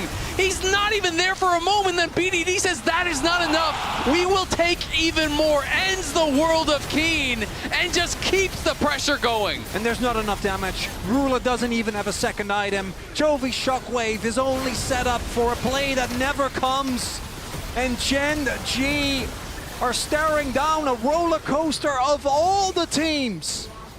All these years of this organization, so many have tried and so many have failed. And is it really going to be this roster that does it with Peter that has been subbed out earlier this year? But we're going back to his Nongshim days where he has been in the position before where they weren't the favorites, where they were able to get crazy wins. A Perfect that has been so often criticized. Yeah, I mean, Cousin BDD, we've known you were good. You've been good for a very long time. I really don't have a cool redemption story for you, although that Longju final or semi has got to be on their mind. Now KT setting up around the Baron, just trying to deny vision away from Genji. No inhibitor towers did fall after that Chem Tech Soul fight. But KT, they're 9,000 gold ahead. 3 items on BDD, the Leandry's complete. For Dokdam, he has a Peter in his pocket to help buff up those autos. Duro and Canyon and Chovy still looking for the flanks. BDD might face check into it. Enchanted Crystal coming out, but BDD uses the soldiers to check for him. His bodyguards as he forces Chovy away. Canyon falls. Duro likely to follow suit soon. Chovy teleports out and dies anyway. He gets taken down. It's another kill, and it's going to be the Baron here for KT. BDD will not get caught sleeping. Sniffs out the attempted play from Genji, goes straight at him, and comes out on top. It's a victory lap for the roller coaster. Get in now, you get an extra ride for free. SKT take their Baron. Genji, the desperation evident. Duro gets found. BDD, you can't fool him like that. And coming into this game, we were wondering, should you really give BDD his ear? And the answer is one of the most resounding no's that we could possibly give. Kills Chovy, insult to injury as he's TPing out. It's Baron, it's Soul, it's 11,000 gold, it's Otacon. And it is KT getting closer and closer to putting Genji on notice, to putting themselves 1 game away from the World Finals, a tournament they weren't even supposed to qualify for. It's just the Cinderella story for KT, the rebellion of the underdog. I think a lot of people looked at this series and said the only way KT even have a chance is for Genji to drastically underperform, but today it has been KT stepping up time after time. Genji trying to defend the top lane inhib. Dokdang steps forward, puts the damage down into it. 2 minutes left on this Baron buff as KT take the inhib tower. In the mid lane, Perfect will shepherd in the next wave. The inhibitor falls for KT, and now they move across towards mid. KT trying to put the finishing touches here. Genji has to decide when will they make their final stand. It's still 1.5 minutes left on this Baron. It's not as though it's about to expire. They've already lost 2 inhibs here. They don't have that bot wave moving for them, but they just want to play through 2 waves. Have these 2 waves synced up and start to really put pressure on the Nexus towers. Chovy and Genji trying to defend. The solar player BDD slides away from it. You can't catch me. Starfall in, but Canyon's locked up. The keeper's verdict knocks back 1. Cuz goes in for the chase, but can't quite find the damage on the Canyon. But here comes Dokdam for the rest of it. Keen with the whole world on his shoulders as he pops the world ender. But he's stunned up, locked up, and taken out by KT. Another name on the list for KT. They take their destiny into their own hands as they go 1 game away from finals. And a sly grin on Dokdam's face as he is 1 game away from making the World Finals. Analysts, let us know what you got. What do we got? I mean, Dokdam said, I'm going to avenge Peanut's tears. Will it actually happen? I don't know, but this, my gents and ladies, was a stomp. It honestly was, and we should just re-roll this B-roll. How many fights did they win? They killed Chovy infinite number of times. Laura, welcome to the desk. Thank you for having me here. Oh my God. I cannot believe what is going on here. When I think about what this team was doing at the beginning of LCK Cup, they make it to the playoffs, get swiped by Nongshim. To see that this team is here today on the verge of getting their first ever finals, guys. I'm not gonna say it. She's not gonna say what I feel right now. We're gonna say a couple of things. Let's talk about BDD versus Chovy and the fact that Chovy does not seem like himself. I mean, let's roll some clips because a picture says 1,000 words, and Chovy almost died 1,000 times. He did. Every second counts, and thanks to that reliable Cisco network that BDD is using, he just slams him down again and again. So we were hyping up the Azir into Poppy combination during Champ Select. So good. And they pulled it off perfectly on him and got his flash. Yeah, this is exactly how you want to execute that, the flash on top of it. And then this is just BDD absolutely taking control of the matchup. this is exactly why you do not give BDD Azir. I mean, you also don't want to give it to Chovy, but like, it was just such a great execution of the Poppy Azir together in so many of these fights. We literally went from replay of them killing Chovy to live of them killing Chovy to replay of them killing Chovy to again, Lord, they must have picked him off in the side lane. They picked him off everywhere. And it seems like they're just dominating. For me, I'm really concerned when I see Chovy like this because I saw him in the makeup room. I saw him backstage before this series, and we're used to seeing him more joyful. At MSI, it was not the same attitude. We knew what it means to him. He stopped his run here last year as well. You can feel the stress. We knew that the pressure was on Gen.G coming here today. He's feeling it right now. Absolutely, and we know because we wear headset as well, it doesn't keep everything out. The KT chants after the fight we're going to show you next were unbelievable, and you know it's seeping through and it's seeping into your mental. I gotta say, Shocks, roller coasters look pretty fun. Yes. They look very fun, especially at Worlds. So this was a fight that was very quickly after a lot of these kills where they were attacking the Orianna. But I actually want to highlight Doctum here because there's been so much about BDD and about Cuz. But Doctum did so well kiting and so many Ashe arrows in this game that he deserves a lot of credit. Yeah, Ashe is such a signature pick for him. It was one of the picks on when he was on FPX immediately previously that he did super well on. The way that they set up layering CC, I actually think Doctum's been having a phenomenal series, even in their loss. Yeah. I thought he performed super well. And to see him on this comfort pick of the Ashe and how they were executing it with the Cuz Poppy, right? With the Azir shuffles. It was just amazing. I mean, it's just actually too fun to watch. I had been memeing before about KT, and I was like, oh yeah, you guys are so cool. I can relate to KT. Why would you want in now? Do you want to join us? Are you accepting late members? Because I actually want to become a KT fan. No cap. We will have you any day. Yes! Wait, before you accept him, I have something to show the jury. Okay. Before you accept him into the KT fan Is it me drop kicking Kobe? Wait, we're supposed to predict. Is it prediction? Is this the year that he's going to win? This is the year. This is Chovy's year. I mean, I feel like the devout members of the Church of Choji. See, they will be celebrating this year because he has a true KT fan would say this. I will count this team as in the top lane. We will have you here. Exactly. I think the best top laner at the entire tournament.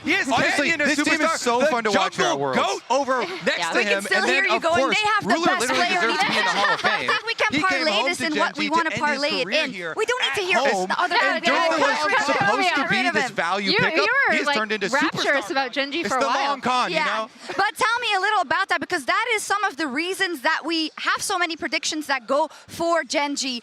Those are so many of the reasons, though, that as we brought up in the pre-show lore, that we have given them before in 2023, in 2024, as you already brought up. And KT, how do you think they move from this position? I don't want to say too much, but they're in a really good position right now. It's up and we'll go. That's what Peter said at the beginning of the tournament. And I had an interview with him actually for the French broadcast right after he qualified for the semifinals. And he told me 3-0, 3-1 for us. We're coming for Gen.G. We did it once. We're going to do it convincingly this time around. And so far, he is delivering. I'm convinced. I don't know about you guys, but I am convinced already. Oh my gosh. I mean, the big thing I want to highlight is that it's this roster, right? Like we talk about how well Doctum's been playing. Pada came in during Split 2. We talk about how well Peter's been doing. Wei came back in after starting Split 1 in Split 3. Like, the fact that it's this kind of ragtag team around the strength of BDD and Cuz, and now they're a match point against Gen.G in the World's Semifinals. How is that even real? Emily, it's a revenge 8 years in the making, right? If we think back to that World Championship in China, where it didn't go the best for them. Like, tell me about BDD and Cuz, and tell me if they are the ones you trust in for bringing this series home. I mean, on this roster, I think it is these two that you look at, right? Like, they both just had a phenomenal game. It was these two that pulled out Herculean performances in that initial Gen.G setup, upset in the upper bracket. So, yeah. We'll see. It's crazy. They don't want to say too much, but I can feel the excitement. We even have a new member for the KT fan club. Yeah, I'm on notice, I know, but they're doing phenomenally. KT can do the unthinkable and make it to the World's 2025 Grand Final in this next game. But Chovy, he needs to rip himself out of that nightmare he's living again. Starfall in from Canyon, looks for the steal, but immediately he's yeeted. The keeper's verdict finds him guilty, and Emperor's Divide knocks the world ender into the middle. The shockwave finds KT, but Duro dives in, and the rest of Genji just can't follow him. KT claim the soul, they claim the kills, and they claim Genji's lives. KT is just running through the fight. Chovy's in trouble. BDD's going. BDD can still chase him in. He's the only one left alive. Chovy stands alone as KT clean up the fight. And that is a 5-for-1.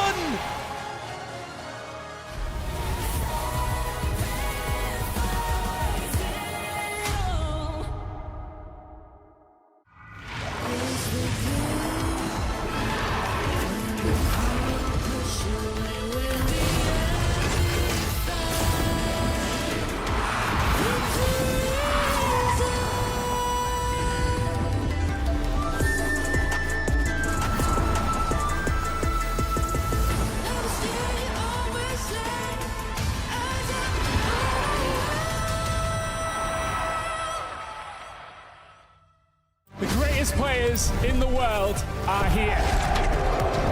They can just burn this one down. Oh my god, he'll forward by 9! You are going to see them like you've never seen them before. Procs it will as the Arcane Storm doing so much work, and Genji! They are just going to ace them! 누굴 만나도 이길 수 있다는 자신감 정도로만 생각하고 있습니다. Genji, the EWC winners!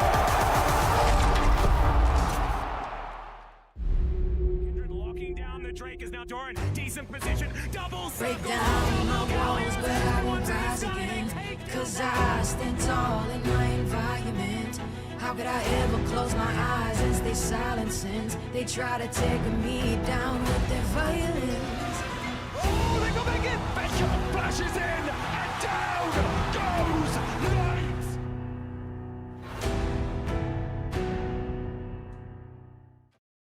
Alright guys, I just landed in China. Let's go.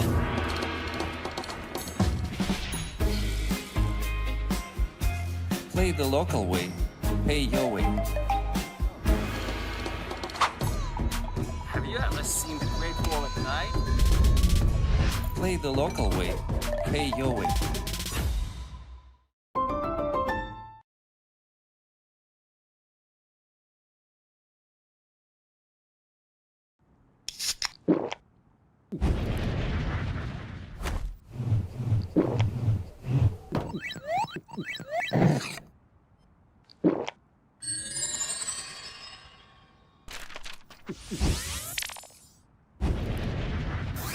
Red Bull gives you wings.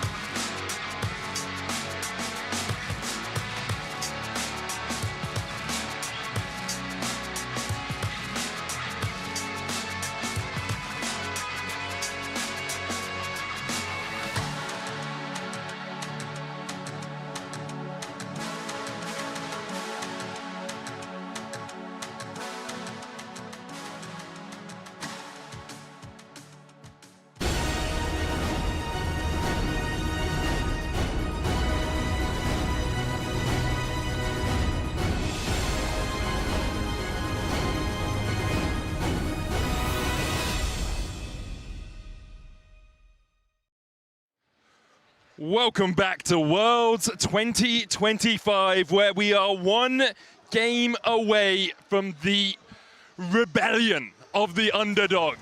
As BDD said it in the trailer, so it has become true. KT are one game away, one nexus away from claiming their spot in the finals.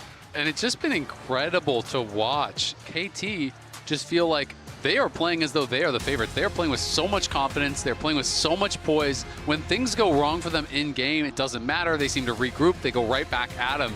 And Gen G, they need to try to pull it together here. This is still easily a winnable series for them. But Chovy has been getting really outclassed by BDD. I think that's the elephant in the room. And Canyon was not impactful in that last game whatsoever either. It really is a repeat of when the upset came through. And that was, I think, a series where there was, a little bit more at play. It was the LCK playoffs. Gen G was the one that ended up picking KT, obviously, which, especially if this upset comes through, will be one of the funniest facts of all time. But it's also a Gen G that a couple of days ago against Hanwha showed a completely different level of gameplay, right? And that is one thing, but on the other hand, as highlighted, Perfect and Peter in particular are just unrecognizable in their consistency. We've seen the moments of these players throughout the year. There were every now and then. We saw Perfect have a crazy Rumble game. Peter had pop-off performances. As that Zoe ban I was actually looking out for, because getting Chovy on a comfortable matchup after that last disaster of a game needs to be the prio. It's so important. And I mean, that's not even just the one, it's the Ziggs and the Zoe. That's the pairing that KT used. Oh, I love that. And Nidalee ban here against Canyon, like you said, hey, we don't get comfort, you don't get comfort. And I had talked about how incredible I felt Keenan played through those first two games. Perfect, I actually feel like just outplayed him last game. I think he had more of an impact on the game, even getting counterpicked by my best top laner in the world. Perfect had such an impact on the game, was really steady. And Canyon is gonna go towards that Skarner. Goes for the early tank. A lot of them already taken off the boards. You see the Sion gone, the Rek'Sai, the K'Sante, the Ornn, the last real big tank that you can play out of the top side. See how strong Canyon can be on these Impales, considering usually he plays the Nidalee in game 4. That has a spear that impales. This has a Skarner that impales. Mundo, a possible answer. Mundo jungle is really strong into other tank junglers because you need to hit both parts of your CC to actually deal with the canister, right? It's similar to the idea of bringing it out against Sejuani. It can be very difficult for Skarner to actually do much against Mundo. Mundo can outpace you as far as the farm, outscales you as far as what you're going to do in the team fights, as far as being a front line. And going to Kalista as well here for Doctum. So now I'm expecting some spice here with Peter. I wonder if we're going to get like a Renata or something along that to really go for a power duo here. KT are just throwing down the gauntlet. It's understandable because that last game as well, showcasing that Doctum and Peter, when the matchup is right, can just get the better end of their opponents. Lucian also, Braum, maybe? Yeah, would make sense. Also, I think that the Kalista is a pick that Ruler used to just not get to play for many a year in the LCK, as there is the Braum, which has been a standout performer for Duro, Renata. but yeah, that Renata should come as no surprise. Yeah, it just makes a ton of sense. And Braum has also been getting banned second phase a lot in this series, it felt like. So we're going to be dealing with that. I think Renata makes so much sense here. And a lot of pressure on Ruler already. I mean, these are that Gen G style of play where you don't always have the most damage from your other members. Of course, they still could draft a strong carry for Chovy and for Keen. We don't know. But Ruler, they are always depending on him to really show up in these big moments. And that's something he's done throughout his entire career. Something he always does on this Lucian as well. There are 3 players I really trust to play it. Paze, Viper, and Ruler, really the 3 that I put up there for the Lucian. We'll see how much impact he can have. Hwei banned away by KT. I like it because KT don't have a huge amount of dashes. The Spiraling Despair, if it goes on a Mundo, that's a large area you have to avoid. Could also see them either banning or R4ing Victor here. That's been one of the comfort picks for Chovy, something he has gone towards many times in these type of high-stakes situations. A pick that in theory also has a really oppressive laning phase. And either I think they're going to pick it here or they're going to ban it away. That was kind of my thought process, was double ban Chovy and then pick mid on 4 and really try to limit him. I mean, he's just looked so uncomfortable in this series. Yeah. Multiple flashes that were really at poor times, not flashing, the arrow at critical moments. So I really rate that as a strategy. Just try to take away as much as you possibly can. There are so many mid lane bans already. Now the question is, do Gen G ban out the Victor, or are they unconcerned about it? Because if you take away the Victor, then you start getting into like melee mid territory, or really kind of the weirder control mages. The one thing with the Victor is that an Akali counterpick is something that, if you're performing well, can work wonders, but is the trust there? I also want to call back our minds to 2021 BDD back then. Together with Rulo, was one game away from making it to World Finals. He finds himself in the same position as the blind Cassio. Big risk here. It is absolutely risky. I mean, it definitely can shred through this front line, but generally speaking, Cassio struggles into range, right? So now there is that possibility of Chovy just goes Victor, and I feel like you have the advantage in that lane. In the 1v1, you can kind of just outrange and poke and prod with the lasers here. Is there ever a possibility of Cassio top? There is. Something we haven't seen for a while. But I really don't think so. With this many mid lane bans, I feel like that thought process, I feel like Yorick Blind is always really risky. I know that they banned the Renekton. There's a lot of top laners like Avessa and stuff that are popular in the LCK as answers. But to me, I always think about things like Cho'Gath that are up. And Cho'Gath actually just one-shots the Maiden at level 6, scales really well. It's an easy answer that can then team fight better. We have seen some Anivia come out. Caps played it, Faker played it. Gives you incredible area control, really hard to siege your towers, and when you have a short-range comp with things like a Callista, the Anivia Glacial Storm does a huge amount of work. What a KT going for the top into the Yorick. I like Cho. I mean, I think it just gives you an insane front line. But you are very vulnerable to the Anivia as well, so that is problematic. We'll have to see. Chovy back against the wall, goes for the Anivia, which into both the Callista, the Renata, and the Cassio, I think is going to feel great.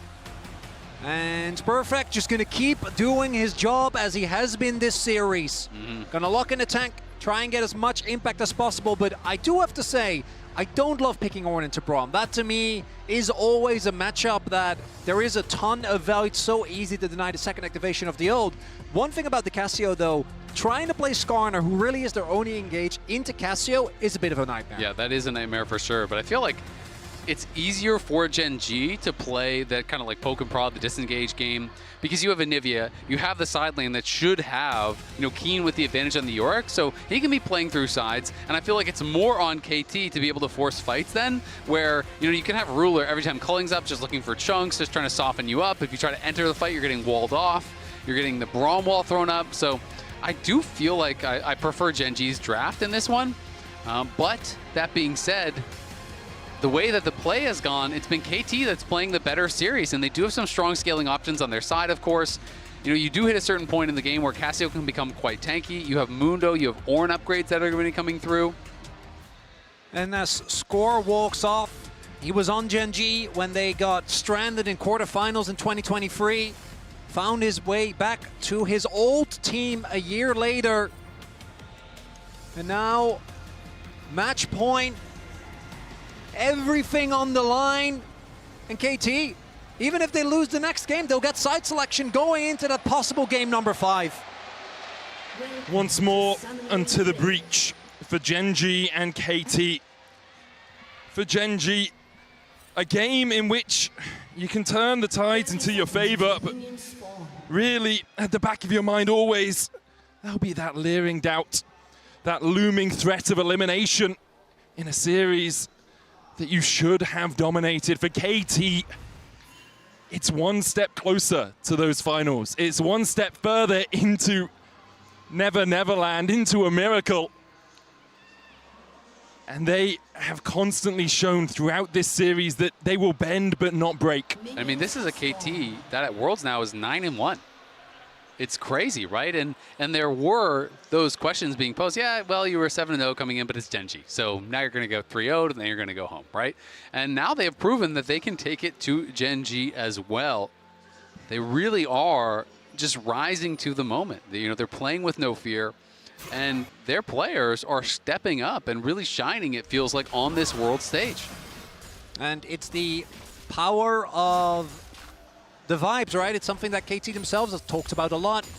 The atmosphere within this team, something that we always go towards Peter, but it's not just him. It's also BDD that is a player that is loved by so many, that is well regarded as both a teammate and just as one of the best mid laners in the LCK. A league, by the way, where you're going up against both domestic Chovy, the best player of all time, and then even players like Zeka and Showmaker on a daily basis. And that is the thing that has always felt a bit almost, I want to say unfair for BDD, is that I think at times he just is the best mid laner in the world. Like, he has these stretches in his career where he's playing out of his mind.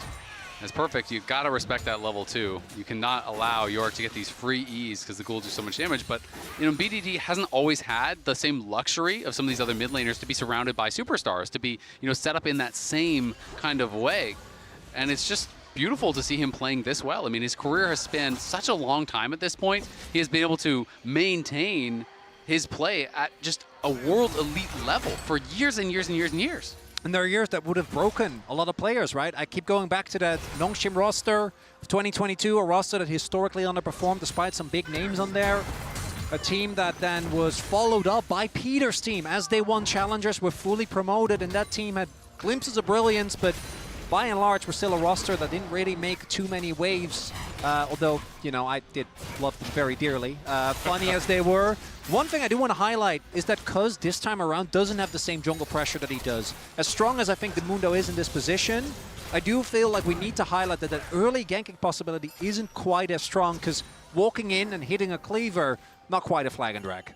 No, not at all. But that being said, you don't have to. You can just play for that scaling. And I mean, obviously, it can be very difficult for a jungle Mundo to get to, the promised land, the level 16. But if you can power farm and just kind of show up to objectives, you can be quite strong in these objective skirmishes, even relatively early on. The W, as well as, fully ticking ultimate, is just so much HP that your opponents have to work through. And there's no ignite, there's no easy heal cut that is going to be applied. Of course, we're assuming someone will buy an Oblivion Orb or something at some point. But Mundo can really be a problematic champion. Canyon spotted as he walks up towards the top side. He's going to recall after finishing that Scuttle Crab. Cuz already back out on the map with double Ruby Crystal. I've been seeing some discussions about first Mundo items. A lot of junglers here at the at Worlds are going Heartsteel. I've seen some people say Warmog's first is actually better. Gives you extra sustain and extra mana through the jungle. And then it keeps you topped up through the jungle. And then you get the Heartsteel second. And although you're stacking later, you're still getting bigger stacks. So kind of beneficial overall. Yeah, Mundo is one of those champions where you can just go free Giants belts and be like, yes, yeah. Feeling great about it. We do have Keen, as expected, finding the early impact, but Perfect's job is, as it has been in many of these games, just absorb that pressure and try and make sure that Keen doesn't build too much of a lead. Absolutely, and I mean, it's always a little bit difficult when you're playing against the York, because the York just crushes towers so fast. So, if you are losing the push, if you are making any mistakes, it can be incredibly punishing, but the Wave obviously pushing very heavily away from Perfect. He has a couple CS, but there's many more than that to farm. And I think Keen's going to easily be able to keep this off his tower. So Perfect is going to have to try to fix this wave. He can't face right now. Handshake out from Peter, forces Jura to use the Unbreakable. Cuz has already started the Dragon. Spamming out those spells. Double Ruby Crystal obviously helping him get through more of those. Canyon's coming across though. The KT bot lane is the first to move. Perfect hits level 6. Does have the teleport if the Call of the Forge Gods needed. Cuz and KT should be able to secure the first Drake. BDD looks for the Petrifying Gaze. Canyon. Ishtar's impacts away from it. A little bit too predictable there. Canyon swerving out of his death. Would have definitely ended up going down there if BDD had found him with the gaze. Not the end of the world. KT still gets the dragon, which is what they were playing for. And your stat still holds true, Medic, from the last game, where... First two Drakes means you win the game. There you go. That's what it's been so far this series. We'll see if KT can keep that up. Some damage going down onto Ruler. Heal was used by Peter as well for the chase, but Jura with a good Unbreakable. Canyon's going to get spotted there by the Kalista W, so the Sentinel does spot him, so they are going to be aware. And will clear out that ward, but we're just seeing Peter and Dogdom play with that confidence. Trying to play in their face, and Cuz looking to cover. I mean, you want these kind of lanes to be able to play aggressive, right? And that does require jungle tracking and coverage, so that's why we see Cuz down here after that ward got cleared out. This is also where KT are most likely to develop an early lead. You can see topside, Perfect is just trying to survive. He's already 350 gold behind. Dogdam and Peter the target for KT if they want to get those early advantages, and there's only a small gold lead for them overall.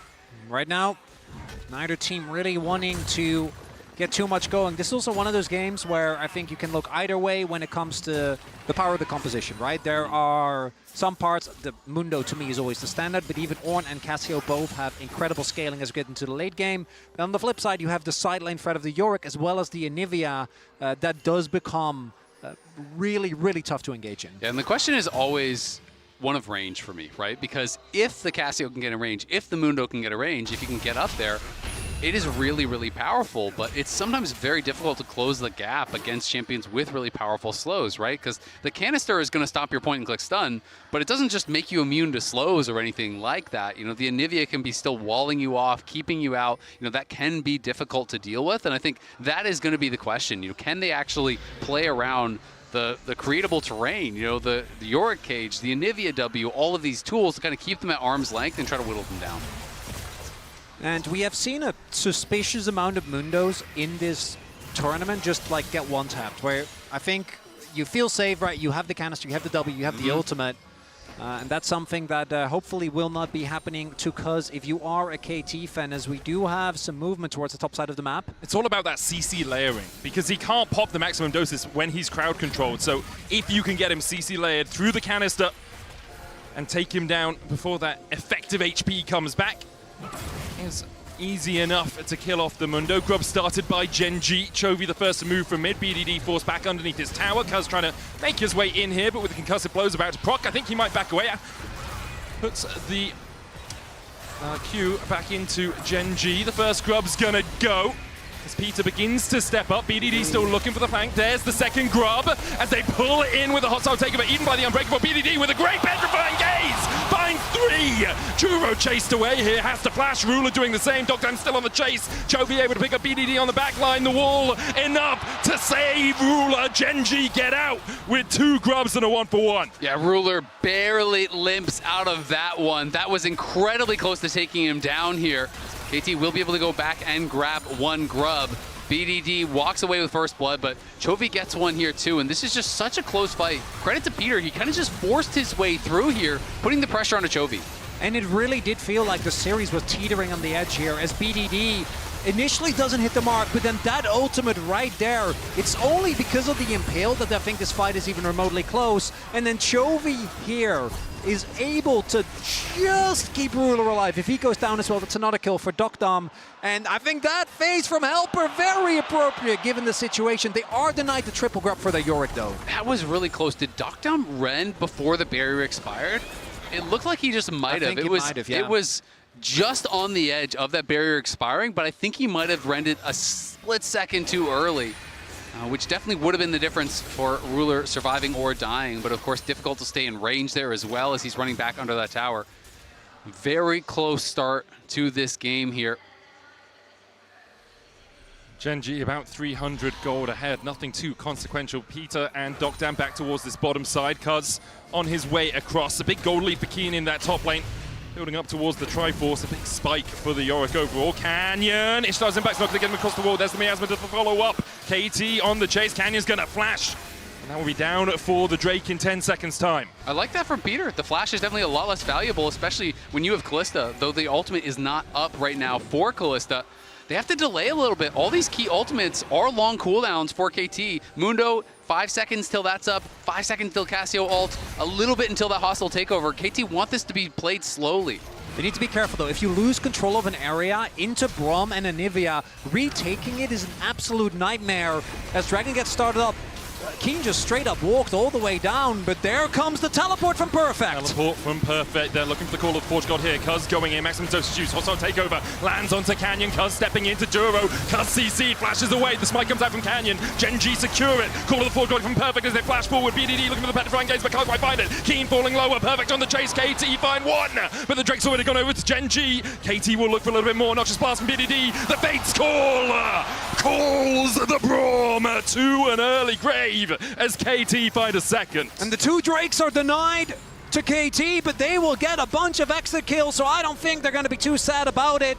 1 kill going to BDD, and 1 going to Dogdom. And Cuz is just focusing purely on the fight.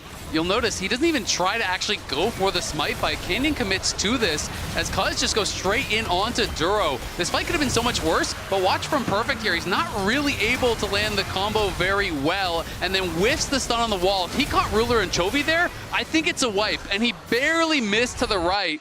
So a little bit of a misstep from Perfect. Saves that from being a total disaster for Gen G. Otherwise, KT would have gotten so much more. You see some shaking on the player cams there as well. As we look at KT with a 1,000 gold lead, and there is a time in a series like this where it goes from unexpected victories into anxiety about what could be. And for KT, I feel that might be hitting right now. It's gone from, oh, well, we're playing Gen G, maybe we'll pick up a couple of wins, now into, we're 10 minutes, 20 minutes away from a World's Finals. We're 10 minutes, 20 minutes away from the furthest we have ever gone as an organization, by a long way. Before this, it was quarterfinals, and from a battle to claim ourselves the 2025 World Champs, and they are looking for Chovy once again, the key target for Gen G. As they chase in, Chovy's gonna flash the handshake and gets himself out. The bird no longer has that summoner. And good attention being paid here. It's Dokdam and Peter making their presence known on the rest of the map. Gen G, I don't think get too much. They will be able to get the wave crash. We'll see if they're also going to play for maybe a little bit of a delay there as they stay in the tribe rush. BDD is covering though. Ruler and Duro looking for them. Peter and Dokdam should just be able to walk in here. I've just loved how Peter has actually played this game. He's really been active on the map, putting on a lot of pressure. He is not just sitting in the back and playing scared. He's forcing his way in at that early grub fight. He's trading flashes with Canyon. He's wrapping around and looking for plays, getting the flash out of Chovy as well. This is what you want to see someone do when they have lane prio. If you cannot advance it in your 2v2, you need to use that tempo to get out on the map and make things happen. And I think Peter has done a great job with that so far in this game 4.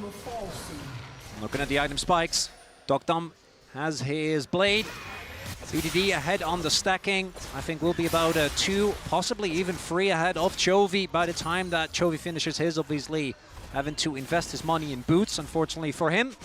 No such costs for BDD. It's champ diff. That's all it is right there. Boots Which of it doesn't for the even make bird. sense because it's a bird. Yeah, you have to put them on the talons, man. You don't. No, you don't. No, You otherwise don't need the their boots. claws get dirty. Back what me are you up here. talking about? Brazil. Birds don't need boots. Nah. I mean, what if he has cold talents? He is an ice bird. Yeah, that doesn't mean they don't get cold. That lends more to my point. He is the embodiment of ice. He's got to be constantly cold. No. It sounds terrible. No way. It does sound it. Well, we need like a Christmas skin for Anivia with little booties and a hat, you know? Agree to disagree. It's fine. Maybe a nice Christmas sweater. The important point of it all was that Chovy had to finish his Swifties before he can get his Rod of Ages, which is now stacking up.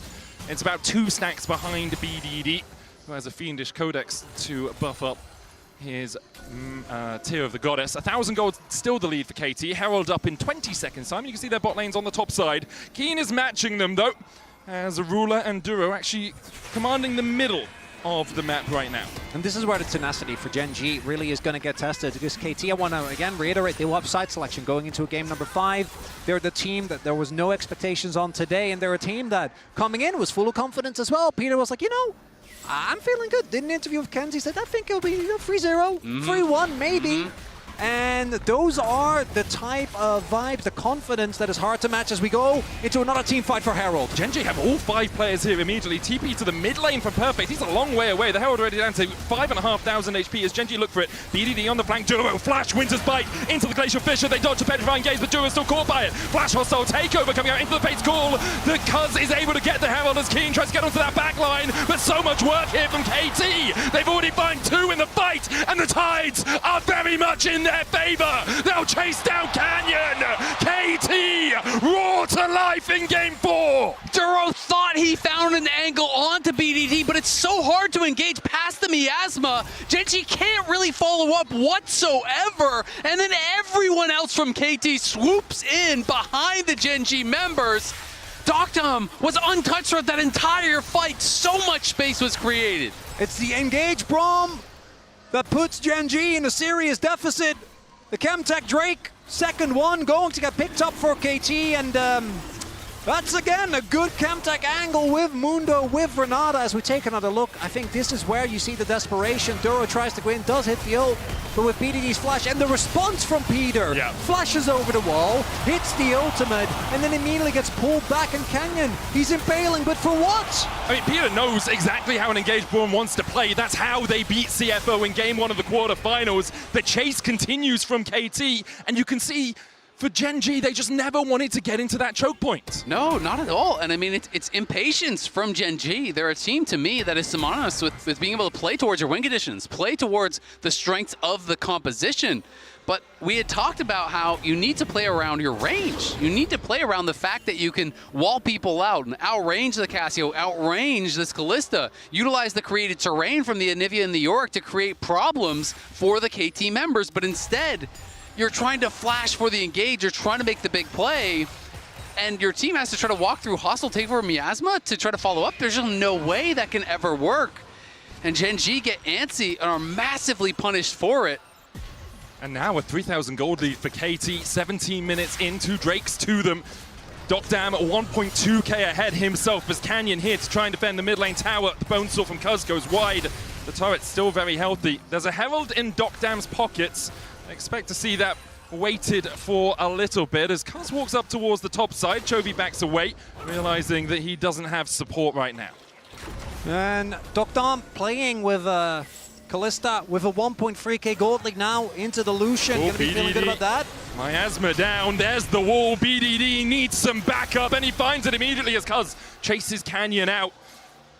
And in the end, Chovy actually the one forced away up towards this top side. And you see the immediate response. This time though, Gen G might get something out of it, but because Perfect also rotated over in anticipation of a possible fight. And now Keen is gonna get some time alone. Triforce done.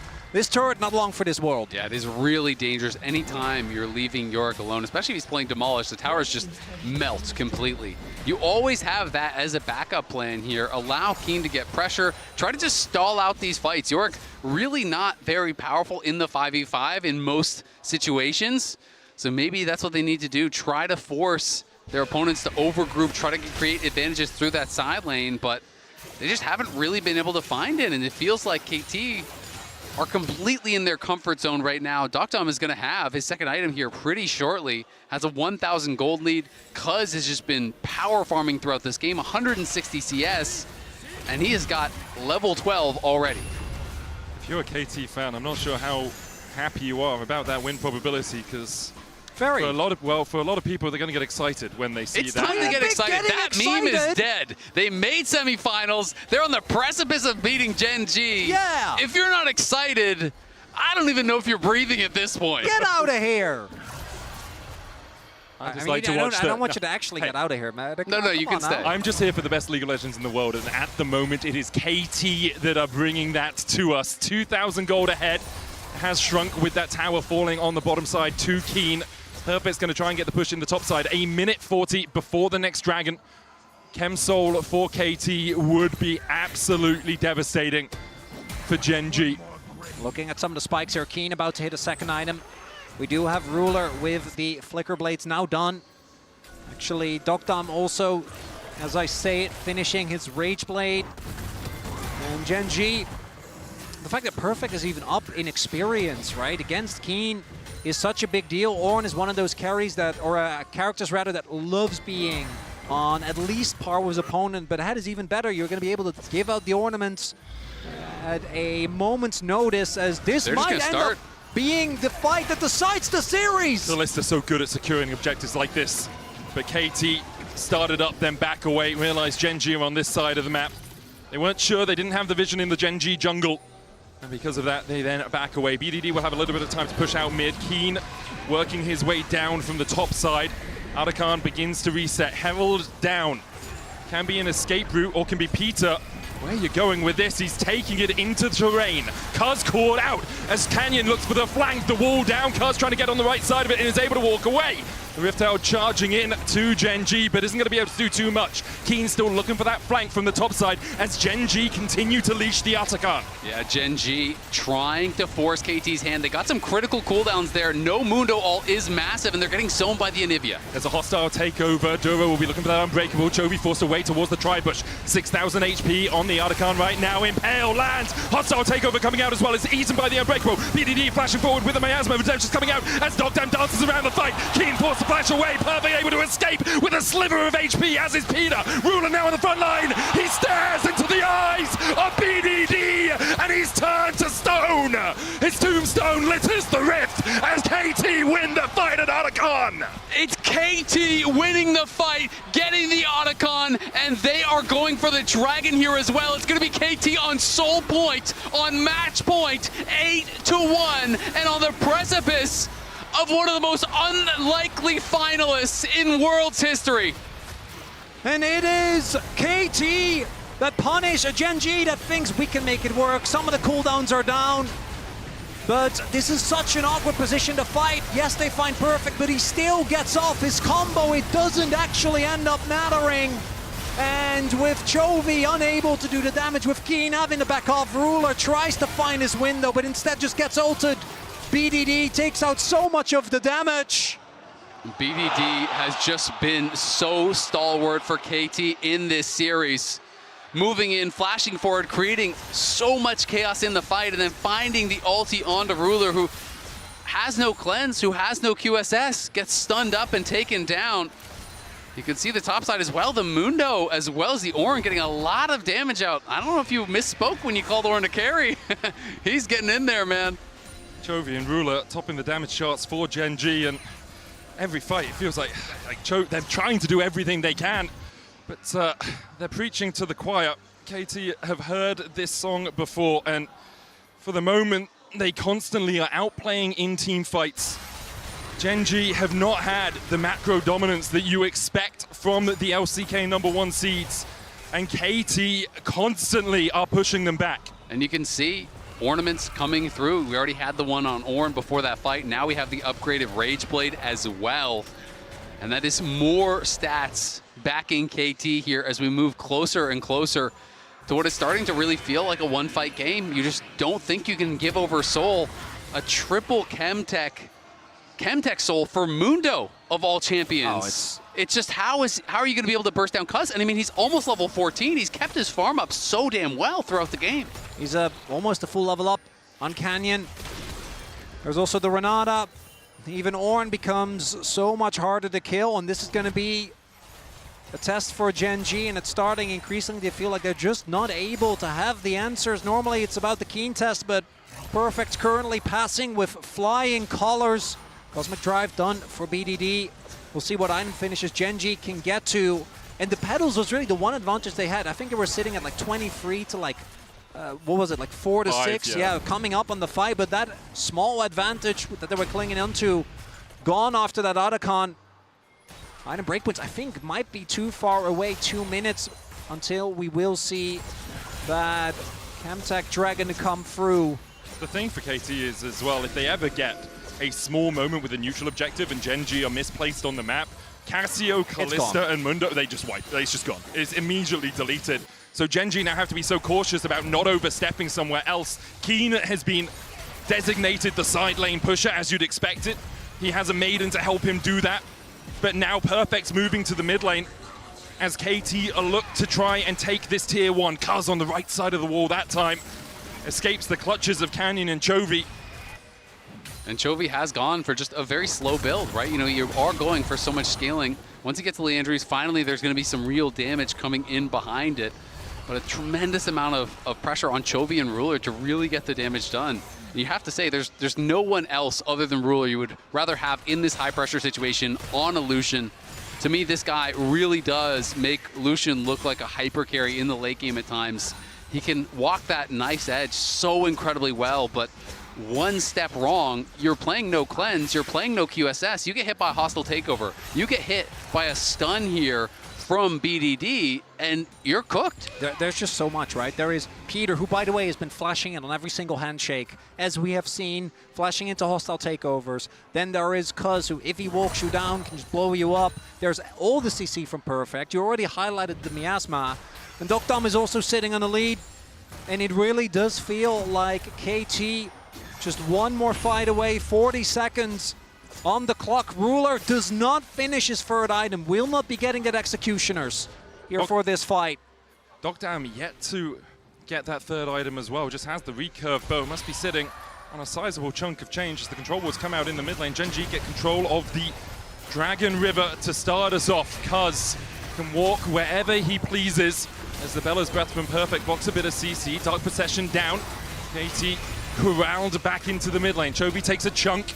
Perfect's the one to face check here as Cuz goes in as well. KT need to work as 5 and they do so. They take down the Maiden. Perfect slams his face into the wall and Gen G back away. Now KT have control. Cuz still has the flash here.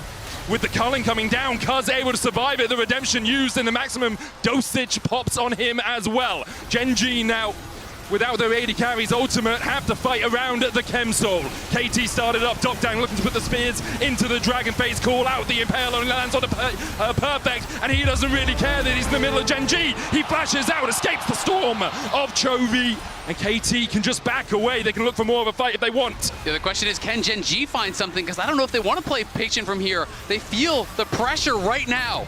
Where's the TP coming from Perfect? It's a little bit defensive. KT trying to push towards that mid lane, make sure they're not going to lose their tier 2. They just sacrificed the tier 1, but a Chem Soul, the priceless moment of the game here for KT. And it felt like KT, or Gen G rather, was trying to play for the fight with the position that Canyon took there. He ulted Perfect with the idea of trying to play for that. But instead, they got neither, right? They weren't able to really do anything to Perfect, still sitting on Perfect KDA. And now it's KT that takes control of this Baron pit, and they might very well try to force Gen G into a fight. They're looking for the fight. Hostile takeover going down as Canyon has to flash away. Has a Mega Blast Cone there for him to try and escape, but there's no Fate's Call, there's no hostile takeover, there's no maximum dosage, and there's no Call of the Forge God. Will Gen G want to take the fight? Azale thinks it's already over, and perhaps it is for KT. Gen G stepping forward, KT still on that Baron, 5,000 on it as Canyon looks for a flank position. The Baron, the target for KT, they'll smite it, they'll secure it. Dokdam stepping forward, dashing onto Keen, the damage on the Perfect as well, but a petrifying gaze once again from BDD. He sends Gen G home in body bags. Chovy trying to escape and he will manage to get to the safety of his tower. And BDD says, I am going to the World Finals as he flashes in. Perfect finds the perfect knock-up. The Baron is there, the Soul is there, and there is, I gotta say, there's no way that they don't just end from here. You have to feel it. Shanghai feels it too. The crowd enraptured by KT. The one last ride on the roller coaster, as perhaps it's a ticket to the finals. And Canyon, when he backed off there, he went to Wolves, and you just can't give any time to a team with this composition. I mean, look at him, he's over by Wolves. He was trying to heal back up, but it just gets burst down so fast, and the Secure is incredibly strong with the Rend plus the Mundo damage, and then BDD freezes them where they stand. Alt flash, Ruler dies instantly. Dokdam, no hesitation, they all flash forward. They knock down Ruler, and Gen G are stunned. They can't believe it. And this is where Ruler's journey stranded in 2023. Semifinals, a 3-1 loss to T1. They were coming in as the heavy favorites. MSI was theirs, and it feels like a retread of that story as KT, the gold lead keeps growing, the nerves unwinding, and the roller coaster is about to go higher than it's ever gone.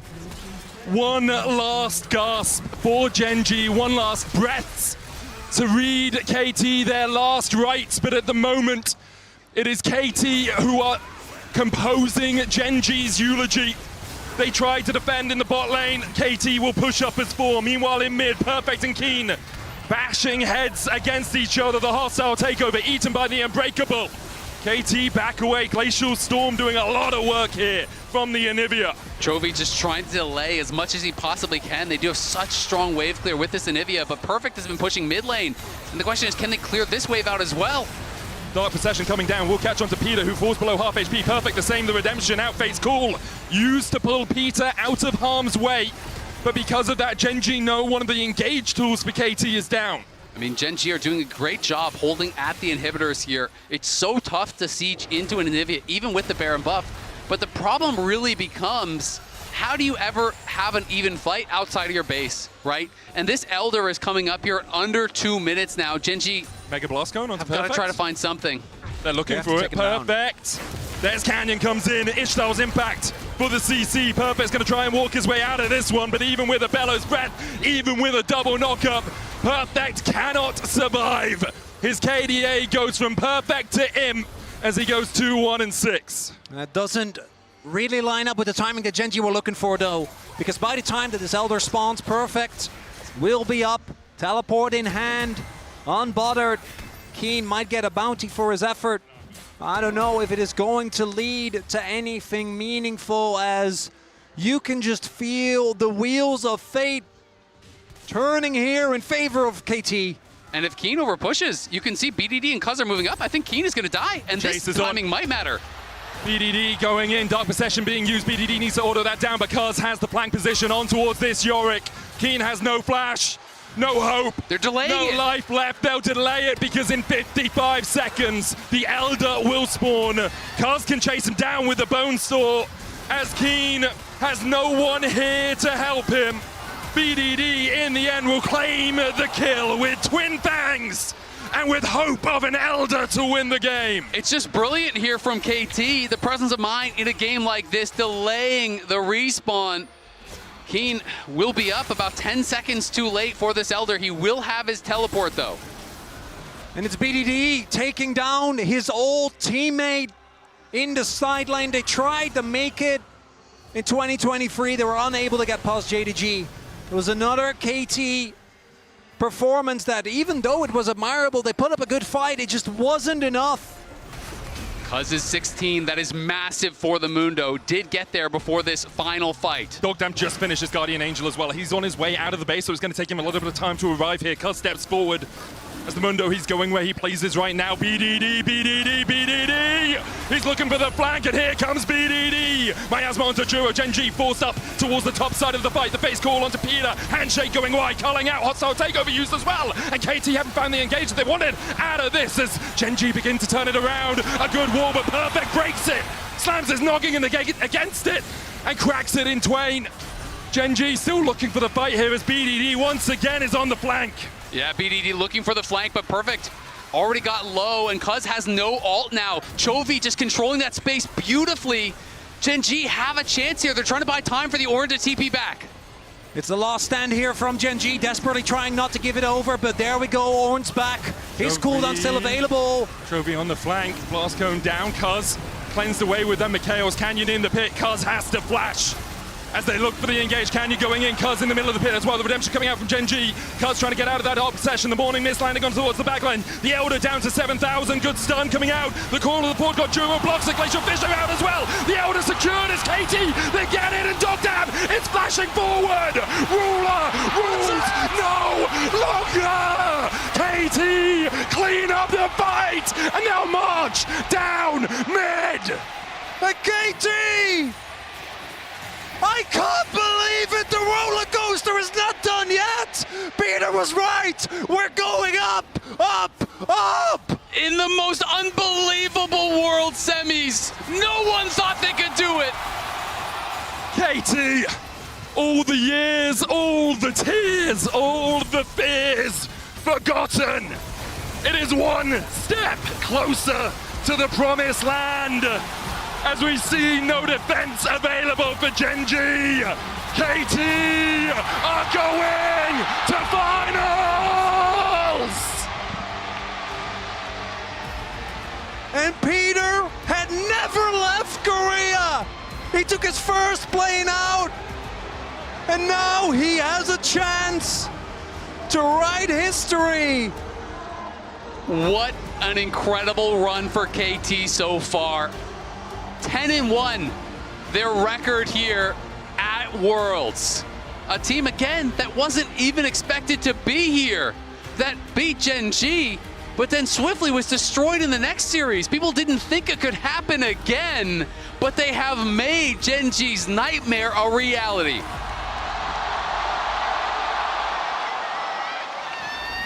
The crowd says it best. Let's hand it over to the analysts to break down what was an incredible series. One of the greatest upsets in League of Legends Worlds history. And it is sadly poetic for Chovy that the day the semifinals start and the trophy is finally revealed on stage, he has to walk past it into his demise, as Ruler cannot get a chance again to win a world championship because KT, stop it! Oh my gosh, all right, so I've been crying, so my voice might be shot. But this is, like, I cannot understate how amazing it is for this specific KT team to finally make a finals. Of all people, score on the bench as their coach. I was there in 2018 when he lost to IG. Oh my gosh! I just can't, like, this roster of all rosters.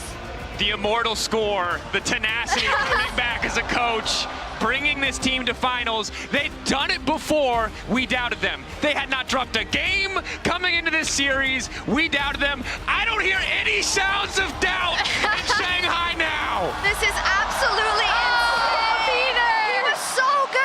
He was so good, and Peter and Doctum, they were benched at different points in the year, and they absolutely popped off. Not only that, Kobe, Doctum, I remember back on Damwon, he was replaced by Deft, right? Because they did not think that Doctum would be able to get them another Worlds title. PDD was also replaced. I mean, it's a story of redemption and of just the will, the sheer will to make it happen. There we go. What a great smile out of Peter. First plane goes to finals. I know. That's crazy. I've seen someone do that before. His name is Jackie Love. Oh my God, this is absolutely crazy. I mean, and again, an incredibly historic moment for KT. Crushing for Gen G, you highlighted before, but Ruler, the JDG Golden Road run denied. Gen G, there's not a Golden Run this year with first hand, but again, denied, falling short, the most crushing circumstances to fall out of the tournament. But the team that they elevate couldn't, I think, be more deserving. A team that is literally characterized... DRX vibes, DRX vibes. Yes, but this team even more doubted. Yeah. A team that is doubted deliberately by the fandom. By this game, by the way, guys, the Mundo, push, push, push, push, push, push, push. Shout out Aloy. Also, by the way, another first time on stage for Cuz. Yeah. Cuz, two different champions, first time. First time the Kiana, first time the Mundo, and they win. I mean, just has to throw briefcases, right? Yeah. And pop the ultimate. I also think it showcases how KT won, right? Because it was with these compositions, with their faith in themselves, and also an understanding of how to execute them from top to bottom. We talked about how, okay, we're a little worried about Perfect going into Keen, but he has been a huge difference maker on this KT run. What the heck? I mean, the Bessa game was insane from Keen, but like, how was he? And I don't want to say a non-factor because of him, right? But a non-factor, they nullified all those things on Gen G. All of them. Some, maybe they nullified themselves a little bit, but I can't believe it. I don't know, is this real? I just think when you look at the history and pedigree of Gen G, and you told me, oh, someone's been weathering the storm, they've really held it together, I would have assumed it would be them, but no, it was KT. It was the Ornn who was so far behind he shouldn't have been able to do anything against That's the an Braum. Ornn, yeah. It's an Ornn. But they had a Braum, he should have been able to block every single ult. It's just, it is unfathomable. There is nothing at the start of the day. Yeah. I As we predicted, see. oh man. Yeah. That is pure Sora joy. right there. Oh my god. Can't believe it either. He's like, oh Oh, my there we God. go. Ah, crazy. It actually is crazy. You know, putting a stop to Gen G's perfect season, putting a stop to Gen G's Worlds run now, all these upsets that they've been able to accomplish. Well, also it was after last year, right? After the Gen.G drafting that Score couldn't find a job until he came back onto his OG organization. Great point. KT Rolster now gets his revenge against Gen.G. Like, it's just insane. It's crazy. We'll be setting up for an interview on stage, but it's still a while away, so. We should talk about BDD, the Cassio finding Ruler with so many Cassio ults. I mean, the early one in the first fight in the top side of the river where he flashes in to put the miasma down and then saves the ult and waits until he can get all three. Hey, he's the upper player of the series, BDD, so you can talk about him some more. Well deserved, well deserved. He also hit Ruler at the Otacon with the Cassiopeia ultimate. So many clutch plays from this guy. But remember also back to game one. On the Yone, the man who turned the tide back in their favor in a close game, even after they found early kills, even after he was shut down. This guy was a total hero. He single-handedly held this game, and while everyone stepped over the course of the series, this is naturally the man that we have to look at. The guy with so much on the line, the guy with so much history, thought he might be doomed to repeat the same failures, but it is a different story today. Yeah, it's a different story because so many of the previous stories, you know, you would look at gold graphs in KT games and it would be all other lanes are behind except for BDD. But today, KT were ahead across the board in some of these games. Yeah, as we look through some BDD highlights, I think you can also see how, again, the compositional stuff, right? Like how in a lot of those base defenses, even though I actually think Keen played that one that we saw really well on the Scion, I think it really showed how they felt like they needed to create space for BDD, right? In so many of these fights. And like, this is not the KT that I've been watching all season. Again, I saw them get farmed in the Legends group by everyone but Nongshim. And if people are not aware, this is the most do or die KT fan. She has been with them for a very long time, for over 10 years. That's dedication, and I'm glad that not just for Emily and Lore, but for all the KT fans around the world, it is playing out, and they have a chance at winning the World Championship. KT Rolster, let's head over to the Verizon post-game interview on stage with BDD and Iris.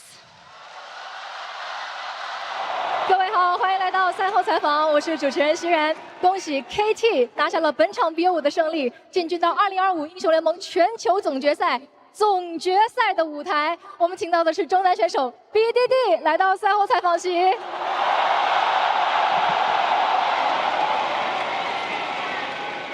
안녕하세요, BDD 선수. 먼저 인사 한마디 부탁드리겠습니다. Hello, BDD. Could you say hi to the audience?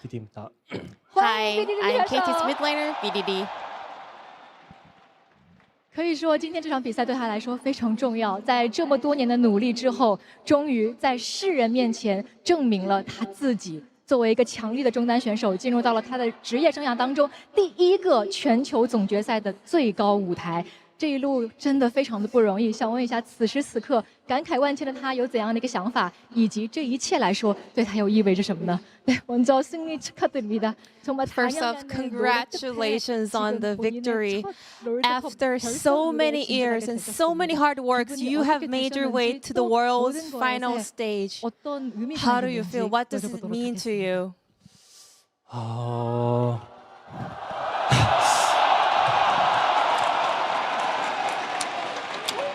네, 지금도 되게 꿈 같고 너무 꿈 같아서 되게 어지러운 것 같고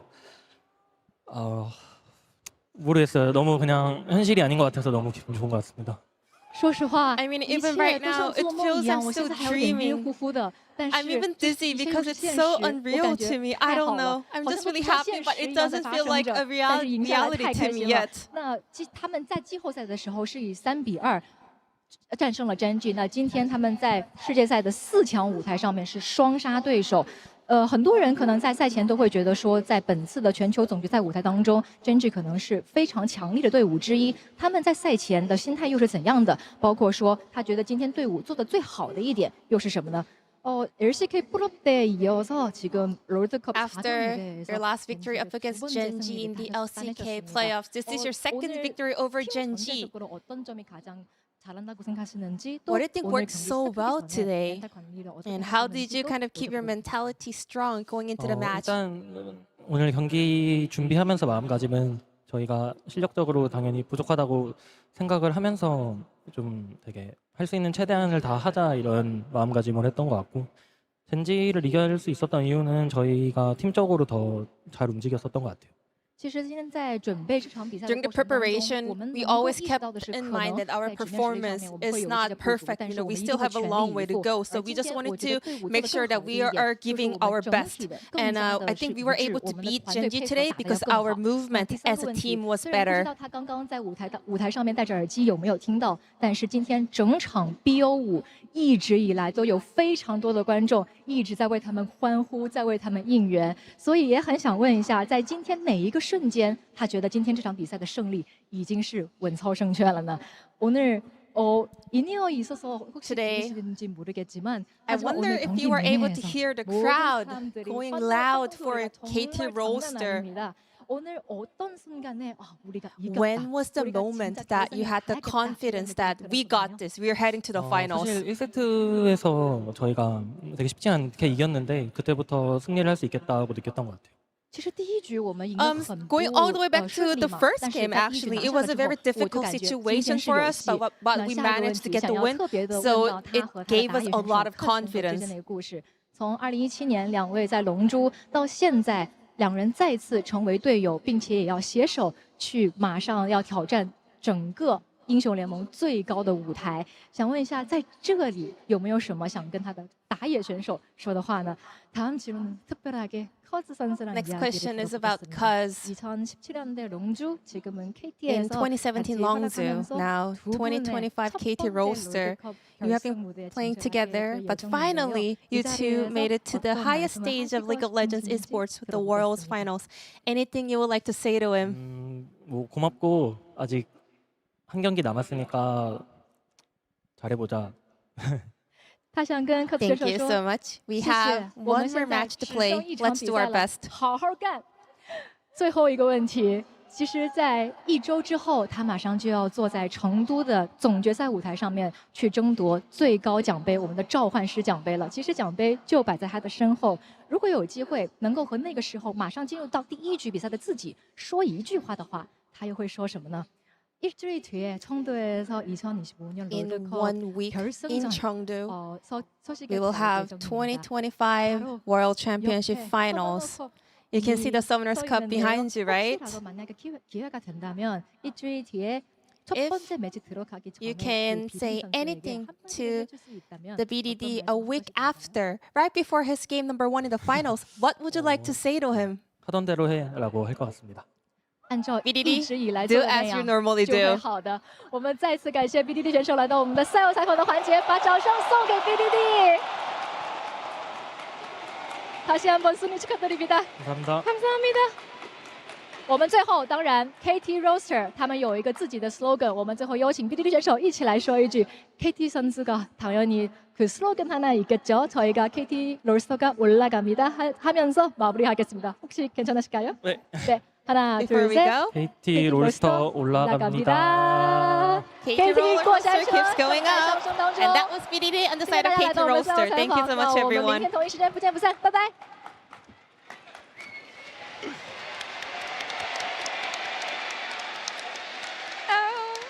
Oh, that was amazing. Just do as you normally do, BDD. Because if normal is what I saw today, this man's the best mid laner in the world. I just want to say that wasn't normal. Just for the record, again, recall. I was waiting. He was waiting. Everyone in this arena was waiting to hear their alarm and wake up because it felt like a dream. But they were better today. What was your prediction? Come on. Guys, I would love to tell you that my 3-0 was anything other than a meme, but it wasn't me because every measurable metric heading into this series was that they would lose handedly. And that did not happen. And now we have to respect that this is a different KT. This is different. This is, I said DRX vibes, right? A little, right? But it's just that story of it's so unexpected. We have to go so above and beyond. But we trust each other so much. And we can see that it's working out because we've beaten Gen G. Well, if you've beaten Gen G, you can goddamn beat anyone. I think the big thing that I really loved hearing him say in that interview, when did you feel like you could take this series, right? Yeah. In game 1, after those successive base stands, right? And KT has gotten the reputation, I think somewhat earned, for being a very, very emotional team. But I feel like that is such a great harbinger for what this team could potentially become in a Worlds final. And that's why I think it is important, the message that he had for himself, just do what you normally do. You know, you have this. Nobody freak out.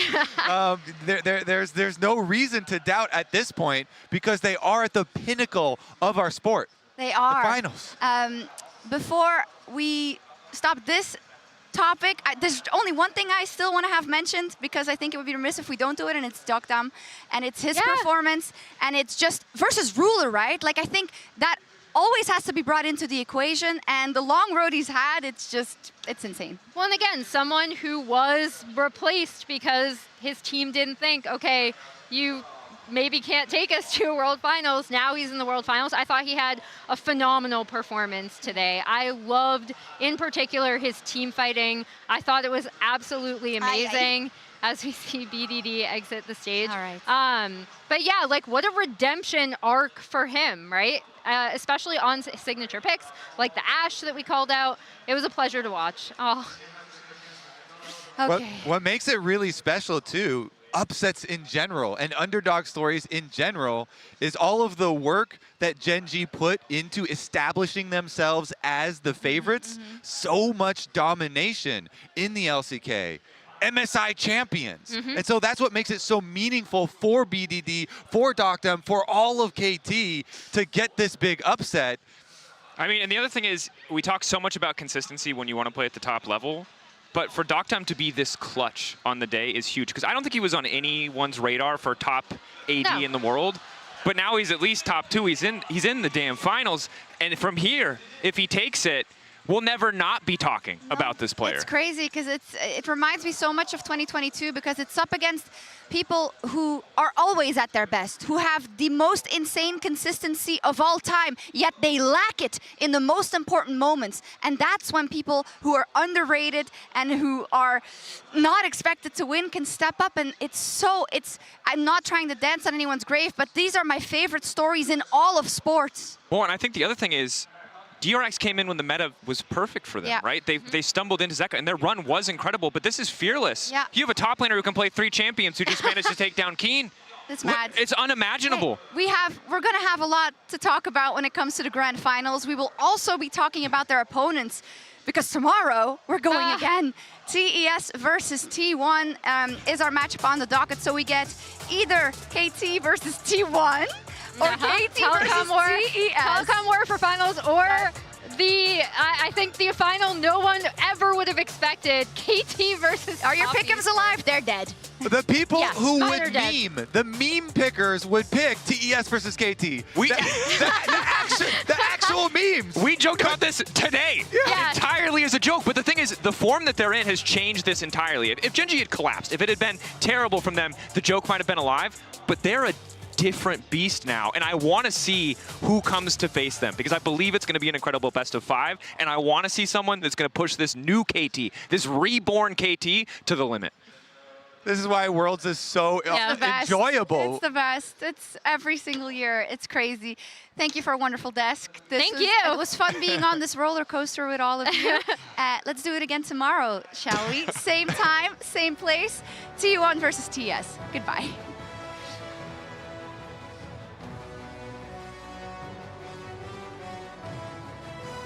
They now have this opportunity to really prove themselves here once again and to pull off what would be a colossal upset and just continue this great story that KT have already had. Use the world ender, Starfall in from Canyon, looks for the steal, but immediately he's yeeted. The keeper's verdict finds him guilty, and Emperor's Divide knocks the world ender into the middle. The shockwave finds KT, but Duro dives in, and the rest of Gen G just can't follow him. KT claim the soul, they claim the kills, and they claim Gen G's lives. KT is just running through the fight. Trophy's in trouble. BDD's going. BDD can still chase him in. He's the only one left alive. Chovy stands alone as KT clean up the fight. And that is a 5-for-1. It is one step closer to the promised land. KT are going to finals.